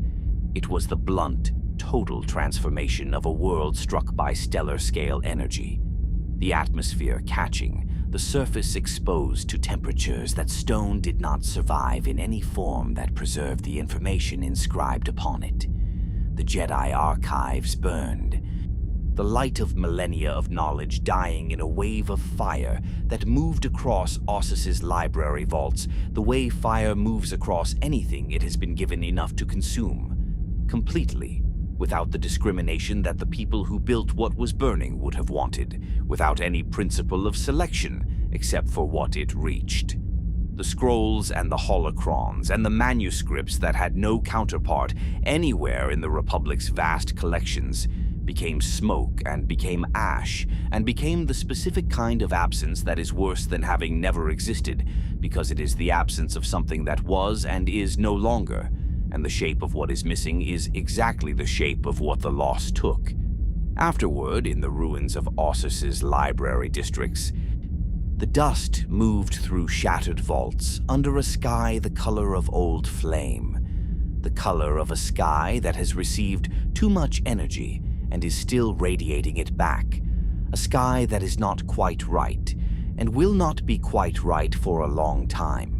The shelves stood in some places, their contents gone, the stone itself warped in ways that indicated the temperatures involved. The light that had been stored there, not metaphorical light, but the actual luminous quality of knowledge, the illuminating function of a library that makes a civilization more than the sum of its present knowledge by connecting it to everything it has previously understood. That light was out. Qel-Droma killed his brother. DK Qel-Droma had followed Ulic throughout the Brotherhood's campaigns with the specific loyalty of a person who cannot stop caring about someone they can see is being destroyed, who keeps staying because leaving feels like abandoning, who keeps believing, against the evidence, that the person they love is still accessible beneath what they've become. Kay died in a duel with Ulic that was not the clean combat of equals, but the specific horror of a person who cannot quite bring themselves to kill their sibling and a person who cannot quite bring themselves to stop. After that, something in Ulic Qel-Droma broke. Not his force connection, not his capacity. Something else, the specific internal architecture that had been sustaining his participation in the Brotherhood's project, whatever it had been made of, did not survive the death of his brother at his own hand. He turned, not back to the Jedi. He was beyond back, too far changed for that direction to be available. He turned toward the Jedi and told them where to find Exar Kun, and what they would need to do when they found him, with the specific clarity of a person who has decided that if they cannot return, they can at least end what they helped begin. The Battle of Yavin 4. The Jedi assembled in numbers that the Brotherhood of the Sith could not match, not the dozen or the score that an individual campaign required, but thousands, the assembled weight of the Order's full commitment to ending a threat that had devastated Ossus and recruited its own students and shattered the peace of the galaxy's hardest-won centuries. They combined their power in the technique called the Wall of Light, a channeling of the light side of the Force in concentrated form, a sustained and directed expression of the Order's collective capacity, aimed at the source of the darkness that had spread from Yavin 4 across the galaxy. Exar Kun's body was destroyed.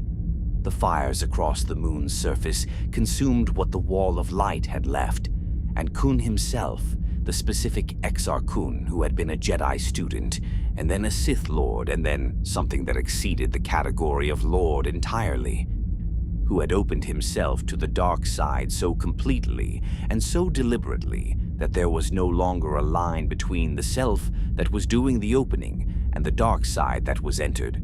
Kun had made himself into the same kind of thing that the Sith funerary tradition had always been trying to make the powerful dead into. An echo, a persistence, a consciousness embedded in the Force rather than in a body, anchored to the Massassi temples he had built with the labor of an enslaved people, present in the stones and the dark side resonance of a moon that would not be inhabited by ordinary civilization for thousands of years. He was not destroyed. He was trapped, imprisoned in the silence of the Massassi temples, with the jungle growing over the stones and the gas giant turning in the sky above, and no one to teach, no one to reach, on no one to continue what he had started. Screaming in the dark, perhaps, or simply waiting. Beings who have opened themselves completely to the dark side sometimes find that patience is easier than it used to be, that time passes differently when you are no longer entirely within it. Ulic Qel-Droma survived the battle. Nomi Sunrider, a Jedi who had been, before the war, someone who loved him, and who was, after the war, someone who had to do what the war required, stripped him of his connection to the Force in the battle's aftermath, using a technique that had no precise precedent and no precise successor, a channeling of the light side so complete and so specifically targeted that the Force simply stopped responding to Qel-Droma from that point forward. He lived, he wandered, he never recovered the capacity that had defined him. He spent the remainder of his life at a kind of remove from everything, from the Force, from the Jedi, from the person he had been before, from the person his brother had believed him to be. The war was over. The temples on Yavin 4 were silent, but in that silence something remained, something the Jedi could not touch and would not find for thousands of years. What the Emperor did to Revan and Malak in the unknown regions was not seduction. Seduction implies a choice, implies that the person being seduced is participating, however unconsciously, in the process of their own turning, that the darkness they encounter meets something in them that was already reaching toward it. Exar Kun was seduced, Freedon Nod was seduced. The dark side found in each of them a hunger that was already present and offered it what it needed. What the Emperor did was different. He broke them. He reached into the minds of two of the most gifted Force practitioners alive and dismantled, systematically, the formations that made them who they were, and rebuilt from the wreckage exactly what he needed them to be. This distinction matters, because Revan's story is often told as a story about the dark side's seductive pull, about a great mind that reached too far, that wanted too much, that chose a path it could not return from. That version of the story is easier. It is also not quite true. Revan reached into the unknown regions following a vision that he believed was the Force's own guidance, because he was a being of exceptional sensitivity, and the vision was placed with the precision of 1,000 years of practice in exactly the part of his consciousness where he would mistake the Emperor's intent for the Force's. He did not walk toward the dark side. He walked toward what he believed was right, and the Emperor met him there. Malak was with him. They arrived at Dromund Kaas, deep in the unknown regions. All in the system the Emperor had kept hidden across 1,000 years of patient preparation, and they found what they found. The Empire, rebuilt and waiting, and at its center a being whose power was so far beyond what the Jedi tradition had taught them to expect that the encounter itself was a kind of cognitive rupture. The Force moved around the Emperor the way space bends around a gravitational singularity, not with the warmth of the light side or even the sharp cold of ordinary dark side power, but with the specific quality of something that has consumed so much of the Force that it has become a shape that the Force warps around rather than flowing through. He worked on them for a time. The records do not specify exactly how long. Time in the Emperor's presence had a quality of compression and distortion that made its passage difficult for those inside it to measure accurately. What they left with was not the same as what they brought. They left as Darth Revan and Darth Malak, carrying an instruction that was embedded so deeply in their altered consciousness that neither of them could have easily distinguished it from their own intention. Find the Star Forge. bring it under Sith control, return it to its proper function as the foundation of a military expansion that would prepare the galaxy for what the Emperor intended to ultimately do with it. Revan, even altered, was Revan, and Revan, even following the Emperor's planted instruction, was a mind that could not entirely stop working. As they pursued the Star Forge through the galaxy, following the ancient Rakatan star maps, pieces of navigational data embedded in locations that the Rakata themselves had distributed across multiple worlds to prevent any single holder from possessing the complete route. Something was happening inside Revan that the Emperor had not fully accounted for. He was thinking, not against the Emperor's instruction, not with the part of his mind that had been altered, with the parts underneath, the parts that the Emperor had reshaped around rather than dismantling, because a Revan stripped of his intelligence would have been useless as a weapon, and the Emperor was not interested in useless things. Revan was gathering what he found and processing it in the specific way that an exceptional strategic mind processes information, not toward the destination he had been sent toward, but toward the larger picture, the framework into which the destination fit, the understanding of what the Emperor was actually building, and why and what that meant for the galaxy it would eventually be deployed against. He found the star maps, each one on a different world, embedded in Rakatan ruins that had persisted across 30,000 years, with the specific durability of things built by people who understood that their civilization's greatest works needed to outlast the civilization itself. Dantooine first, on the grassy plains of that peaceful world where the Jedi had maintained one of their oldest academies, the star map buried in the ruins of an ancient installation that the settlers of Dantooine had been navigating around for generations without understanding what it was. Then Tatooine, the desert world of Anchorhead, and the twin suns and the specific quality of heat that comes off sand that has been absorbing solar energy since before anyone living can remember. The star map in a cave system, in a Rakatan structure that the desert had partially swallowed over the millennia. The machinery still functional in the deep dark of the cave's interior. Manan. The ocean world, entirely ocean. Every square kilometer of its surface covered in the warm salt water of a shallow global sea. No continental landmasses, only the specific organisms that had adapted to floating existence and, at the surface, the silver platforms of the Otto city that the Selkath had built as their primary habitation and trading hub.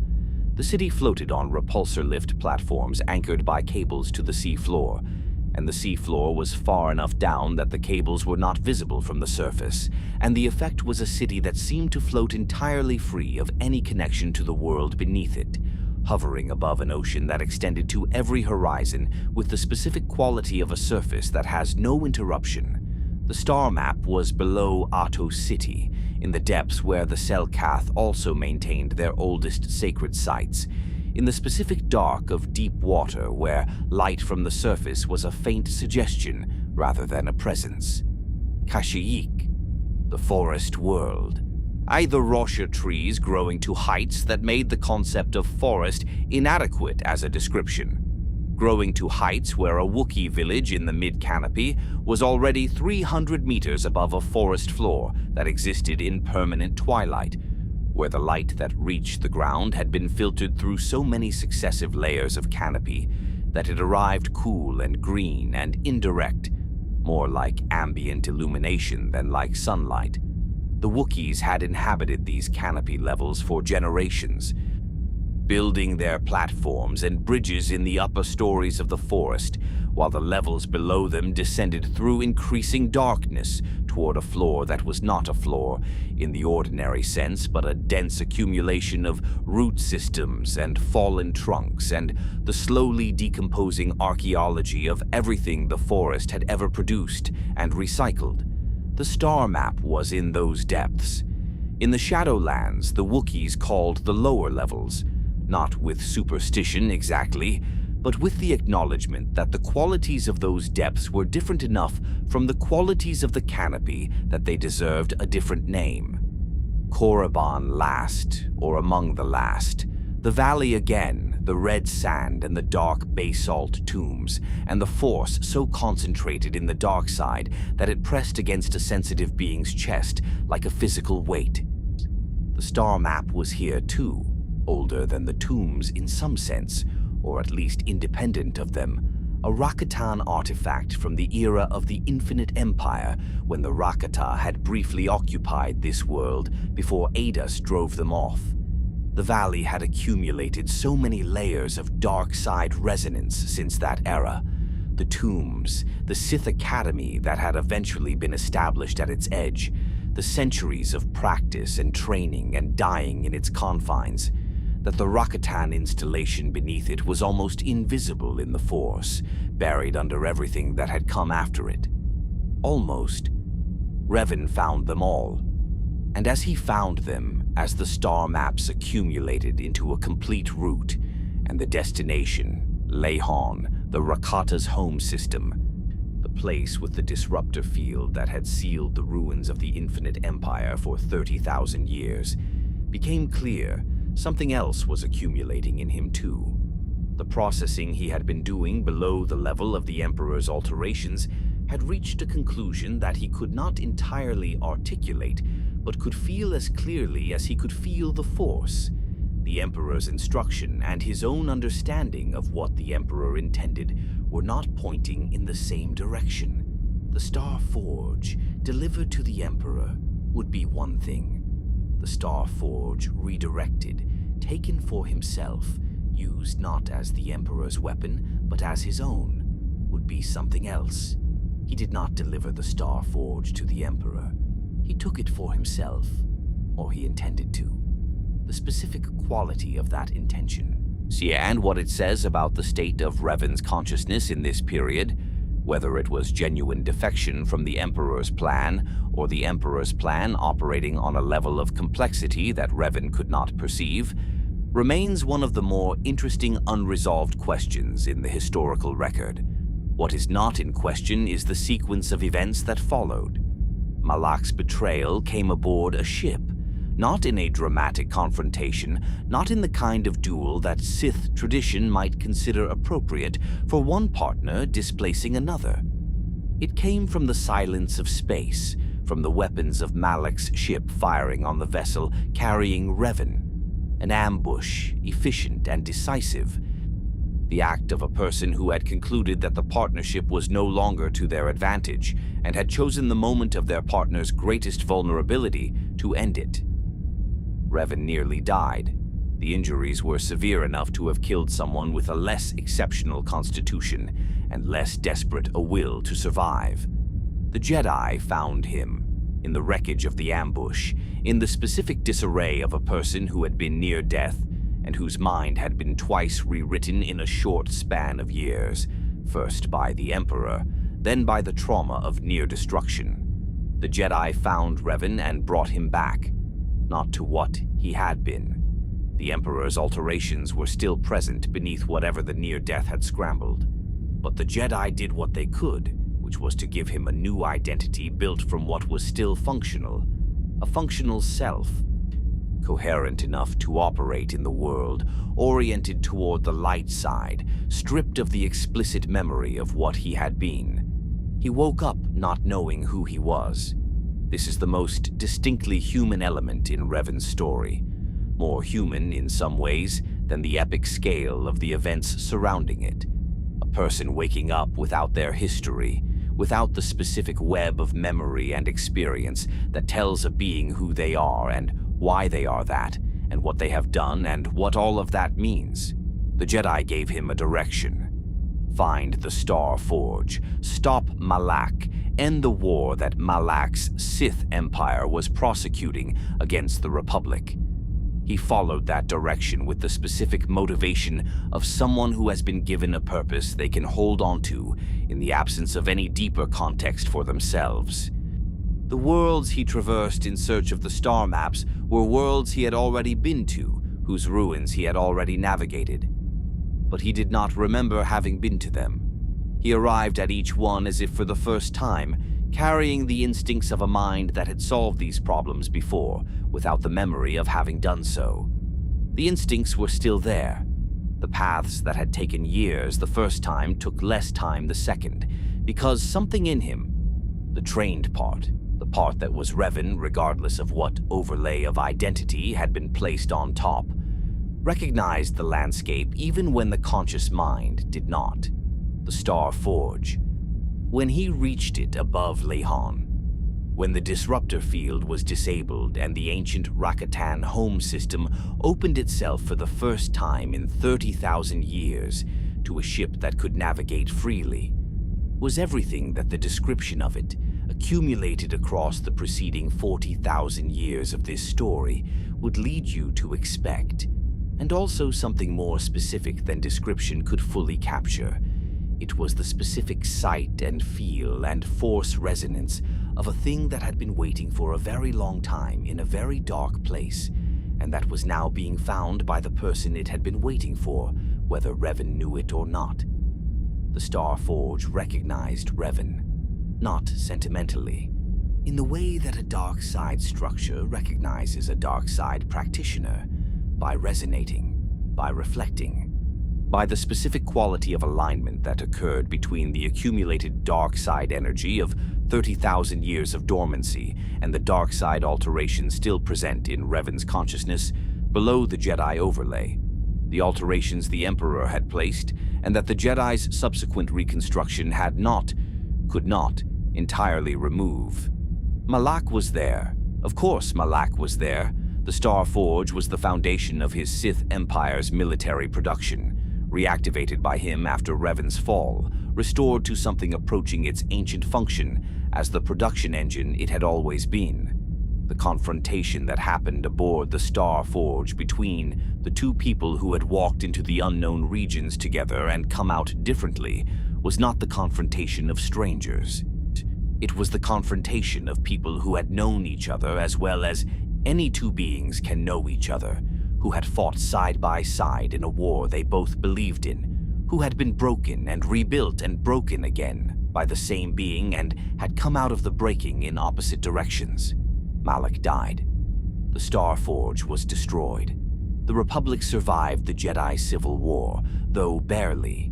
The Order had been almost halved, the fleet devastated, the accumulated damage of a war fought against Jedi-trained opponents who knew the Order's methods as well as the Order itself, requiring years of recovery that the Republic would spend in a condition of fragility that felt nothing like the strength its recent victory implied.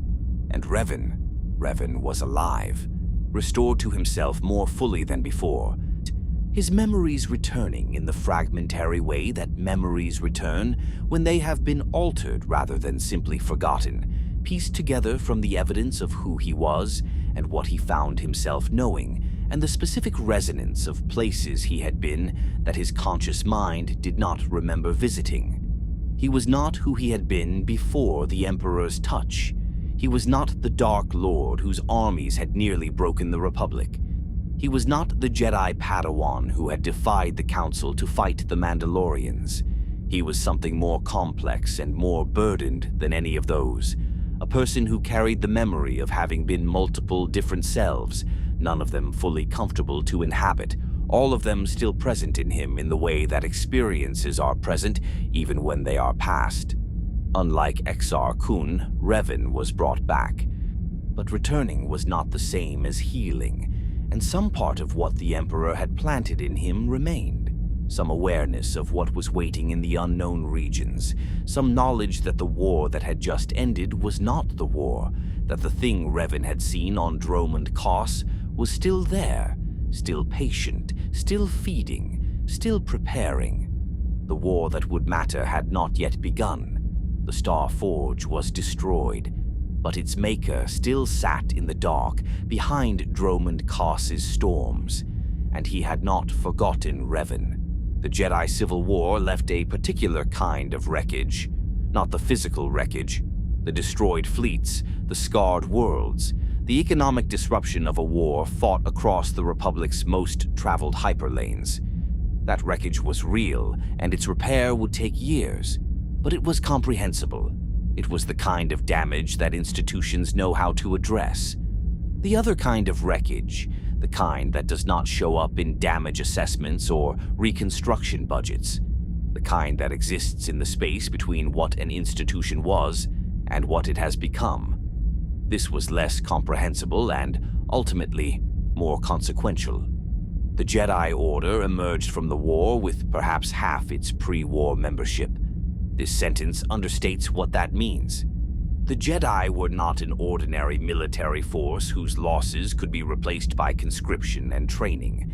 They were an organization whose members were identified in infancy or early childhood by force sensitivity tests, trained across decades in academies and apprenticeships, shaped not merely in skill but in character, in philosophical formation, in the specific qualities of wisdom and restraint and service that the tradition was designed to produce. You could not replace a lost Jedi Knight with a new recruit in the way you could replace a lost soldier. You could begin the process of producing someone new, and in 10 or 20 years that process might yield something comparable. But the 10 or 20 years were required. And the Order had lost them not over decades of attrition, but in the compressed catastrophe of a single war fought against opponents who had all been trained in the Order's own methods. The surviving masters gathered on Dantooine, in the ruins of the enclave that Malak's fleet had destroyed during the war, meeting in rooms whose roofs had been open to the sky for years, the walls scorched by the blast that had brought the ceiling down, the Force still resonating with the violence of that destruction in the way it resonates with any concentrated act of destruction for a long time after the act itself is past. They were depleted, and they were frightened, and they were, in the way that organizations become when they have been nearly destroyed and have barely survived, cautious in a way that had begun to calcify into something less useful than caution. Into this context, into this gathering of masters who had survived by being difficult to find, and who had responded to that experience by becoming more difficult to find, more withdrawn, more inclined toward the council that said the Jedi needed to heal and hide before they could act. There was a problem they could not quite bring themselves to name directly. The problem was that something had happened at Malachor V, at the end of the Mandalorian Wars before the Civil War had even begun, that was still producing consequences they did not fully understand. A weapon had been activated, a mass shadow generator designed by Revan and deployed against both fleets at the battle's conclusion, had done something to the Force in the vicinity of Malachor V that was not ordinary dark side resonance, was not the residue of violence, familiar and catalogable, that lingered in the Force after any significant loss of life. It was something more specific and more disturbing. A wound. The Force near Malachor V was damaged in a way that Force scholars struggled to describe with existing vocabulary, because existing vocabulary had been developed to describe things the tradition had encountered before, and this was not quite like anything encountered before. And one person who had been near the generator's activation when it fired was still alive. She had been a Jedi. See, she was called the Exile, the name the Order gave her in the formal proceedings that stripped her of membership for participating in the Mandalorian Wars against the Council's explicit guidance. Her given name was Mitra Surik, and she had followed Revan into that war and commanded forces at Malachor V, and been in the generator's field when it fired. What the generator's activation did to Force-sensitive beings caught in its field, the way a wound in the Force resonates through the consciousness of anyone channeling it in that moment, the way a rupture in the living current pulls at the beings swimming in it, had severed her connection to the Force. She had survived the severing. She had lived in the 10 years since Malachor V as a person who had been removed from something that had been as fundamental to her experience of herself as breathing, had spent those years in the specific condition of absence that she and the few scholars who later studied her case struggled to articulate. Not blind, not deaf, not any analogy from physical loss that quite captured it. Because the Force is not a sense in the way that sight or hearing are senses, but something more foundational than any specific sense, something that underlies the way a Force-sensitive being experiences reality at every level. She had learned to function without it, the way human beings learn to function without things they cannot replace, not by substitution but by the patient reorganization of what remains. She came back. She came back to find the last surviving Jedi Masters, following something in herself that was not quite the Force, or was the Force in a form so attenuated and strange that it barely resembled what she had once felt, that still knew where to look. She found them. She found, in finding them, the specific shape of what had survived in her. Not Force sensitivity in the conventional sense, but something that the Masters, reluctantly and with the kind of wonder that very surprising things produce in very experienced people, eventually identified as a wound bond. A connection to the Force mediated through the wound she carried from Malakor Fev, a way of accessing the living current through its own damage rather than through the ordinary channels that her severance had closed. But while the Exile was gathering herself back toward the Force, something else was moving through the spaces the Jedi Civil War had cleared. 3 of them. Darth Nihilus existed as something that the Sith tradition had not quite produced before, or had produced briefly in the form of the wounds that Malakor 5 created in Force-sensitive beings, and had then concentrated further, somehow, in a specific individual who had been present for the worst of what the Generator had done. He was a wound made person-shaped. A hole in the Force wearing the mask and the robes of a Sith Lord, present in the living current not as a being who used the Force, but as an absence in it. A space where the Force should flow but did not, and that the Force therefore flowed around and toward, drawn by the same logic that draws matter toward gravitational singularities. The drawing was not metaphorical. Force-sensitive beings in Nihilus's proximity felt it physically, felt their connection to the Force thinning, the current that should have been flowing through them, flowing toward him instead, drawn into whatever he was in the same way that heat is drawn into cold. He consumed Force energy, not as practitioners consume it, in the active deliberate sense of channeling and using, but passively, constantly, the way a fire consumes oxygen, as a function of what he was rather than what he chose to do. Left unchecked near a sufficient concentration of Force-sensitive life, he would drain it entirely. He had drained worlds. His ship, the Ravager, a vast dreadnought that had been the flagship of one fleet and had been claimed by Nihilus as his domain, was a vessel of extraordinary silence. The crew that kept it operational were beings with minimal Force sensitivity who could survive near him because there was less in them to take. The Force aboard the Ravager was a vacuum. Walking its corridors in the records of those who had done so and returned was described as walking through a space where the air was not quite air, where something invisible and necessary was absent, and the absence pressed against you in a way that made breathing feel less complete than it should. Darth Sion was different. Where Nihilus was a wound, Sion was a refusal. His body had been destroyed, not once, not in the clean, lethal sense that organic destruction usually produces, but repeatedly, and he had refused each destruction with the specific refusal of a being in whom pain and hatred had fused into something indistinguishable from will. His body showed this history in the way that bodies show histories that have not been allowed to heal. The visible fractures in his skin and bone, the lines of damage that had been kept from completing their ordinary trajectory toward death by the constant application of dark side power to the maintenance of what would otherwise be a corpse. He was alive in defiance of biology. The dark side was not healing him. Healing implied a restoration of function, a return to the state before damage.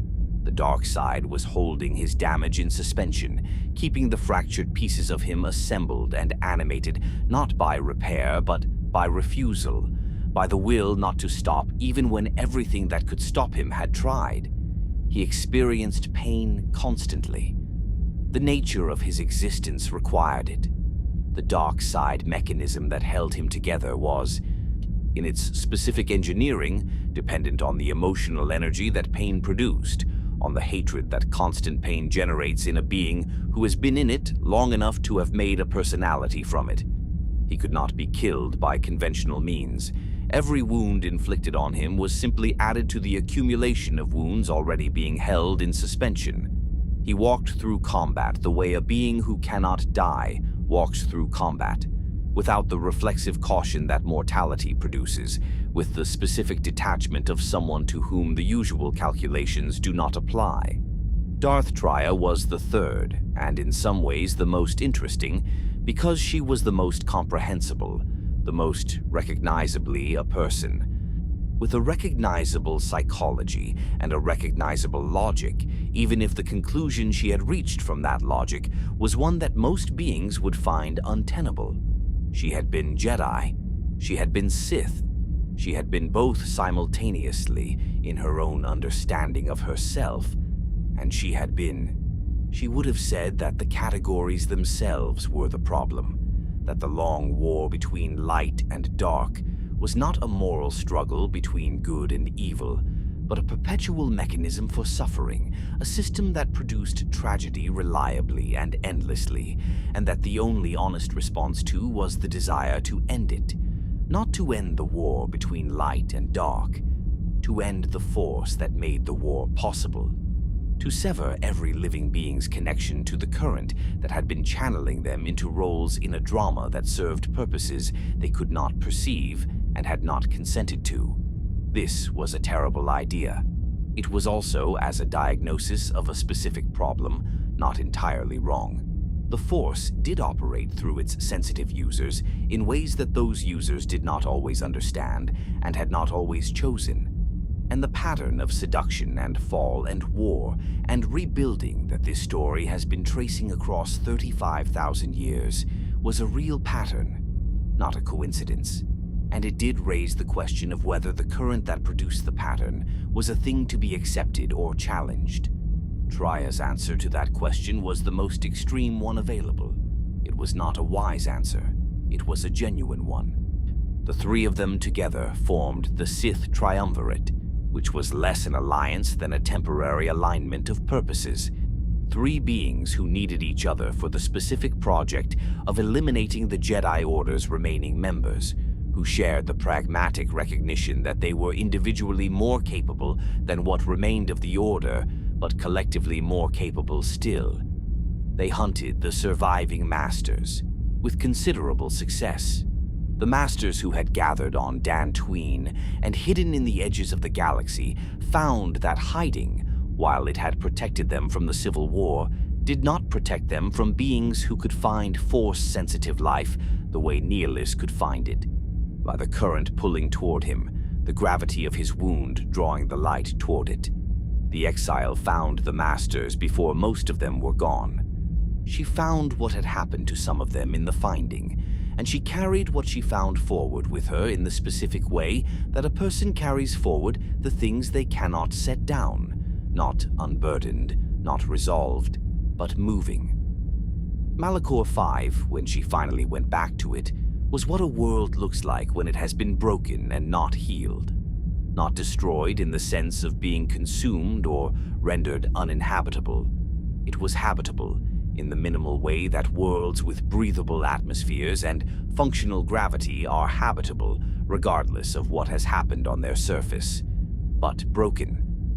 The mass shadow generator's activation had fractured the planet's surface in patterns that geological time had not yet smoothed, deep fissures running across the landscape, sections of terrain displaced vertically relative to each other.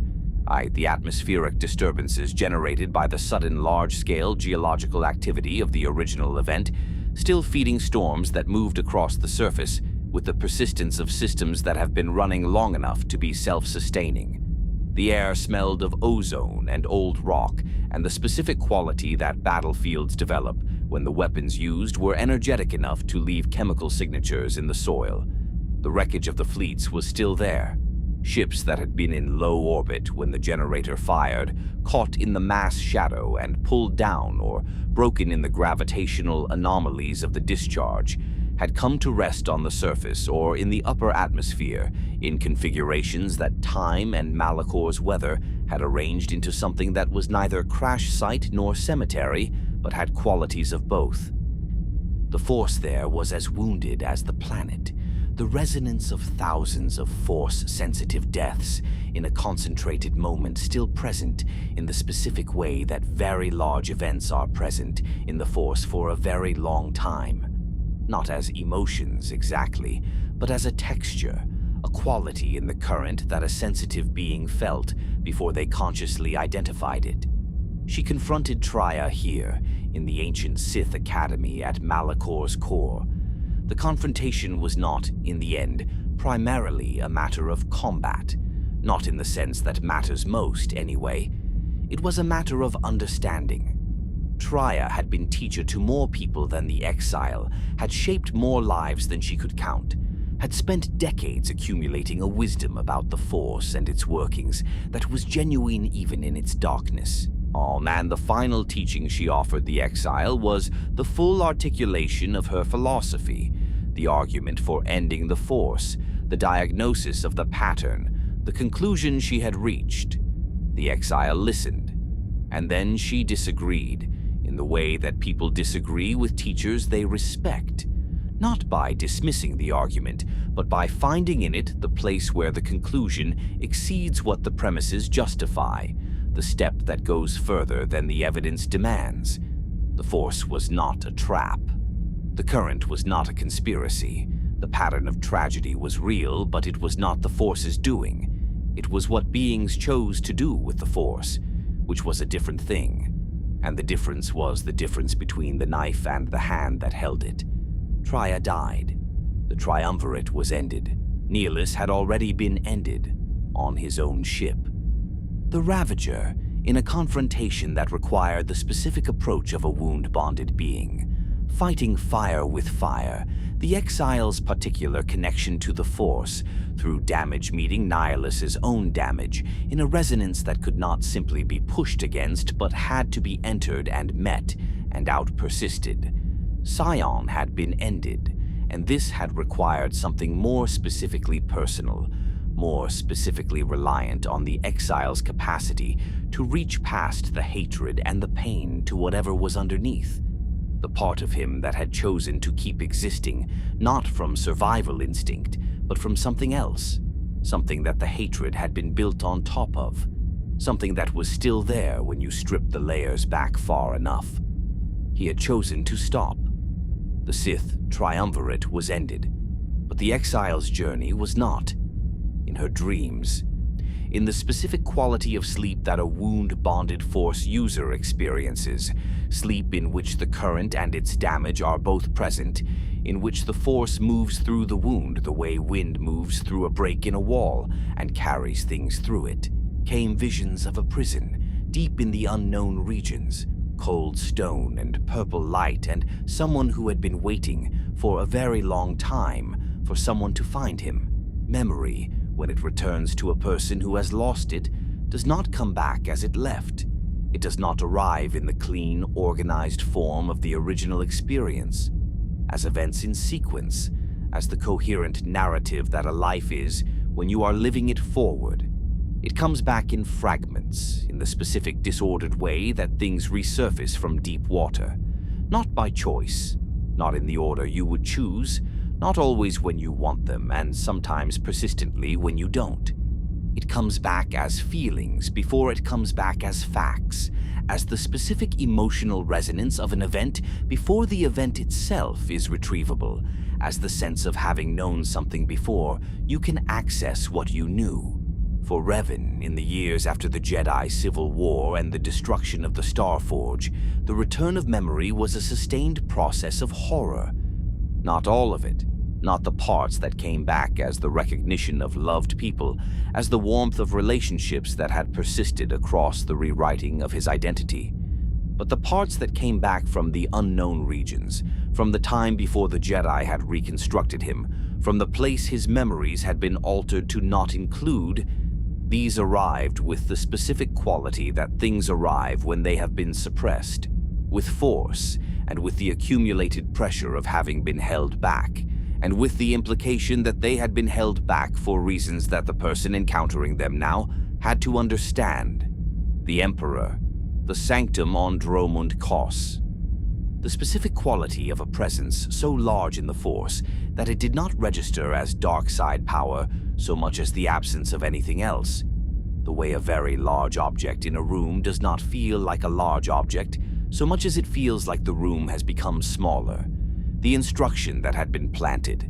The awareness that the Jedi Civil War, the war that had consumed the Republic and nearly destroyed the Order and killed tens of thousands and ended with Revan's own near-death and identity rewriting, had been, from the Emperor's perspective, not a catastrophe to be endured, but a preliminary, a conditioning event, a pruning of the galaxy's defensive capacity in preparation for what was actually intended. He understood, when the memories came back far enough, what was actually intended. The Emperor did not want to conquer the galaxy. This was perhaps the most important thing Revan had to understand, and the understanding required the dismantling of the framework that every prior Sith Empire had provided for how to think about Sith ambition. Conquest was what the first Sith Empire had wanted, what Naga Sado had wanted, what Malak had wanted, the domination and control of territory, the extension of power over populations and resources, the replacement of one governing structure with another. Conquest was comprehensible. It was the kind of threat that civilizations had developed responses to over tens of thousands of years, because it was the kind of threat that civilizations had been facing for that long. What the Emperor wanted was different. What the Emperor wanted was what Nathema had been the first expression of. Not control, but consumption. Not conquest, but silence. The elimination of all life in the Force, drawn into himself, leaving a galaxy in which nothing remained except the one being who had made himself into a part of the Force by consuming every other expression of it. A galaxy of ash, a Force that held only him. Revan could not let this happen. This was not a complex moral conclusion. It did not require sophisticated ethical reasoning or the weighing of competing values. It was as simple and as urgent as anything he had ever felt. This cannot be allowed to happen, and therefore it must be stopped. And therefore I must stop it, because I am the only one who knows it is coming. He went to the Exile. The Exile, Mitra Surik, had her own reasons to go toward the unknown regions. Her visions of the prison had not faded in the time since the Triumvirate's end. She had told the Jedi Council what she saw and what she understood about it, and the Council had, in the cautious way of an institution still recovering from near destruction, received the information without immediately committing to action. Revan did not wait for the Council. He had never been particularly inclined to wait for councils. He had gone to her directly, and they had talked, and the conversation had been between two people who had both seen things that the larger institution preferred not to look at directly, and had both drawn conclusions that the institution was not yet ready to endorse. They went with a third. Lord Scourge was a Sith. This was not incidental. His Sith identity was as constitutive of who he was as the Jedi formation was constitutive of Revan and Mitra, and he had not acquired it as a disguise or a cover, but as a genuine expression of his values and his worldview and the specific tradition that had shaped him. He had come to the knowledge of the Emperor's true intention, not through the same channels as Revan, not through recovered memory or prophetic vision, but through the specific intelligence-gathering activity of a Sith Lord who had spent years on Dromund Kos navigating an imperial court and had accumulated, through observation and inference and the occasional more direct acquisition of information, an understanding of what the Emperor was building toward that was uncomfortable enough to have become a personal problem. His concern was not moral in the way that Revan's concern was moral. It was more personal than that. The concern of a being who had been part of a tradition and had discovered that the tradition had a destination he had not consented to. That the Emperor whose empire he served intended an end state in which there was nothing left to serve in because there was nothing left. A Sith empire was something you could operate within. A galaxy of ash was not. Scourge was not a good person by most standards of goodness.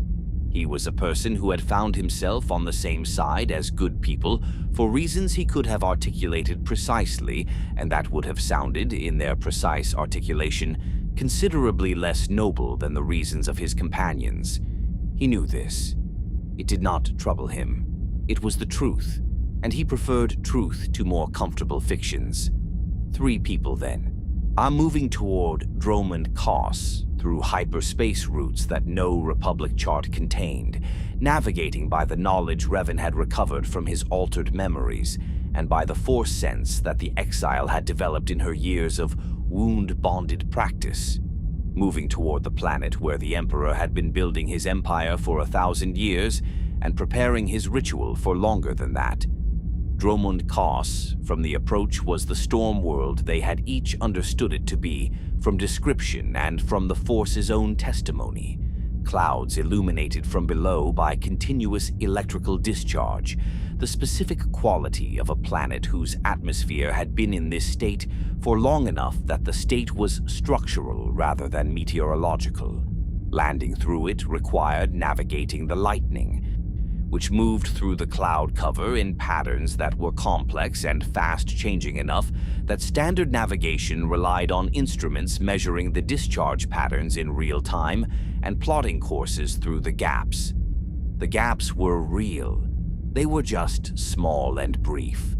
Kaas City from below was a city built to exist under perpetual storm. The architecture adapted to the conditions in ways that centuries of iteration had refined into something that was both functional and that carried, in its specific aesthetic, the weight of the tradition that had built it. Dark stone, heavy construction, resistant to the wind loads that Dromund Kaas's storms produced consistently, and that a more lightly built city would have required constant maintenance to withstand. The Imperial Citadel rising from the highest ground, its towers visible above the city's general roofline, lit from within in a way that made the windows glow amber-purple against the gray-green of the storm sky. The Dark Temple was outside the city, further into the jungle, in the specific place that the Emperor had identified centuries ago as the location of Dromund Kaas's primary force nexus. The intersection of geological dark side resonance with the accumulated practice of generations of Sith use, a place where the Force was so concentrated in the dark side that it was almost visible to sensitive beings, a quality of presence in the air that pressed against the mind the way very loud sound presses against the ears, not as information but as sensation. The path to it went through jungle that had grown thick around the installation's perimeter over the centuries since the outer portions were built. The trees close enough together that natural light did not reach the path. What light there was coming from the bioluminescent organisms that had adapted to the specific force-rich darkness of this particular part of Dromund Kaas's jungle, glowing in pale green and violet in the spaces between the roots. They reached the Emperor.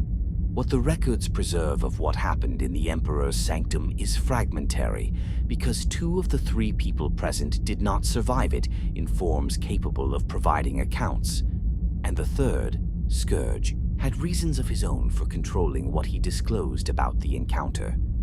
The broad shape of it is not disputed. The attempt to assassinate the Emperor was made. The attempt failed catastrophically, and the failure was not primarily the result of the Emperor's physical defense of himself, which was more than sufficient, but of the specific quality of presence the Emperor had, The way that being in his direct, immediate vicinity, in the sanctum where his power was most concentrated, was itself a form of assault on the minds and wills of Force-sensitive beings. Scourge had a vision.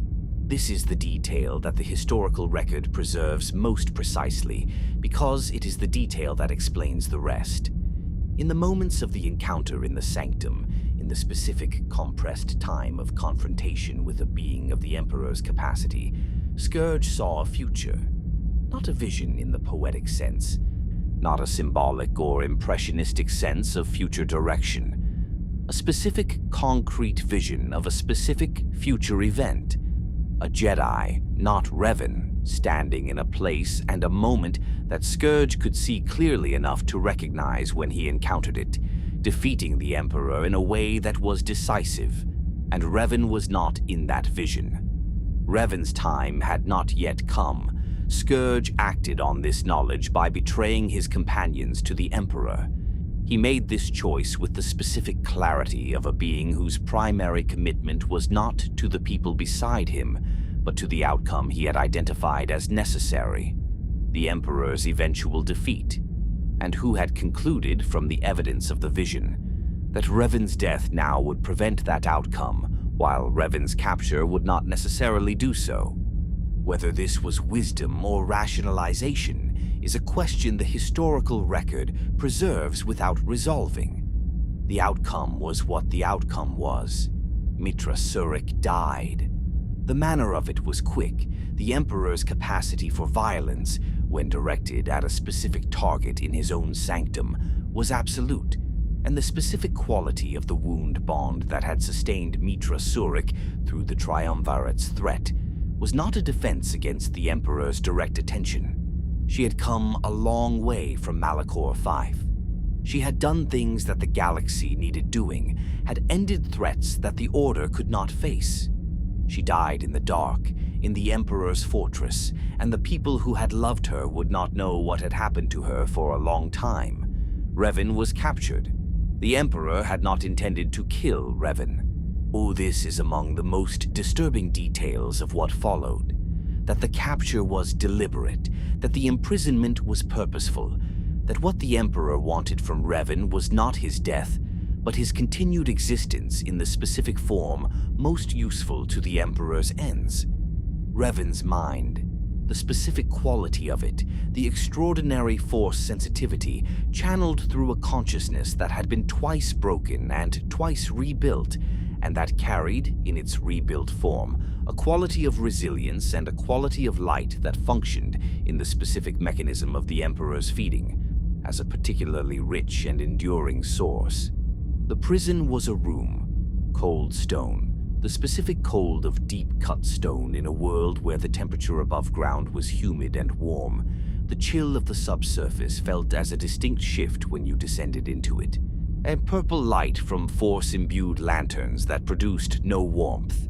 The sound of nothing, not the silence of peaceful places, but the silence of a place that has been designed to contain, where the walls are thick enough that what happens outside them does not come through.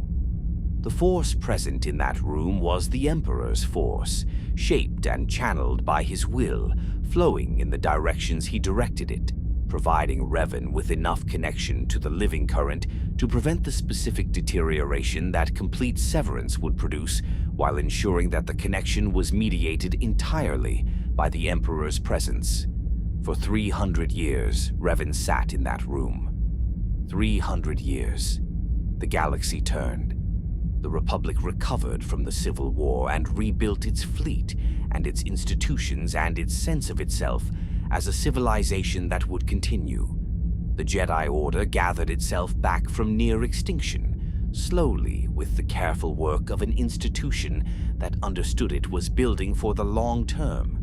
Children were born who would grow old and die without ever knowing what had happened in the Emperor's sanctum, without any awareness of the person sitting in a cold room in the unknown regions who had walked toward the right answer and arrived, through the specific combination of right intention and bad fortune and another person's choice, in the wrong place. Revan's mind did not collapse. This is perhaps the most extraordinary thing about him. More extraordinary even than his force capacity or his strategic intelligence, that a consciousness exposed to 3 centuries of the Emperor's presence and the Emperor's specific use of him as a feeding source did not become what the Emperor needed it to become. The Emperor wanted despair. Despair was the richest food, the specific quality of force energy that a consciousness produces when it has abandoned hope entirely, when it believes that nothing it has wanted or worked toward or loved is retrievable, is the darkest and in some ways the densest energy the dark side can harvest. The Emperor had arranged Revan's circumstances to produce this despair methodically over 3 centuries, with the patience of a being for whom 3 centuries was a manageable interval. Revan produced something else instead. Something that was not hope in the naive sense, not the conviction that everything would be fine, not an optimism that the 3 centuries of evidence would have made untenable even for the most constitutionally cheerful being. Something more stubborn than hope.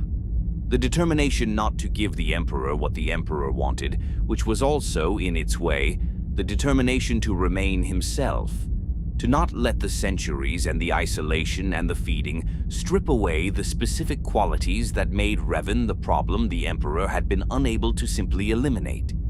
He sat in the cold room. He maintained himself. He thought.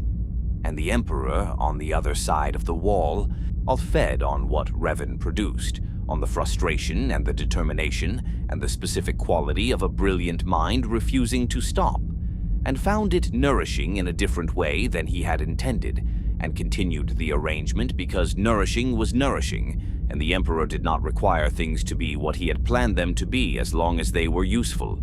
300 years. And then the Empire, rebuilt and ready, emerged from the unknown regions into the galaxy it had been preparing to reclaim. The Sith Empire had waited 1,000 years. Now, at last, it was ready to return to the galaxy. The Republic had not been watching the direction the Empire came from. This is not a criticism exactly. It is a description of a structural reality. The Republic had been watching the directions that had historically produced threats. The Outer Rim, where piracy and separatist movements and the occasional warlord with resources enough to be briefly dangerous required ongoing attention. The Mandalorian territories, where the Crusaders' defeat had not entirely dissolved the cultural apparatus that had produced them. The internal pressures of a governing body managing thousands of member worlds with interests that did not always align. The Republic had a very active threat monitoring apparatus. It simply was not monitoring the unknown regions with any significant resource, because the unknown regions were unknown and therefore not, within the framework of conventional security analysis, a known threat vector. The Emperor had understood this for 1,000 years. He had, in fact, relied on it, had built his empire in precisely the region that the Republic's security apparatus was not watching, and had maintained its secrecy across a millennium by the combination of geographic inaccessibility and the specific counterintelligence activity of an Imperial intelligence service that knew exactly what the Republic's monitoring capabilities were and where their gaps were, because that intelligence service had been running deep cover agents in Republic institutions for generations. When the Sith Empire emerged from the unknown regions in 3,681 years before the Battle of Yavin, it emerged with the specific advantage of complete surprise into the specific situation that complete surprise, in military terms, produces. An opponent whose preparations have been made for a different set of contingencies, whose forces are positioned for a different set of threats, whose institutional decision-making is calibrated for crises it has experience with, and therefore lacks the specific flexibility that novel crises require. The Empire hit the border worlds first.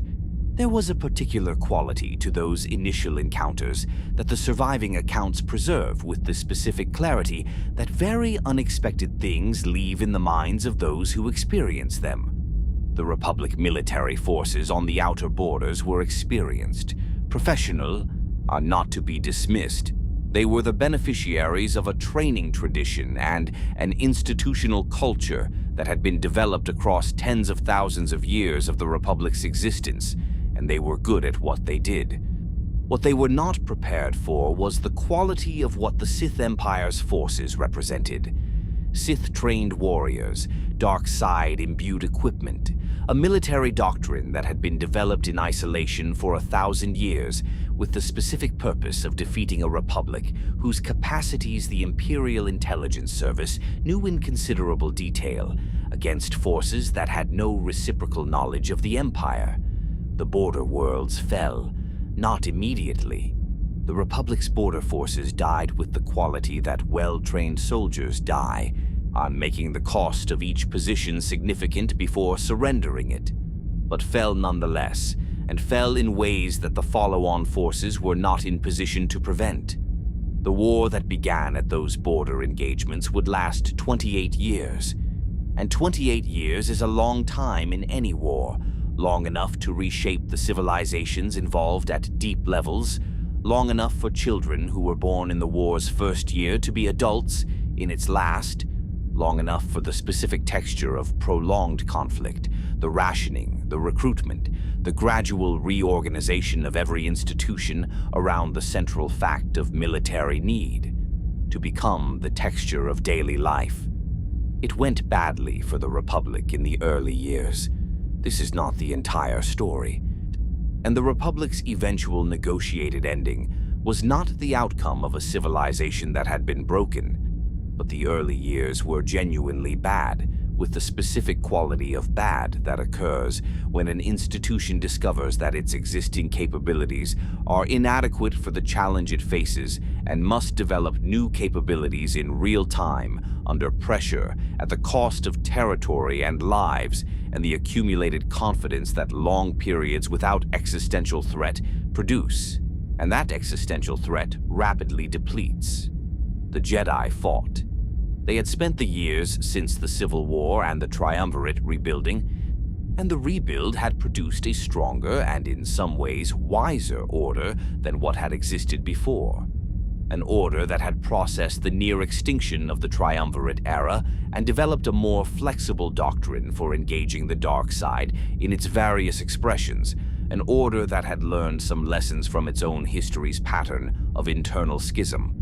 They were not the order that had failed to prevent the 100 Years' Darkness, or the Hyperspace War, or the Civil War. They were something harder and more self-aware. They were still outnumbered. They were still facing an empire whose 1,000 years of preparation had specifically included the study of Jedi capabilities and the development of countermeasures. They fought well, and they lost ground, and they regained some of it, and they lost more. Oh, and the cycle of advance and retreat and strategic reassessment that comprises any sustained war ground forward across the years with the specific unheroic quality of attrition, the accumulation of small decisions under terrible conditions that adds up, eventually, to something that looks like history when you stand far enough away from it. Worlds that this story has established in detail appear in the war's account as contested territory, and then as battlefields, and then as occupied planets or liberated ones, depending on the moment and the direction of the front. Alderaan, that beautiful mountain world of pristine highlands and ancient noble houses, a world that the story will encounter again at its very end, in circumstances that make this era seem simple, became a theater of proxy conflict, or the Empire supporting one faction of the nobility against the Republic-aligned faction in a civil war that was a war about Alderaanian succession in name and an Imperial Republic conflict by proxy in substance. The mountain kingdoms of Alderaan bled for years in this fashion, the pristine snow of their high passes a different color than pristine snow should be. On world after world, the same compressed, tragic arithmetic. Civilians organizing their lives around the war's rhythms, soldiers becoming the particular kind of old that combat makes people old in ways that have nothing to do with years. The Jedi deployed in roles that the Order's founding philosophy had not entirely anticipated. Not as peacekeepers, not as mediators, but as frontline combatants in sustained military operations, or a role that was necessary and effective, and that placed exactly the kind of sustained pressure on Jedi practitioners that the tradition had always been cautious about. Because the dark side does not require seduction to enter a being who has been fighting for years and has lost people they cared about, and has learned to make decisions under conditions of incomplete information and urgent consequence. Some fell, not many, by the percentage that the Sith tradition's internal attrition always produced in its practitioners, but some Jedi who slid past the line in ways that the intense conditions of military service made comprehensible if not forgivable, who found that the distance between using the Force to protect and using the Force to punish was shorter when you were tired enough and had lost enough. The Order addressed these cases as they could, with the diminished capacity of an institution operating at military scale under military conditions. 28 years of this. And then Coruscant. The sacking of Coruscant is not easily described in any register that does not risk making it feel smaller than it was. The specific quality of what it meant to the Republic, and to the Jedi, and to the billions of civilians who lived on the capital world when it happened, is of a scale that resists ordinary description in the same way that any event of sufficient magnitude resists it. The imagination approaches it and finds that it cannot quite close the distance between the event and what the imagination can hold. What can be said with precision? A Sith fleet appeared above Coruscant while Republic and Sith diplomats were negotiating a peace treaty on the world of Alderaan. The timing deliberate, the simultaneous diplomatic engagement designed specifically to ensure that the Republic's defenses were in a diplomatic rather than military posture, that the political decision-makers were physically elsewhere, that the forces on Coruscant were not in battle readiness. Darth Malgus led the assault on the surface. He was a Sith of genuine power, and the specific quality of force of nature that very powerful Sith who are also very good soldiers develop. Not the philosophical cold of Vitiate, not the intellectual darkness of Revan's fall, but something more immediate and more kinetic. The dark side expressed as momentum, as the application of overwhelming violence with precision and without hesitation. The Jedi Temple. This sentence could be left to stand alone, because what follows it is of the kind that resists the impulse to describe directly. The Jedi Temple on Coruscant, not the original Order's buildings on Tython, which had been abandoned and reclaimed again across thousands of years of history, but the temple that had been the Order's primary base on the Republic capital for millennia, the temple that housed the Great Library, the training halls, the council chambers, the archives that represented the accumulated scholarship of generations of Jedi, was attacked and breached and burned.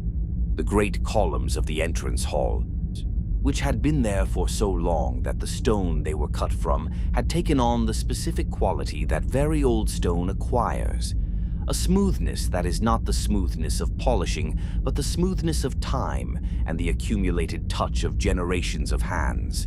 Those columns stood in the orange light of their own burning. The spire, which had been visible from the lower levels of Coruscant's cityscape, for as long as the city had developed to the height from which it was visible, the spire that had been a fixed point in the orientation of millions of Coruscanti residents who used it the way people use landmarks without being aware of using them, the spire fell.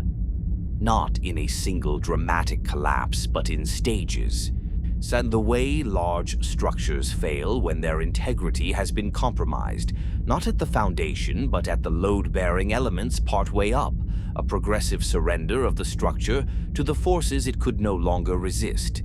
The Senate was held, not physically in every literal sense. The senators who had remained on Coruscant, who had not been at Alderaan for the diplomatic negotiations, were made aware that their freedom of action for the duration of the Sith presence in the city world sky was limited in ways that their status had not previously made them familiar with. The specific experience of being a Senate building on a world where the military force overhead was not yours, where the decisions about your immediate future were being made elsewhere by people who did not share your interests.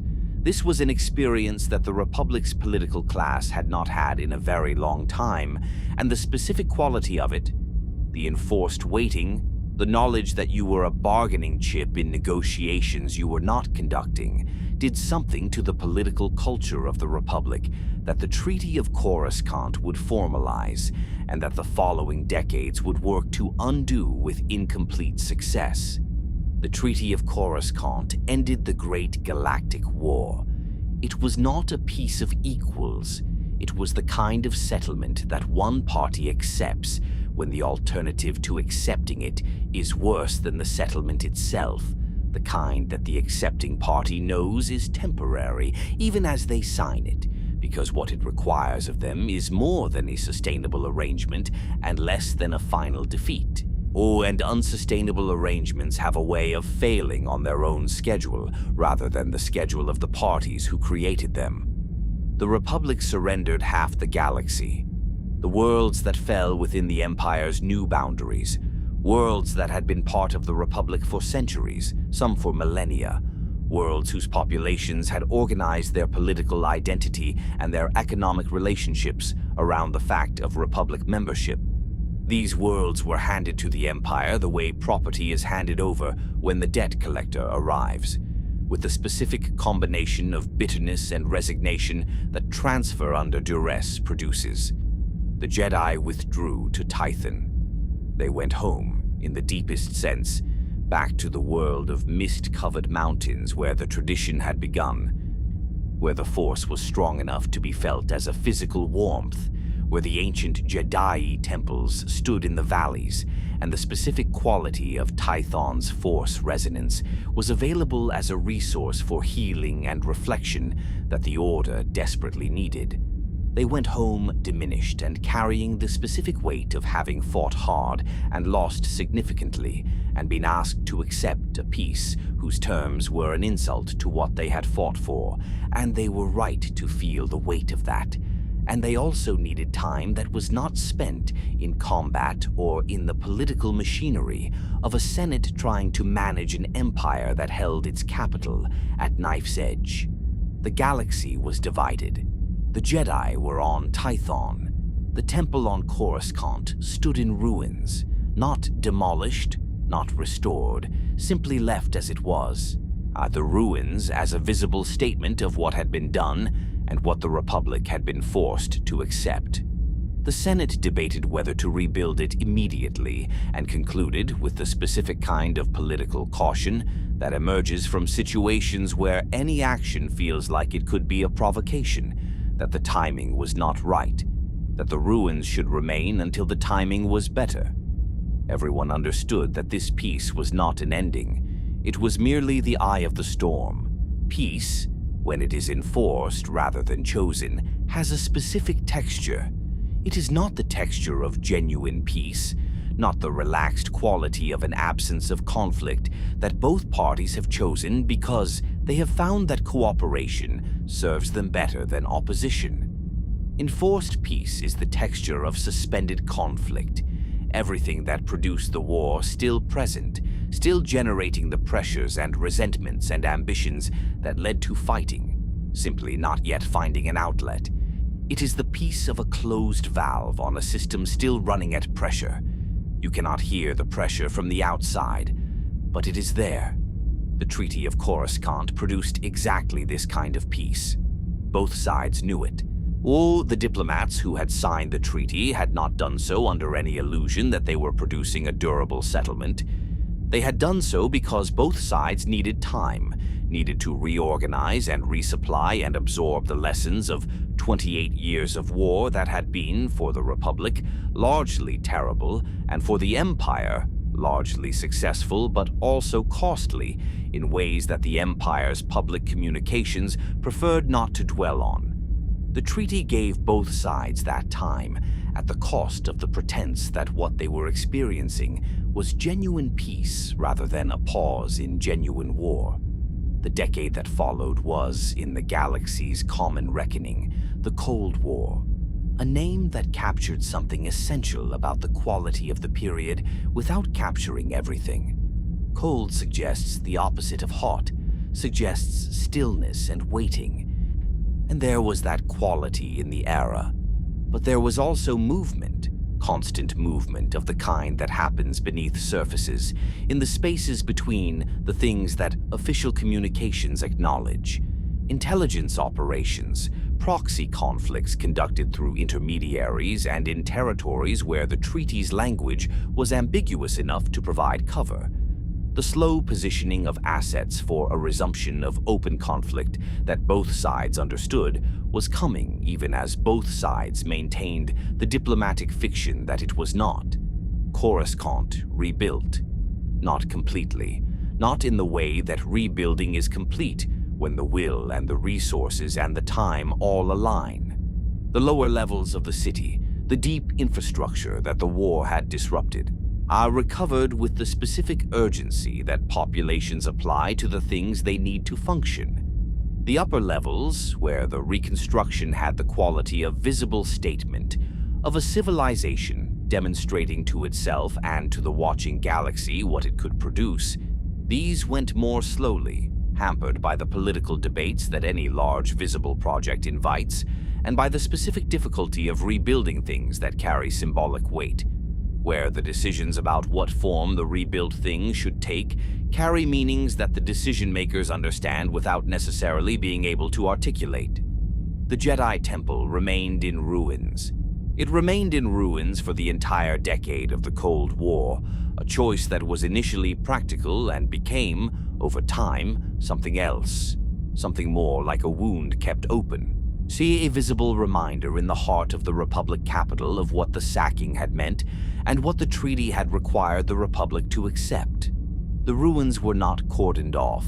People walked past them on their daily routes. The broken columns and the fallen spires' remnants and the scorch patterns on the stone that the weather had not yet faded were simply there at the edge of perception, in the way that very painful things become present in the daily landscape of a place that has experienced them, not always looked at directly, but never absent from the peripheral awareness of everyone who moved through those streets. On Dromund Kos, the Dark Council governed the Empire.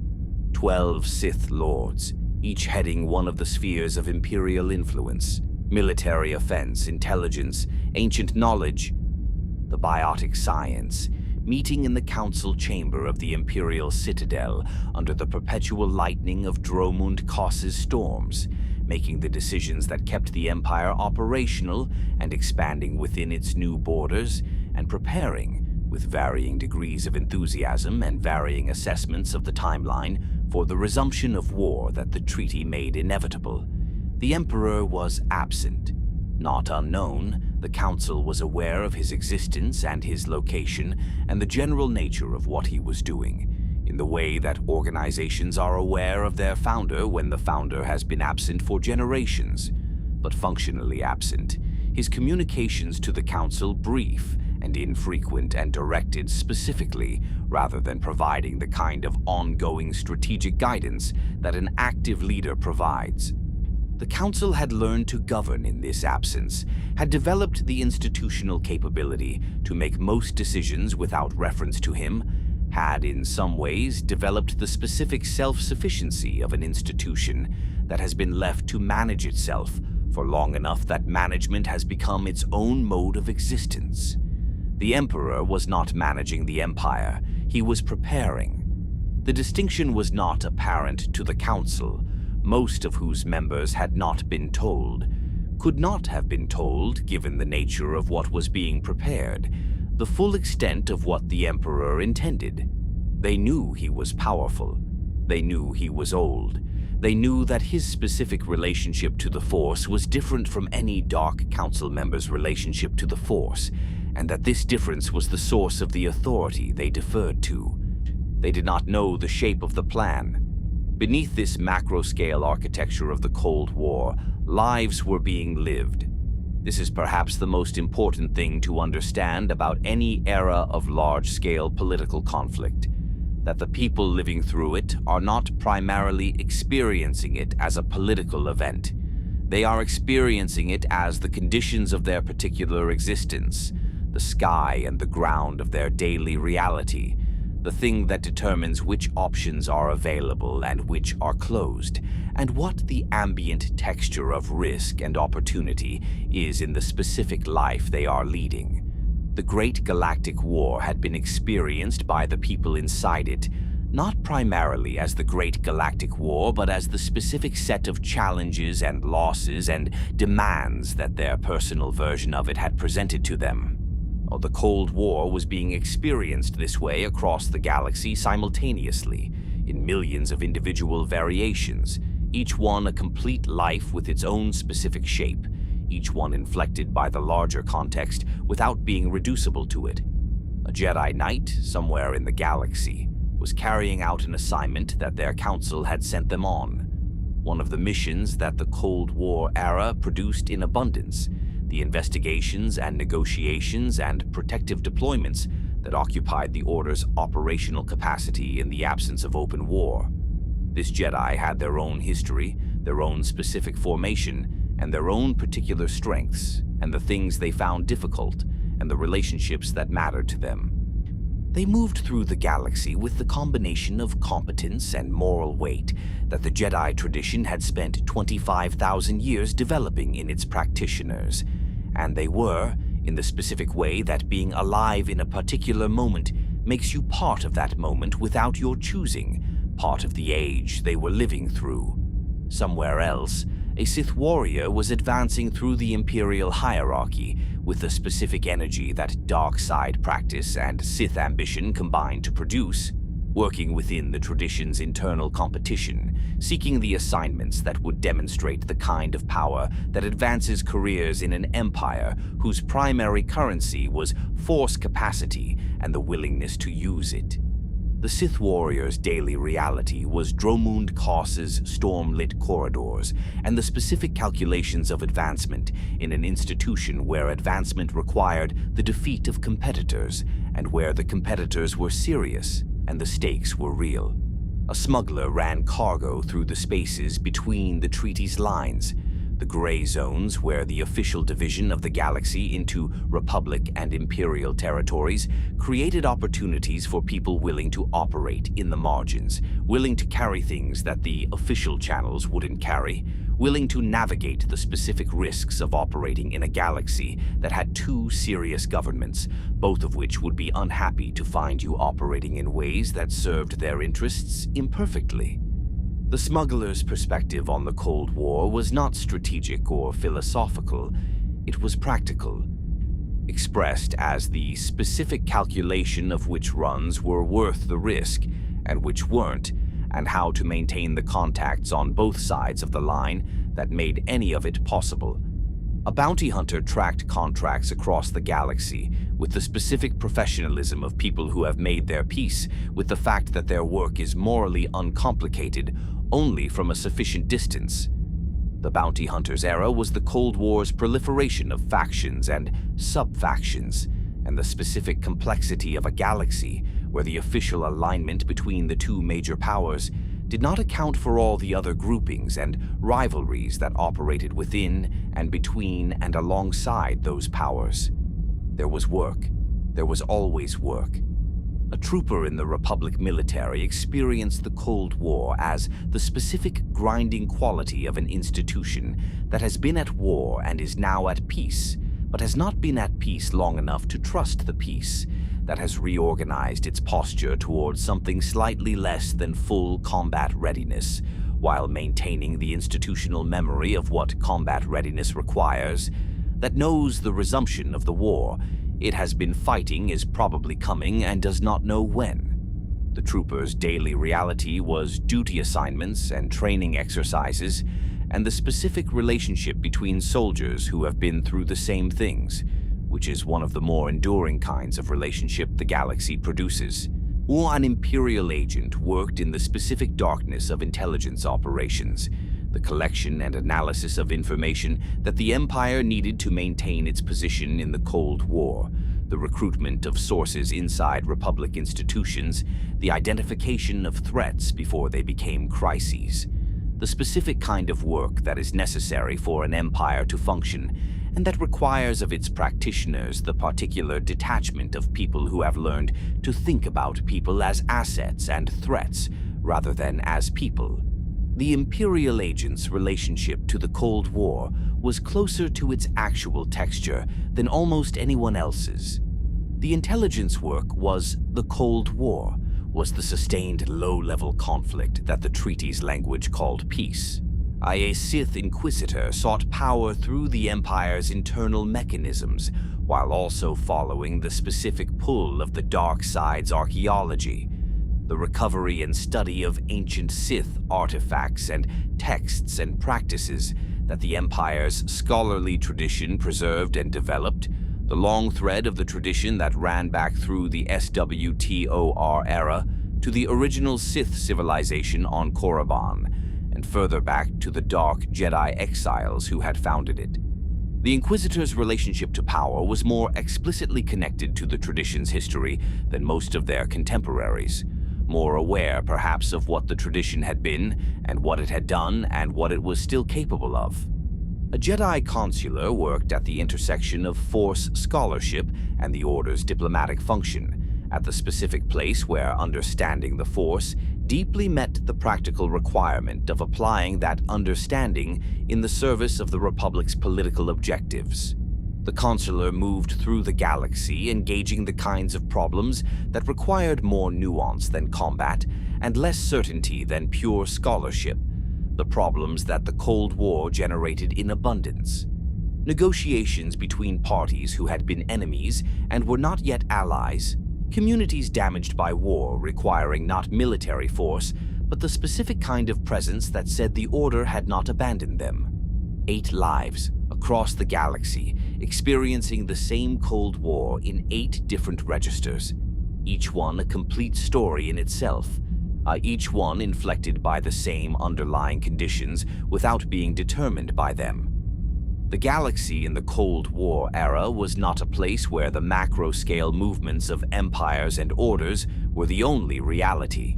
It was also this: 8 lives, and a million more like them, living in the specific conditions that large history creates, and navigating those conditions with the resources their particular lives had given them. The Cold War fractured. It was always going to fracture.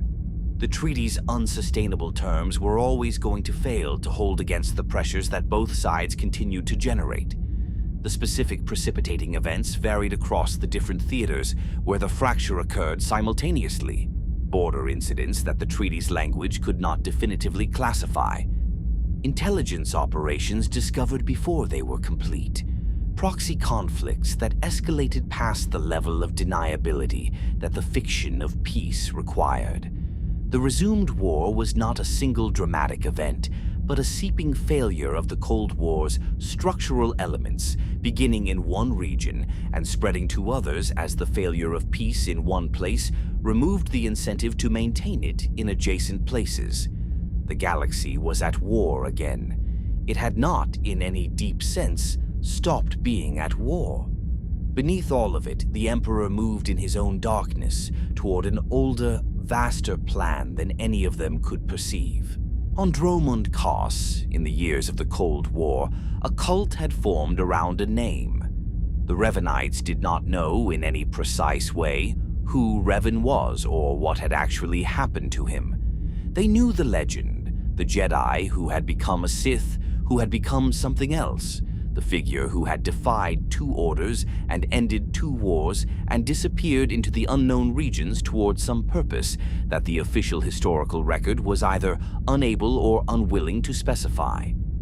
The legend had accumulated the specific additions that legends accumulate over 3 centuries of retelling, elements that made the figure more than human, qualities that the original person may have had, but that the telling exaggerated, until what remained was an archetype rather than an individual. The Revanites on Dromund Kaas were, by the era of the Cold War, a genuine cult, organized, secretive, with initiation rituals and internal hierarchy, and the specific quality of commitment that develops in groups organized around a mystery rather than an explanation. The mystery was where the actual person was. The answer to that mystery was a cold room 3 floors below the Dark Temple. The rescue took a Jedi, not the famous one yet, not the one Scourge had seen in his vision, but a prior mission, an operation that had assembled the intelligence and made the incursion and gotten Revan out of the room that had held him for 3 centuries. The details of the operation are less important than what they retrieved. A mind that had been in contact with the Emperor's consciousness for 300 years, that had spent those years in the specific condition of sustained proximity to the most powerful dark side presence alive, that had managed not to collapse or surrender, but that had also been, inevitably, given the conditions, changed. Revan came out of the Emperor's prison as 2 things simultaneously. One part was the Revan who had gone in, the part that had sustained itself across 3 centuries on the specific determination not to give the Emperor what he wanted, the part that remembered Mitra Surik and what they had been trying to do and why it mattered, and that the Emperor needed to be stopped. This part was intact. It was diminished by the centuries, the specific kind of diminishment that isolation produces, the wearing away of the sharp edges of a personality that social contact maintains. But it was recognizably the same self. The other part was something the Emperor's sustained proximity had deposited in him without Revan being able to prevent it. The way long immersion in any environment deposits something of that environment in you. The way spending 300 years in the Emperor's immediate force field was always going to leave the Emperor's specific quality somewhere in Revan's consciousness, not as corruption exactly, but as influence, as a current within him that pulled in the Emperor's direction rather than away from it. These 2 parts of Revan were not in agreement with each other about what should happen next. They were not easily distinguished from each other, even by Revan himself. The man who had come out of the prison was in the specific condition of someone who is not entirely sure which of their impulses are their own. He needed the Emperor to end.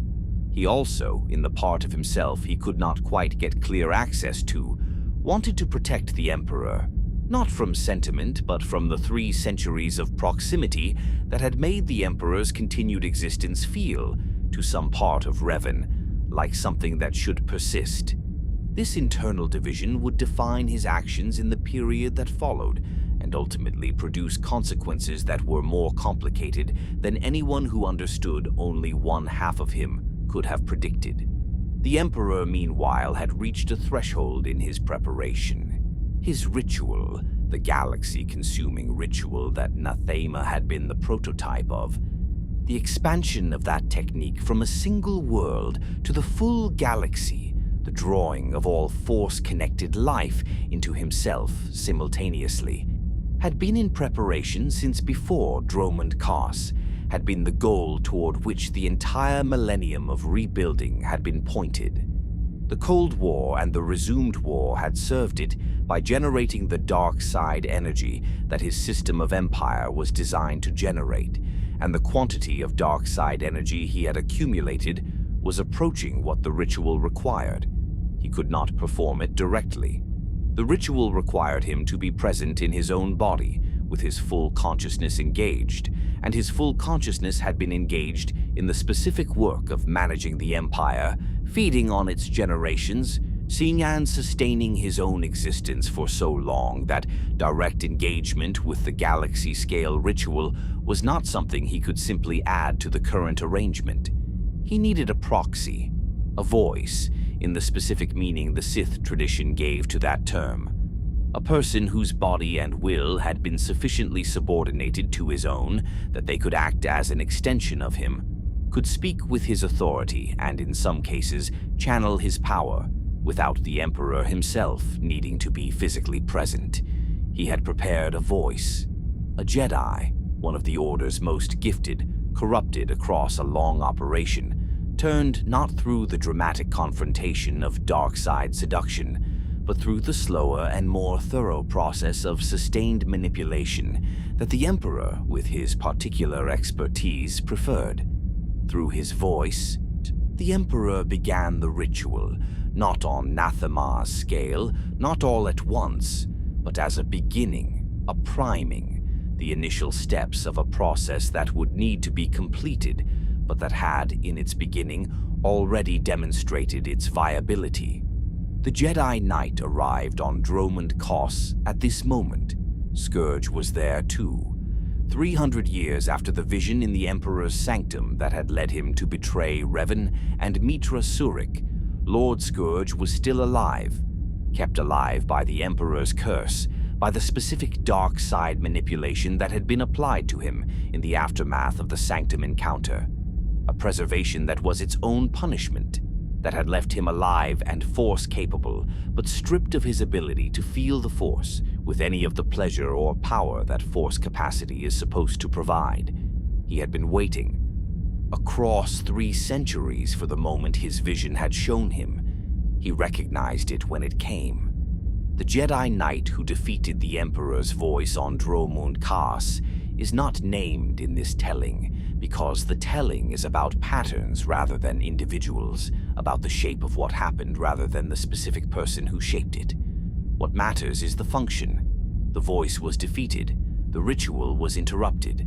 The Emperor's attempt at the galaxy-consuming act was prevented at this stage. Not permanently. The Emperor himself was not in the voice, was not in any physical form that could be killed, had long since learned to distribute his consciousness in ways that made any single defeat less than terminal. But the ritual was stopped, and the galaxy that would have been ash if it had not been stopped was instead still there. Still populated, still full of the Force-connected life that the ritual would have consumed. The Emperor retreated. Scattered was perhaps a better word. His consciousness dispersed from the site of the defeat into the Force itself, formless, the specific incorporeality of a being who has been driven from his current configuration and not yet reconstituted in a new one. He was not dead. He was never so simply ended. He had merely changed his form, as water changes form, remaining water still. On Rakata Prime, on Lehon, the ancient homeworld, the place where the Infinite Empire had begun and ended, where the ruins of Rakatan civilization still lay under the jungle's patient reclamation, where the Star Forge's orbit above had been disrupted by its destruction and was now only an absence in the sky, a place where something had been. Revan made his final attempt. The jungle had taken back most of what the Rakata had built. The great temple complexes were overgrown to the point where the vegetation and the structure were no longer distinguishable as separate things. The roots of the trees that had been growing through the walls for 30,000 years had become load-bearing elements in the architecture of the ruins, supporting the stone they were also slowly dismantling. The path from the landing pad to the ancient installations required navigation through growth that had no path, through spaces where the light came down from the canopy in specific columns and missed everything else. One where the specific humidity of a jungle that had been there long enough to develop its own microclimate felt like a physical substance rather than a condition of the air. The Emperor's presence was there, not embodied, not in the way that even a dispersed consciousness can be embodied in a specific location, but as a resonance in the Force, as the weight of what he intended, the gravity of a plan that had not been completed, still pulling at the Force-sensitive beings near it. Revan could feel both parts of himself responding to it, the part that wanted to end it, and the part that had spent 3 centuries in the proximity of it, and that recognized in its texture something uncomfortably close to home. He failed to end it there. The Emperor's dispersed consciousness was not catchable in the way a physical opponent is catchable. And the part of Revan that was still the Emperor's prisoner in the deepest sense, the part that had been shaped by 3 centuries of proximity into something that was not Revan's own, That part worked against him in ways he could not entirely control or predict or compensate for. The Emperor had not been conquered. He had merely moved to a larger board. The Emperor's resurrection on Ziost was the first evidence the galaxy had that his dispersion had not been permanent. Ziost was a republic world, a cold world of dark forests and steep river valleys, a world that had been Imperial territory before the Treaty of Coruscant and had been returned to Republic control by the treaty's terms, and that had the specific quality of a place that has changed administrative hands without changing its fundamental character, still carrying in its stone and its cold air the resonance of the long Sith occupation that had preceded the Republic's return. The Emperor arrived there as a presence, as a consciousness reaching into the minds of the world's population, not subtly, not in the careful manner of his historical manipulations, but directly, urgently, all with the specific quality of a being that has been formless for long enough that having access to embodied consciousness again has the intoxicating pull of thirst finally met. He consumed Ziost, every mind on the world drawn into his dispersed consciousness the way Nathema's life had been drawn into him, leaving the same specific quality of absence. The sky above Ziost afterward had Nathema's quality, not the colorless wrongness of Nathema in its most absolute form, but something related, something that Force-sensitive beings recognized from the reports and from the specific way the Force did not move there, the way it moved everywhere else. The Republic understood, from Ziost, that the dispersal after Dromund Kaas had not been a permanent end. It understood that the entity it was dealing with was not manageable by the mechanisms it had at hand. It had, in the specific way of institutions confronting threats that exceed their existing frameworks, a moment of genuine institutional terror. The recognition that the map they had been using to navigate was missing a feature whose scale was larger than the map. And then something appeared that the map was entirely unprepared for. Zakuul announced itself to the galaxy, not diplomatically, but militarily, with the specific clarity of a power confident enough in its own capacity that it did not consider the alternative approaches. A fleet appeared, the Eternal Fleet, powered by the Gemini droid captains that the Emperor's long preparation on Zakuul had developed, to a fleet technology that was different from anything the Republic or the Empire had previously encountered, operated by systems that did not require the biological limitations of organic crew and did not feel fear and did not negotiate. The fleet was larger than the Republic's surviving fleet and the Sith Empires combined, and it demonstrated this fact practically before any political communication about intentions was offered. The galaxy's two great powers, which had been resuming their war against each other in the years since the Cold War fractured, found themselves simultaneously attacked by a third party that neither of them had known existed. Zakuul itself, revealed in the aftermath of its fleet's entrance into galactic affairs, was extraordinary in the specific way that things built by a very old, very powerful being who has had centuries to prepare them are extraordinary in its architecture, its technology, its specific aesthetic, all different from either the Republic or the Empire's established visual vocabularies in ways that communicated deliberate distinctness.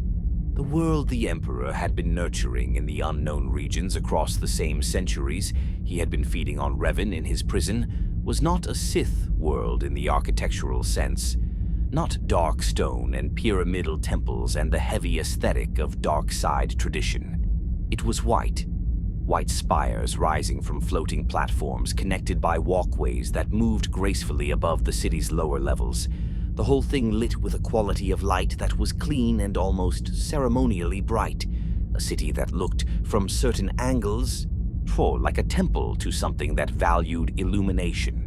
This was deliberate.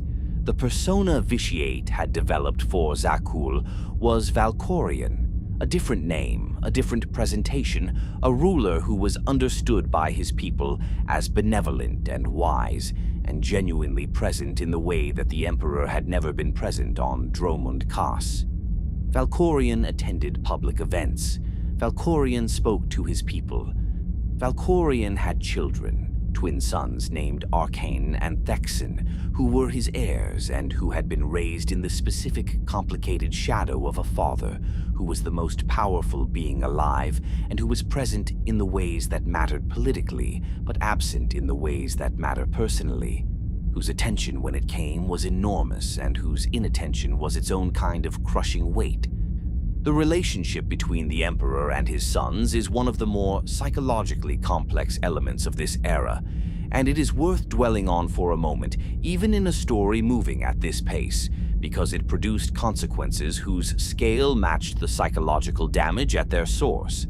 Arcane and Thexan had grown up knowing who their father was, knowing it not as a social fact but as a force field, as the ambient condition of their childhood, the thing that made every experience they had different from what it would have been without that knowledge.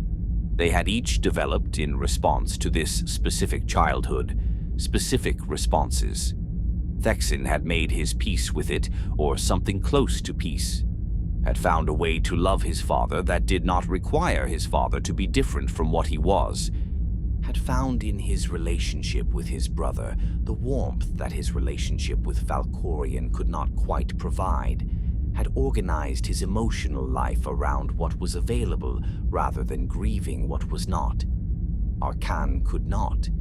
The specific quality of Arcane's relationship with his father was the quality of someone who had wanted something that was never going to be given, and who had been wanting it for long enough that the want had curdled into something harder. He was gifted, force-gifted, battle-gifted, the kind of person who, in different circumstances, would have been recognized as extraordinary and would have found some accommodation between his gifts and his context that allowed him to function at his best. The circumstances were not different.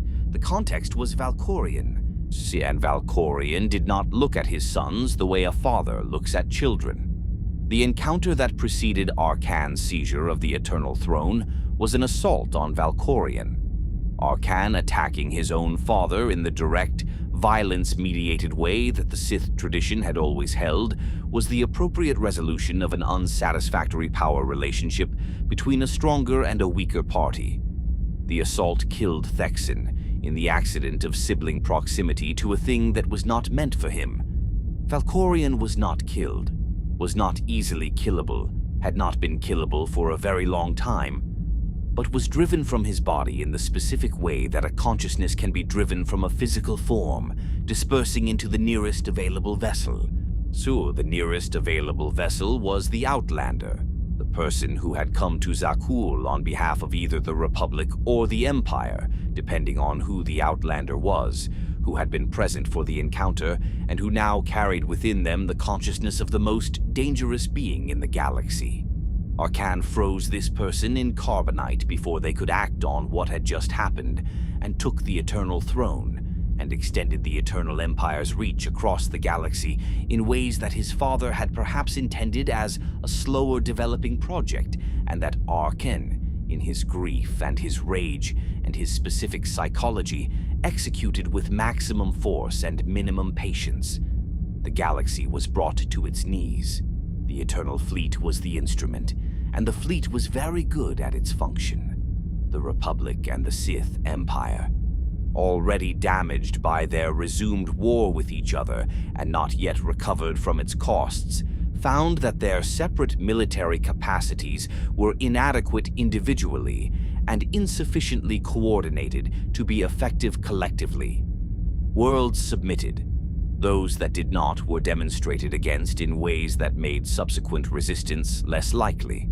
The occupation that followed was not the occupation of the Sith Empire's historical forms, not the Darkstone administrative apparatus of Dromund Kaas governance, but something brighter and in some ways more suffocating, the specific occupation of a power that believes its own propaganda about being benevolent, that frames submission as protection, that has the specific quality of a thing that is genuinely convinced of its own rightness.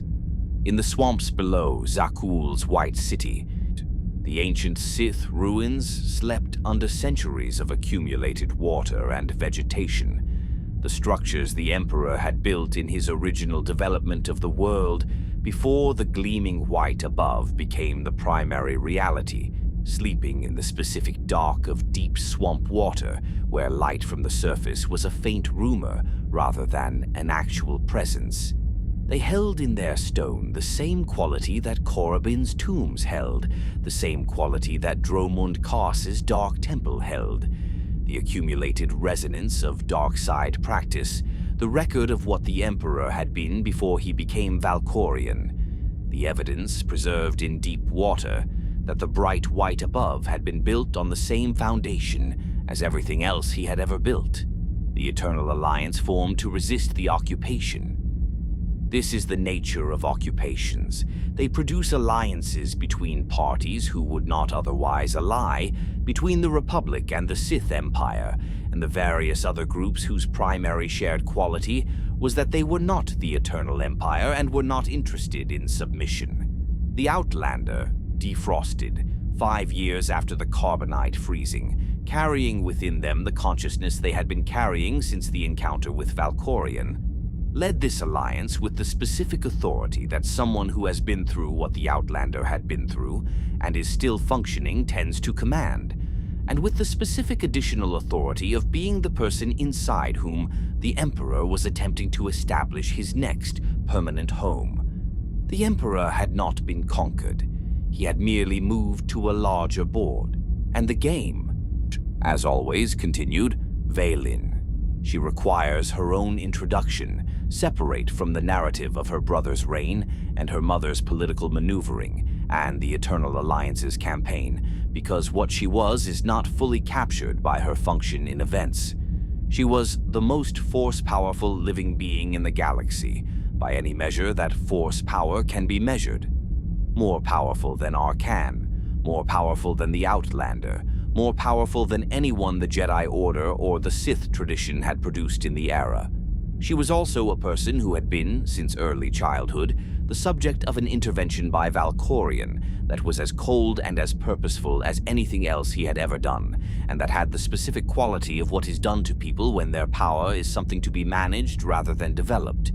He had her conditioned, not in the soft sense of influence or shaping, in the specific technical sense of deep psychological conditioning applied to a child whose power was, in its raw, unconstrained form, genuinely difficult for anyone to handle, including her. The conditioning installed specific inhibitions, specific triggers that would reduce her capacity when it activated, specific nodes of control that her father retained access to even as she grew. It was done in the account that the records preserve because her power was dangerous. It was done in the way that things are done when the person doing them has a genuine reason and a hidden additional reason. And the hidden additional reason matters more than the genuine one. She knew. So not at first, not as a child or even as the young woman who fought in Arcan's forces with the specific controlled violence of someone who has been carefully shaped for a purpose.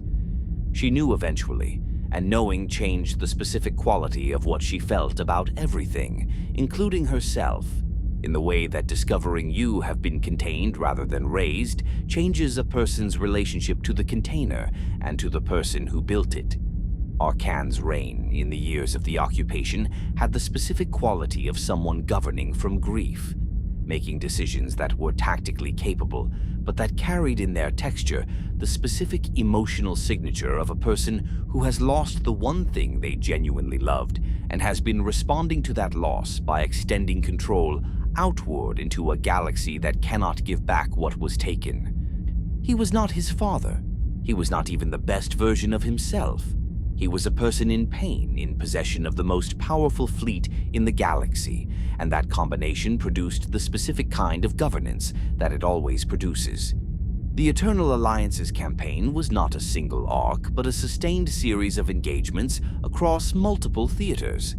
Against the Eternal Fleet, against the occupation's administrative apparatus on the worlds it controlled, against the specific capabilities that Zakuul's technology provided that conventional military doctrine was not optimized to counter. The Outlander moved through this campaign with the specific quality of someone who carries the enemy within them, who has access to the Emperor's perspective in a way that is sometimes useful and always disturbing. Two who navigates the specific ethical and strategic complexity of being the vessel for the consciousness of the being they are trying to defeat. Arcan broke before the campaign's end, not militarily. In the military sense, the breaking had a military cause, a defeat that was decisive enough to disrupt his capacity to continue effective governance of the Eternal Empire. But the military defeat was also a personal moment, a place where the combination of what he had been carrying since Thexan's death and what the years of occupation had cost him and what the specific quality of the Outlander's presence meant to him, all of it arrived at once in a moment that was either a breakdown or a liberation, depending on what it produced. What it produced was Arcan joining the Alliance. The specific psychology of that choice, the child of the Emperor joining the effort to end the Emperor, is not simple and does not resolve into simple statements. It was not a redemption arc in the clean sense that stories sometimes offer redemption arcs. It was a person making a different choice, belatedly, at significant cost, with full awareness of what the previous choices had produced and insufficient illusion that the new choice would undo them. Vaylin seized the Eternal Throne after Arcan's defeat. Her reign was brief, and the word chaotic is the one the historical record most commonly applies to it, though chaotic in this case means something more specific than mere disorder. It means the specific expression of everything that had been suppressed and conditioned and contained throughout her entire life, suddenly not being suppressed. The release of a person who has been held in a specific shape for so long that the release does not produce freedom, but rather the frantic overcorrection of every constraint simultaneously being lifted. She was extraordinarily powerful, genuinely distressed, and in possession of the Eternal Throne, and the combination was as dangerous as it sounds. She died before the full scope of what her power would have produced could manifest in the Battle of Zakuul's Eternal Throne Room. Not in the way that powerful beings' deaths are often described, not in a blaze of final effort or a moment of sacrifice. In a moment that was, given everything that had preceded it, almost gentle. The release of someone who had been in the specific pain of being Vaylin for her entire existence, whose death was the first moment since early childhood that she was not contained, not conditioned, not managed, not anything except finished. The force that had been held so long under such unusual pressure simply stopped, and what it left was quiet in a way that her life had not been. The Emperor made his final attempt from within the Outlander. The consciousness that had been riding in them since the Carbonite, that had been present through the campaign and the defeats, and the Alliance's gradual consolidation of what the Eternal Empire had held, made its bid for the last takeover, the final, a permanent occupation of a vessel that would allow it to reconstitute itself in physical form and continue from there. The attempt happened within the Outlander's mind, in the interior space where the Emperor had been present as a lodger for years, and what ended it was not external force, but the internal work that the Outlander had been doing across those years, the sustained effort to understand what they were carrying and to maintain the specific quality of self that could not be replaced by something else. The determination that Revan had exercised across 3 centuries applied at the scale of a single, decisive confrontation. The Emperor was destroyed within the Force itself. Not defeated, not scattered, not dispersed into a form that could reconstitute.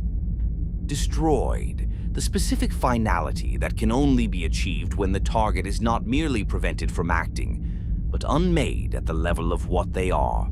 The consciousness that had been sustaining itself for 5,000 years through consumption and manipulation, and the specific theft of other beings' existence simply ceasing to be a consciousness. The Force, in that moment, had a quality that the Outlander and the people near them described with the same vocabulary that the records of Nathema's transformation had used, but inverted. Where Nathema had described the absence of the Force as a wrongness that pressed against Force-sensitive beings from outside, the Emperor's destruction within the Force was described as a release, a sudden current where there had been a vacuum. The specific sensation of something that had been blocking the living Force simply no longer being there, and the Force flowing into the space it had occupied as naturally as water flows into a depression. And so, the one who had sought to consume the Force itself was consumed, in the end, by the very connections he had spent millennia trying to destroy. The Eternal Throne Room in the aftermath was quiet. White stone, the throne itself faintly glowing with the residual energy of what had just happened, the battle that had filled the space a few minutes earlier, now replaced by the specific silence that follows the end of something very large. Through the dome above, the stars were visible. The stars that had been there before the Emperor began his project of consuming them, and that would be there long after the last record of him had been forgotten, continuing their slow nuclear burning with complete indifference to everything that had happened beneath them. The story did not end there. Stories of this kind never do. But for a time, the galaxy was allowed to rest. There is a particular exhaustion that comes not from a single catastrophe, but from the slow accumulation of lesser ones across time, so long that the beginning of them cannot be remembered by anyone still living. The galaxy, in the 1,000 years after the Eternal Empire's fall, experienced this exhaustion in ways that its citizens could not easily articulate, because articulation requires a vantage point outside the experience, and there was no such vantage point available. The people living through the Republic's Dark Age were not living through a named historical period. They were living through the weather of their era, the specific conditions of a galaxy that had been at war, in one configuration or another for so long that the institutional memory of genuine peace had faded to the quality of legend, something that elders referenced and that younger generations received as remote possibility rather than lived expectation. The Eternal Alliance had dissolved. This was perhaps inevitable. Alliances formed under pressure of external threat tend to dissolve when the threat is removed, because the threat was the only thing strong enough to hold together parties whose ordinary relationship to each other was competitive or hostile. The Republic and the Sith Empire resumed their ancient contest. The contest produced, across the centuries that followed, exactly what such contests produce when both parties are too strong to be destroyed and too committed to their opposition to find any arrangement they could both accept: stalemate. Not the clean stalemate of parties that have decided not to fight, the grinding stalemate of parties that keep fighting because neither can win and neither can stop. Around 2,000 years before the Battle of Yavin, the Sith Empire fractured. Not in the dramatic single-event way that the Great Hyperspace War had shattered the original Sith Empire, but in the slower, more comprehensive way that institutions fracture when the principles that held them together are no longer held by the people who are supposed to embody them. The Sith tradition, at its height in the eras this story has been tracing, had been a genuine tradition, a coherent philosophical and practical framework for understanding the Force and operating within it. Developed across thousands of years by serious practitioners who took their formation as seriously as it deserved. The tradition had always contained the seeds of its own fragmentation, because the hierarchy of power on which it rested was inherently unstable. The strongest rises, displaces the previous strongest, and the cycle of displacement generates exactly the infighting and betrayal that makes coherent institutional development difficult over the long term. In the years after the Eternal Empire, the Sith tradition's coherence degraded. Not catastrophically, not in a single generation, across centuries, as the war's demands produced more Sith lords who were better soldiers than scholars. More Sith who had learned the mechanics of dark side combat and never acquired the philosophical depth that the tradition's greatest periods had developed. More Sith whose relationship to the dark side was instrumental as a power source, as a tool, without the deeper engagement with the tradition's accumulated understanding of what the dark side was and what it cost. The Empire fractured into warlords. This is the natural endpoint of a tradition that has lost its philosophical coherence and retained only its power structure.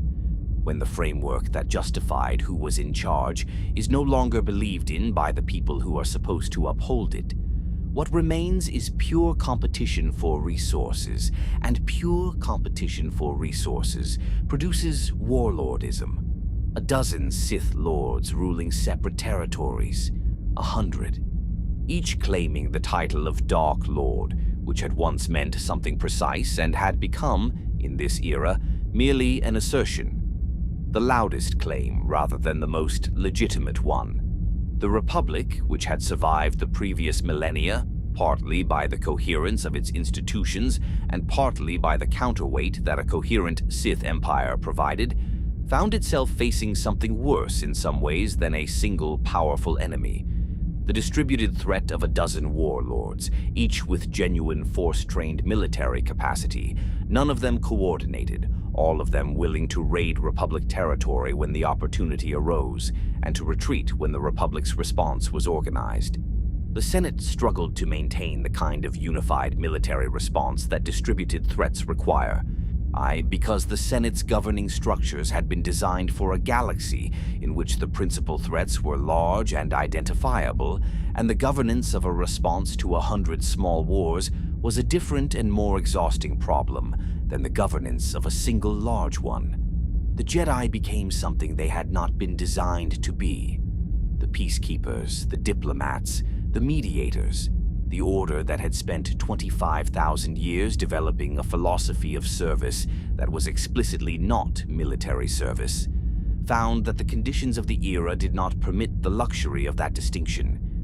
They became fighters, governors, the guardians of specific territories where civilian populations required protection that the Republic's stretched military could not consistently provide. They were called, in the records of the era, Lords of Light, a title that the Order itself found uncomfortable, too martial, too territorial, too much like the specific kind of power the tradition had always been cautious about. But the civilians in the communities they protected called them that with genuine gratitude, and gratitude is not always easy to refuse. Coruscant fell at one point in this era, the capital city, the city that had been growing since before the Republic existed, that had been the center of galactic governance for 25,000 years, that had been attacked and threatened and besieged, but never fully occupied since the Infinite Empire's era, was taken by a Sith coalition that managed the coordination that individual warlords could not. The Senate evacuated to temporary chambers elsewhere. The occupation lasted years before the Republic's counteroffensive succeeded. When the Senate returned to Coruscant, they returned to a city that had been governed by Sith administration long enough that the administrative records of that period were a generation's worth of documentation of what it meant to live under a governing philosophy that treated the governed as resources rather than citizens. The specific weight of this era, the texture of those centuries, is not easily captured in any single description because its defining quality was not a specific event, but an accumulation. The galaxy was forgetting things, not because anyone had decided to forget them, but because the conditions for maintaining them no longer existed. The great libraries had been damaged and rebuilt, and damaged again across the war's recurrences, and each rebuilding was incomplete, and the incompleteness accumulated. The philosophical traditions, both the Jedi's light side scholarship and the Sith's dark side scholarship at its most serious, lost ground to the practical demands of an era that needed warriors and governors more than it needed scholars. The dark side, which in the eras this story has traced, had at various points been the organizing principle of vast and internally coherent civilizations, had become something smaller and in some ways uglier. Not more dangerous in the immediate individual sense, the warlords of the new Sith Wars were individually capable in ways that could produce local catastrophes, but less than what the tradition had been at its height, less than what Vitiate had been, or less than what the ancient Sith Empire had represented in the Valley of Dark Lords' accumulated scholarship. The tradition was degrading, losing the depth and coherence that made it a genuine philosophical system and retaining only the surface, the specific applications of dark side power in combat, without the framework that had given those applications their meaning. In the ruins of this degradation, the Brotherhood of Darkness formed. Scare Khan had been a Jedi master. This detail matters, not because former Jedi who fall to the dark side are unusual in the history this story has been tracing, they are not, but because his specific path was one that the era's conditions produced, rather than one that an unusual individual's psychology drove him toward.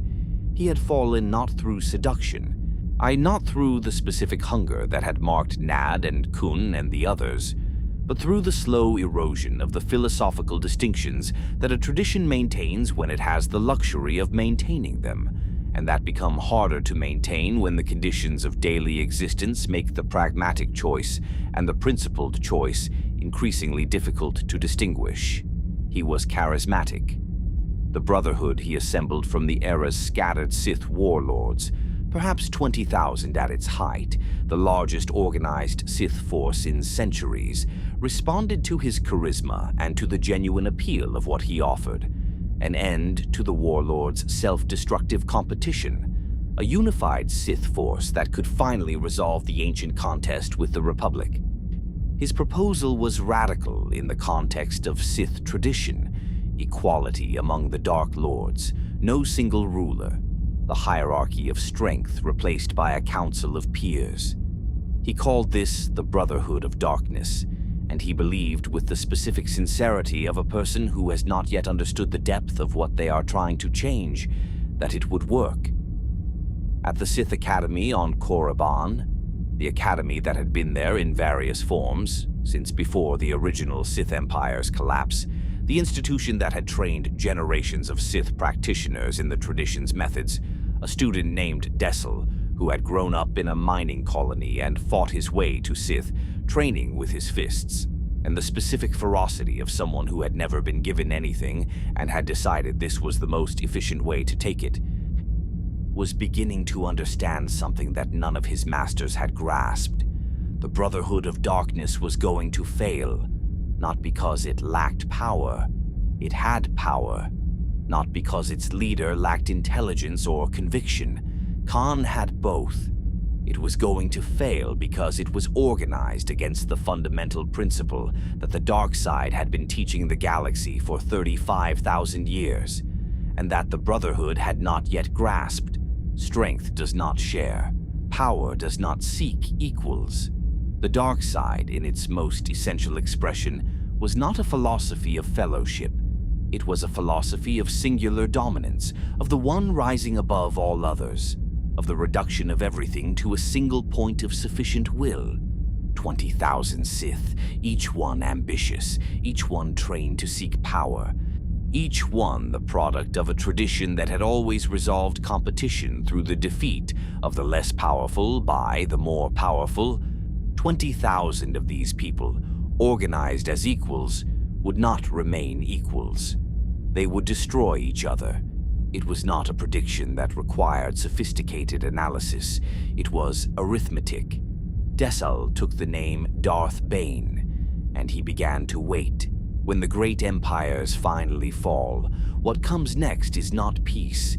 It is the long, grinding middle, centuries of smaller wars fought by smaller men in the ruins of larger dreams. The planet Ruusan was not, before the Brotherhood of Darkness chose it as its primary theater of operations, a world of any particular note.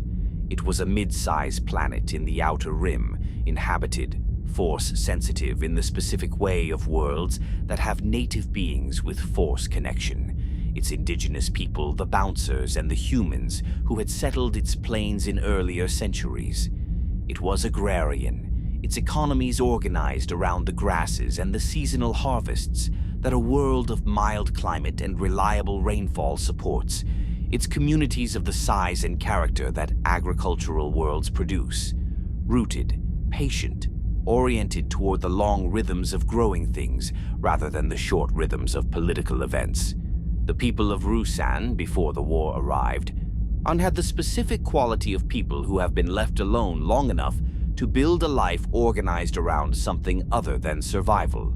The war arrived and the organized life dissolved. 7 battles were fought on Ruusan over a period of 2 years. 7 battles across terrain that, by the 3rd battle, bore no resemblance to the terrain as it had existed before the first. The plains churned to mud by the movement of armies and the specific devastation of Force warfare conducted at scale. The grain fields burned or flattened, the rivers running a color they had not run before. Rain fell on Ruusan throughout the campaign with the consistency of a world whose weather had been disrupted by the energies of large-scale Force conflict. See the atmosphere unstable in ways that produced precipitation without the seasonal logic that Ruusan's farmers had organized their year around. Lord Hoth commanded the Army of Light on the Jedi side. He was a soldier in the specific way that long wars make soldiers, not a warrior in the Sith tradition sense, not defined by the individual application of power, but a commander, a person whose particular genius was the coordination of forces larger than any individual, the maintenance of the collective discipline that allowed a Jedi army to function as an army rather than as a collection of individually excellent fighters who happened to be pointed in the same direction. He was also tired, not the surface tiredness of a person who has not slept enough, but the deeper tiredness of someone who has been fighting this war for his entire adult life, who can remember when the Army of Light was assembled and cannot imagine what came before it, who carries in his body and his Force sense the accumulated weight of everything the campaign had cost. He was not a young man's type of commander. He was the kind that very long wars produce, and that very long wars require. Experienced enough to understand what could be done, and realistic enough to understand what could not. Wise enough to know the difference, and tired enough to know that wisdom does not make the knowing easier. On the Brotherhood side, Khan commanded 20,000 Sith with the specific combination of genuine strategic talent and foundational misunderstanding that defined him. The strategy was often good.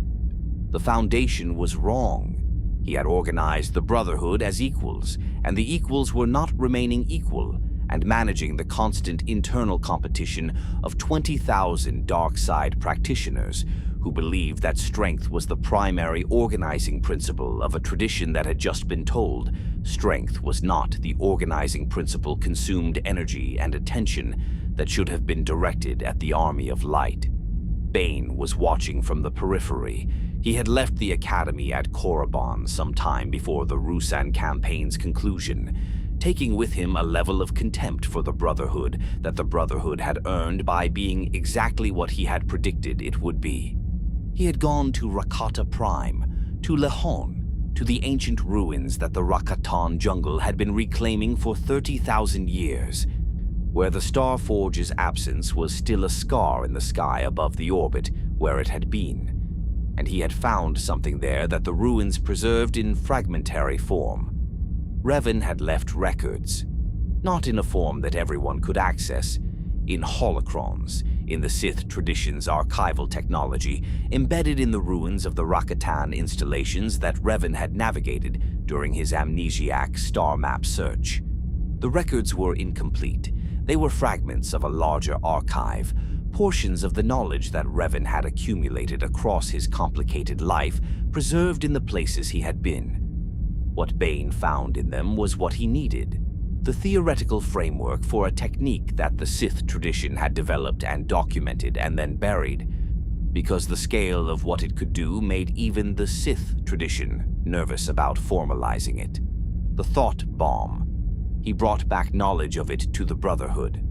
Not directly, he was too subtle for that, and the Brotherhood was too suspicious for direct disclosure. He fed it to Khan through channels that made Khan believe he had arrived at the idea himself, through the specific manipulation of a person who has been watching an organization long enough to understand how its decision-making works, and how to introduce information in the form most likely to be received as the decision-maker's own insight. Khan received the idea of the thought bomb as his own strategic inspiration. He began to consider it as an option. Bane returned to the Ruusan campaign. He fought in the 7th battle as a Brotherhood member, maintaining his cover in the organization he had been systematically undermining. He watched the Army of Light pressing the Brotherhood's position, watched Khan's command deteriorating under the pressure of internal competition and military setback, watched the specific moment when the thought bomb would become Khan's decision rather than Bane's. Lord Hoth knew, perhaps, that he would not survive what came next. He went into the cave anyway. The cave that Khan chose for the thought bomb's detonation was a natural formation in one of Ruusan's low limestone ridges, not chosen for strategic significance, not the site of any battle or fortification, simply a cave of sufficient size to hold the Brotherhood members who would participate in the ritual. The rain had been falling for days, as it had been falling for most of the campaign's latter stages, and the cave's entrance was approached through mud that had been trampled by both armies' passage until it had lost any quality of ground and become simply a surface of saturated earth that held the marks of boots and the drag marks of equipment and the occasional specific mark that close-quarters force combat leaves in soft ground. The Bouncers, Ruusan's native force-sensitive creatures, are beings of gentle luminescence and simple empathy whose entire existence was oriented around the Force as a living warmth, who were as opposite in their nature to the Brotherhood of Darkness as any beings the galaxy contained, had been retreating toward the high ground since the campaign's early battles. They could feel what was accumulating on their world, the specific weight of the dark side's concentration in the armies that had made Ruusan their theater, and their response was the response of creatures without political calculation or strategic consideration. They moved away from the darkness, toward the parts of their world where the Force still felt like it should feel, and they waited there with the patience of beings who have no alternative to patience. Lord Hoth led 100 Jedi into the cave to stop Khan. He knew what the thought bomb was, in the way that a person can know a thing abstractly and still not quite believe that it will be the specific thing happening to them, the specific way that events become real only when they are actually occurring rather than anticipated.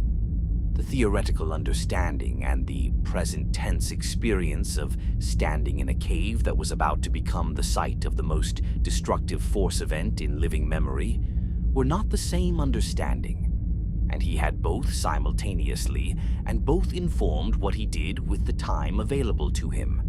What he did was continue. He moved forward into the cave with the 100 Jedi who had chosen to follow him, knowing they were moving towards something that would not allow them to emerge in the forms they were entering in. And he did this not because he did not understand what it cost, but because he had spent his entire life understanding what it cost and paying it anyway. And the specific geometry of this moment. The thought bomb would kill Force sensitives indiscriminately, would kill Ruusan's civilian Force sensitives if it was not met by an opposing Force concentration, would do to this world what Nathema had been done to its world, made the cost, in his assessment, the correct cost. Khan detonated the thought bomb. The description of what happened next requires the same approach that the description of Nathema required. The horror is in the absence, in the silence, in what the Force records as the negation of what should have been there. The thought bomb was not an explosion in the sense of fire and concussive force moving outward.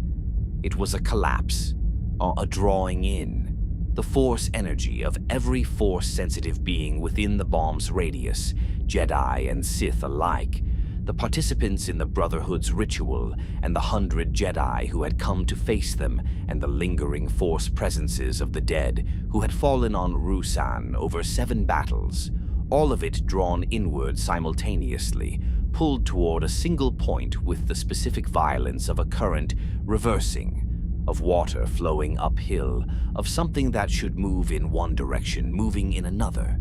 At the point of collapse, something formed. A sphere, metallic in appearance, small enough to hold in 2 hands, hovering above the cave floor in the specific way that objects hover when they are suspended by force, rather than by any physical support. It was the thought bomb's residue, the physical manifestation of what happened when force energy was concentrated to that degree without the biological architecture that normally contains force energy. What it contained was what the collapse had produced.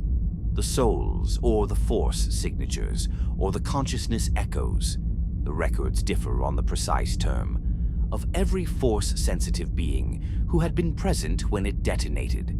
They were not dead, not in the sense that death is the cessation of consciousness. Their consciousness persisted inside the sphere. They were not alive, not in the sense that life involves the capacity to act, to move, to choose, to experience time as something they could affect.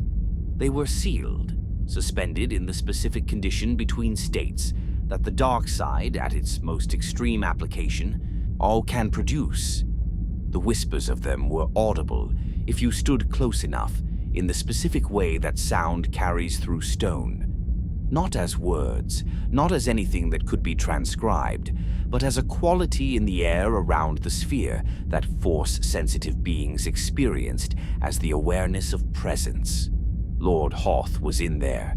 His specific consciousness, the tired soldier who had spent his life fighting and who had made the decision to go into the cave, was in there, along with the 100 Jedi who had followed him, along with Khan and what remained of the Brotherhood who had detonated the bomb, along with the accumulated force dead of Ruusan's 7 battles.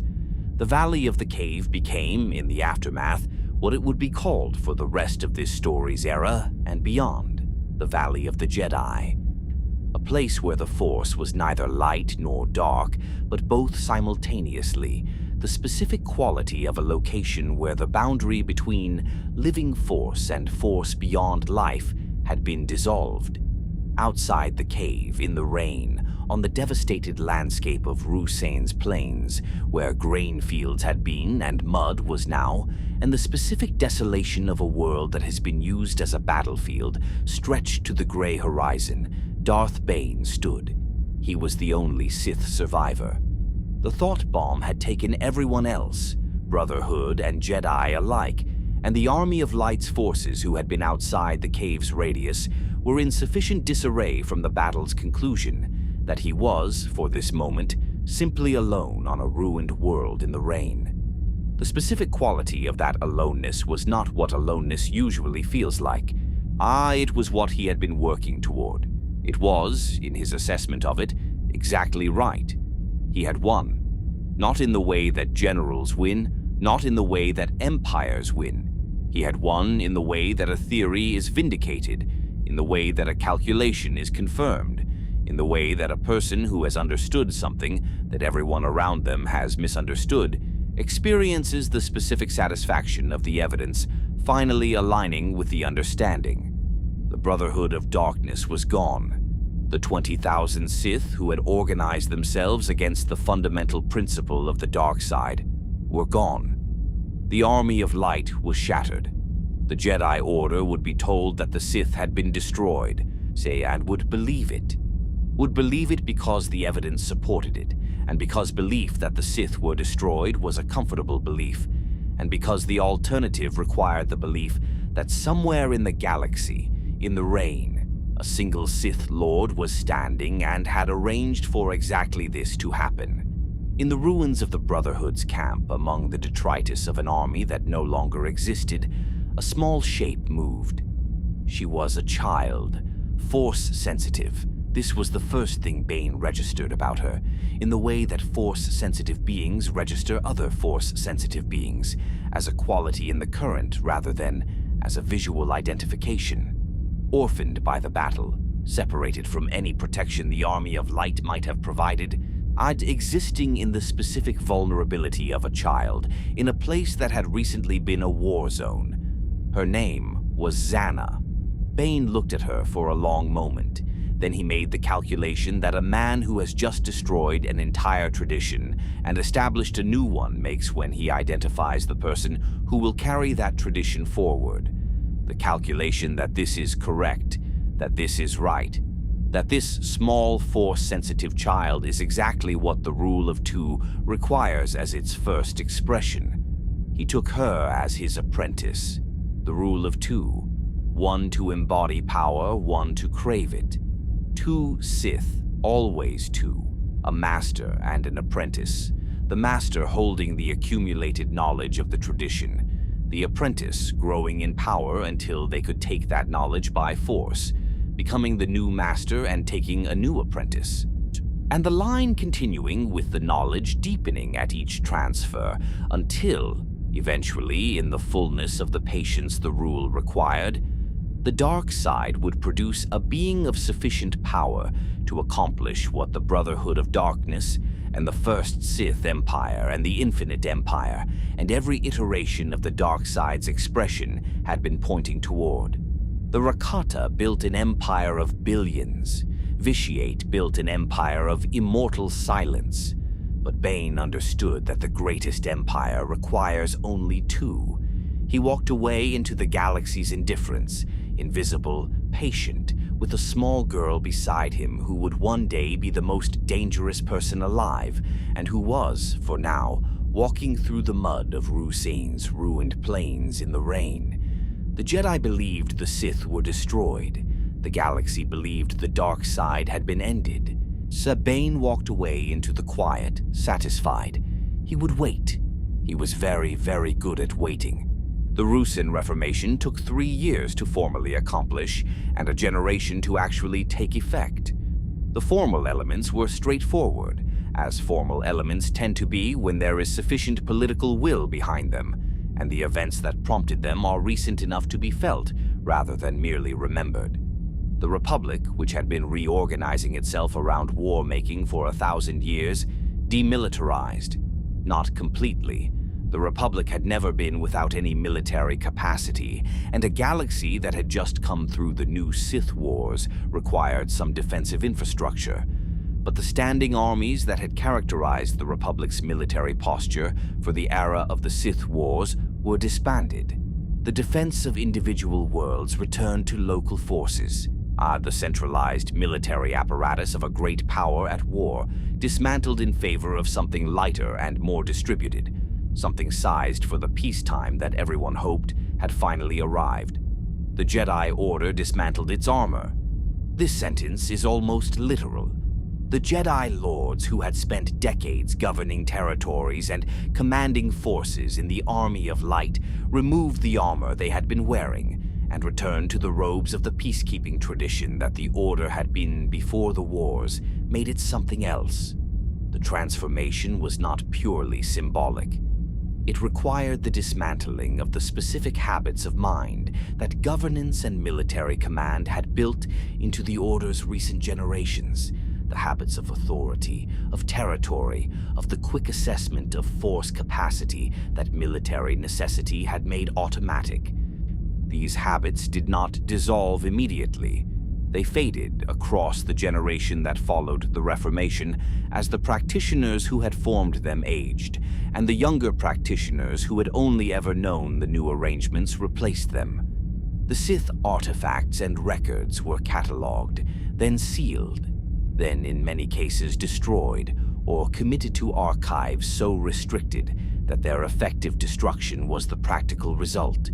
The Republic and the Order, in the aftermath of 1,000 years of Sith Wars, made the specific institutional decision that the information contained in Sith texts and artifacts constituted a risk that outweighed the scholarly value of its preservation, and acted on that decision with the thoroughness that genuine institutional commitment produces. This was, from one angle, an entirely reasonable response to the experience the galaxy had just survived. From another angle, it was the same mistake the Jedi had made in not fully engaging with the dark side's nature. The avoidance decision, the locked door, the institutional comfort of not having to think about something by not having the material that thinking about it requires. The question of whether the destruction of the Sith archives was wisdom or avoidance would be debated by historians for 1,000 years. The Sith were officially declared extinct, somewhere in a location that no one watching the official declaration from the Senate floor had any way of knowing. 2 people were alive. One of them had arranged the events that produced the declaration. The other was a child with very particular training ahead of her. The galaxy exhaled. It is not a simple thing to exhale after 1,000 years of holding the breath. The exhalation is not clean. It is not the full release of tension that follows a genuinely ended threat, because the tension had been held so long that some of it had become structural, had been incorporated into the way institutions worked and the way people thought about daily life and the way cities were built and economies organized. The releasing of that structural tension took time, and the releasing had its own adjustments and difficulties. But it was real. The peace that followed the Ruusan Reformation was the deepest and most sustained peace the galaxy would know for the next 1,000 years. 1,000 years of genuine quiet, of the specific quality of existence that peace makes possible, of civilizations growing in directions that war does not permit them to grow, of ordinary lives lived at the scale of ordinary lives rather than at the scale of historical events. Coruscant healed. The capital city, which had been the center of the galaxy's political life for as long as the galaxy had had a political life, which had been burned and occupied and besieged and rebuilt across 35,000 years of the story this telling has traced, healed in the specific way that cities heal when they are allowed to. Slowly, from the foundation up, the infrastructure first and then the structures above it, and then the specific quality of life in those structures, the markets and the schools and the archives and the 10,000 small expressions of a civilization that knows it is going to continue. The Jedi returned to the work of peace. The diplomats and the mediators and the investigators, the roles that the tradition had been designed for before wars had made it into something else, filled again with the specific quality of practitioners who are doing what they were trained to do, not what circumstances had required of them. The archives resumed their accumulation. The philosophical tradition resumed its deepening. The Force, on Tython and in the Jedi academies, and in the specific quality of a galaxy that was no longer consuming itself, moved with something closer to the balanced quality that the Jedi had identified as the ideal 25,000 years before. The Valley of the Jedi on Ruusan remained. The cave was sealed, not destroyed, not excavated, simply sealed. A decision that recognized that what was inside it was neither something that should be disturbed, nor something that was going to resolve on its own. The sphere of the thought bomb orbited in the cave's sealed interior, and the whispers that it had been documented to produce continued inaudible now to anyone because there was no one to hear them in the specific company of each other and of the silence that the sealed rock imposed on everything that happened within it. Ruusan's planes recovered. Not quickly. Battlefields do not recover quickly because the damage they sustain is not merely to the surface vegetation, but to the soil beneath it, to the specific ecology of organisms that healthy soil requires, and that the compaction and the chemical residue of weapons and the disruption of drainage patterns all affect. But the grasses came back slowly, in the specific way that grasses come back on disturbed ground. in patches at first, irregular and thin, the soil showing between the growth, and then thicker, and then something approaching the plains that had been there before, though not identical, never quite identical, carrying in their specific composition the record of what had happened to them even as they covered it over. The bouncers came back down from the high ground. This small detail, the specifically gentle beings of Ruusan returning from the heights where they had retreated from the darkness of the campaign, coming back down to the plains that were becoming plains again, is the image this section returns to when it needs to illustrate what recovery looks like, not the Senate's formal resolutions. Not the Order's institutional reorganization, the bouncers, creatures whose entire existence was oriented toward the Force as warmth, who had fled from the cold of the dark side's concentration, and who were now returning because the warmth was coming back, tentatively, in the specific way that warmth returns to a landscape after a very long winter. The galaxy continued on. Billions of lives, most of them never knowing the names of Vitiate or Revan or the Rakata. People born into the peace of the Ruusan era who knew the Sith Wars as history, as the distant past that historians recorded, and that was not, for most purposes, more relevant to daily life than any other distant past. People who woke in the morning and made their plans and lived their days in the specific assumption that tomorrow would exist and would be something like today, which is the assumption that peace makes possible and that war strips away, and which is, in its ordinary taken-for-granted quality, one of the great gifts that any era can give to the people living in it. Two Sith were alive, hidden, patient, working. The galaxy did not know this. The galaxy believed what the Senate had declared and what the evidence supported, that the Sith were ended, that the dark side's organized expression had been destroyed at Ruusan, that the peace was what it appeared to be. The belief was comfortable, and the comfort was not without basis. The evidence was real. The Sith had been destroyed in every form the galaxy had been able to see, and the peace that followed was genuine peace. Not the enforced kind or the temporary kind, but the kind that allows civilizations to do the things that civilizations are for. And somewhere in the unknown regions, on a world called Lehon, the sea still moved against the shore. The Rakata were long gone. Their empire was archaeology, their civilization the subject of scholarly study, by beings who could not quite believe that anything could have built and lost what the Rakata had built and lost.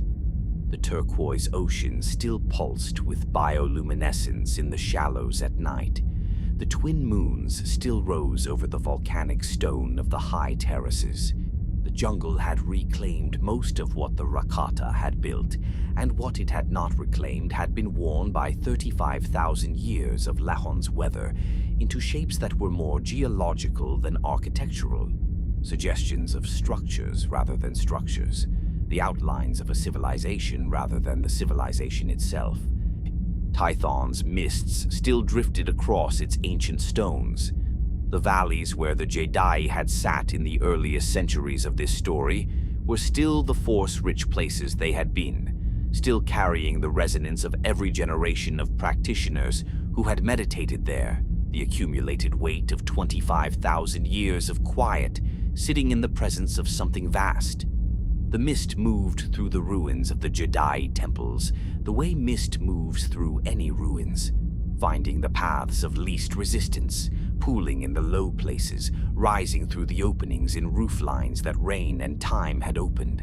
The Force moved through all of it, through Lehon's ocean and Tython's mists and Korriban's sealed tombs and Ruusan's recovering plains and the trillion lives being lived across the galaxy's thousands of worlds.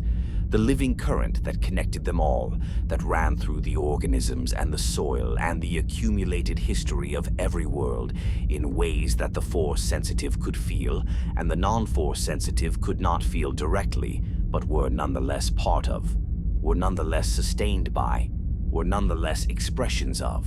The current moved as it had always moved, without preference for light or dark, without the specific orientation toward either that the beings channeling it had spent 35,000 years fighting over.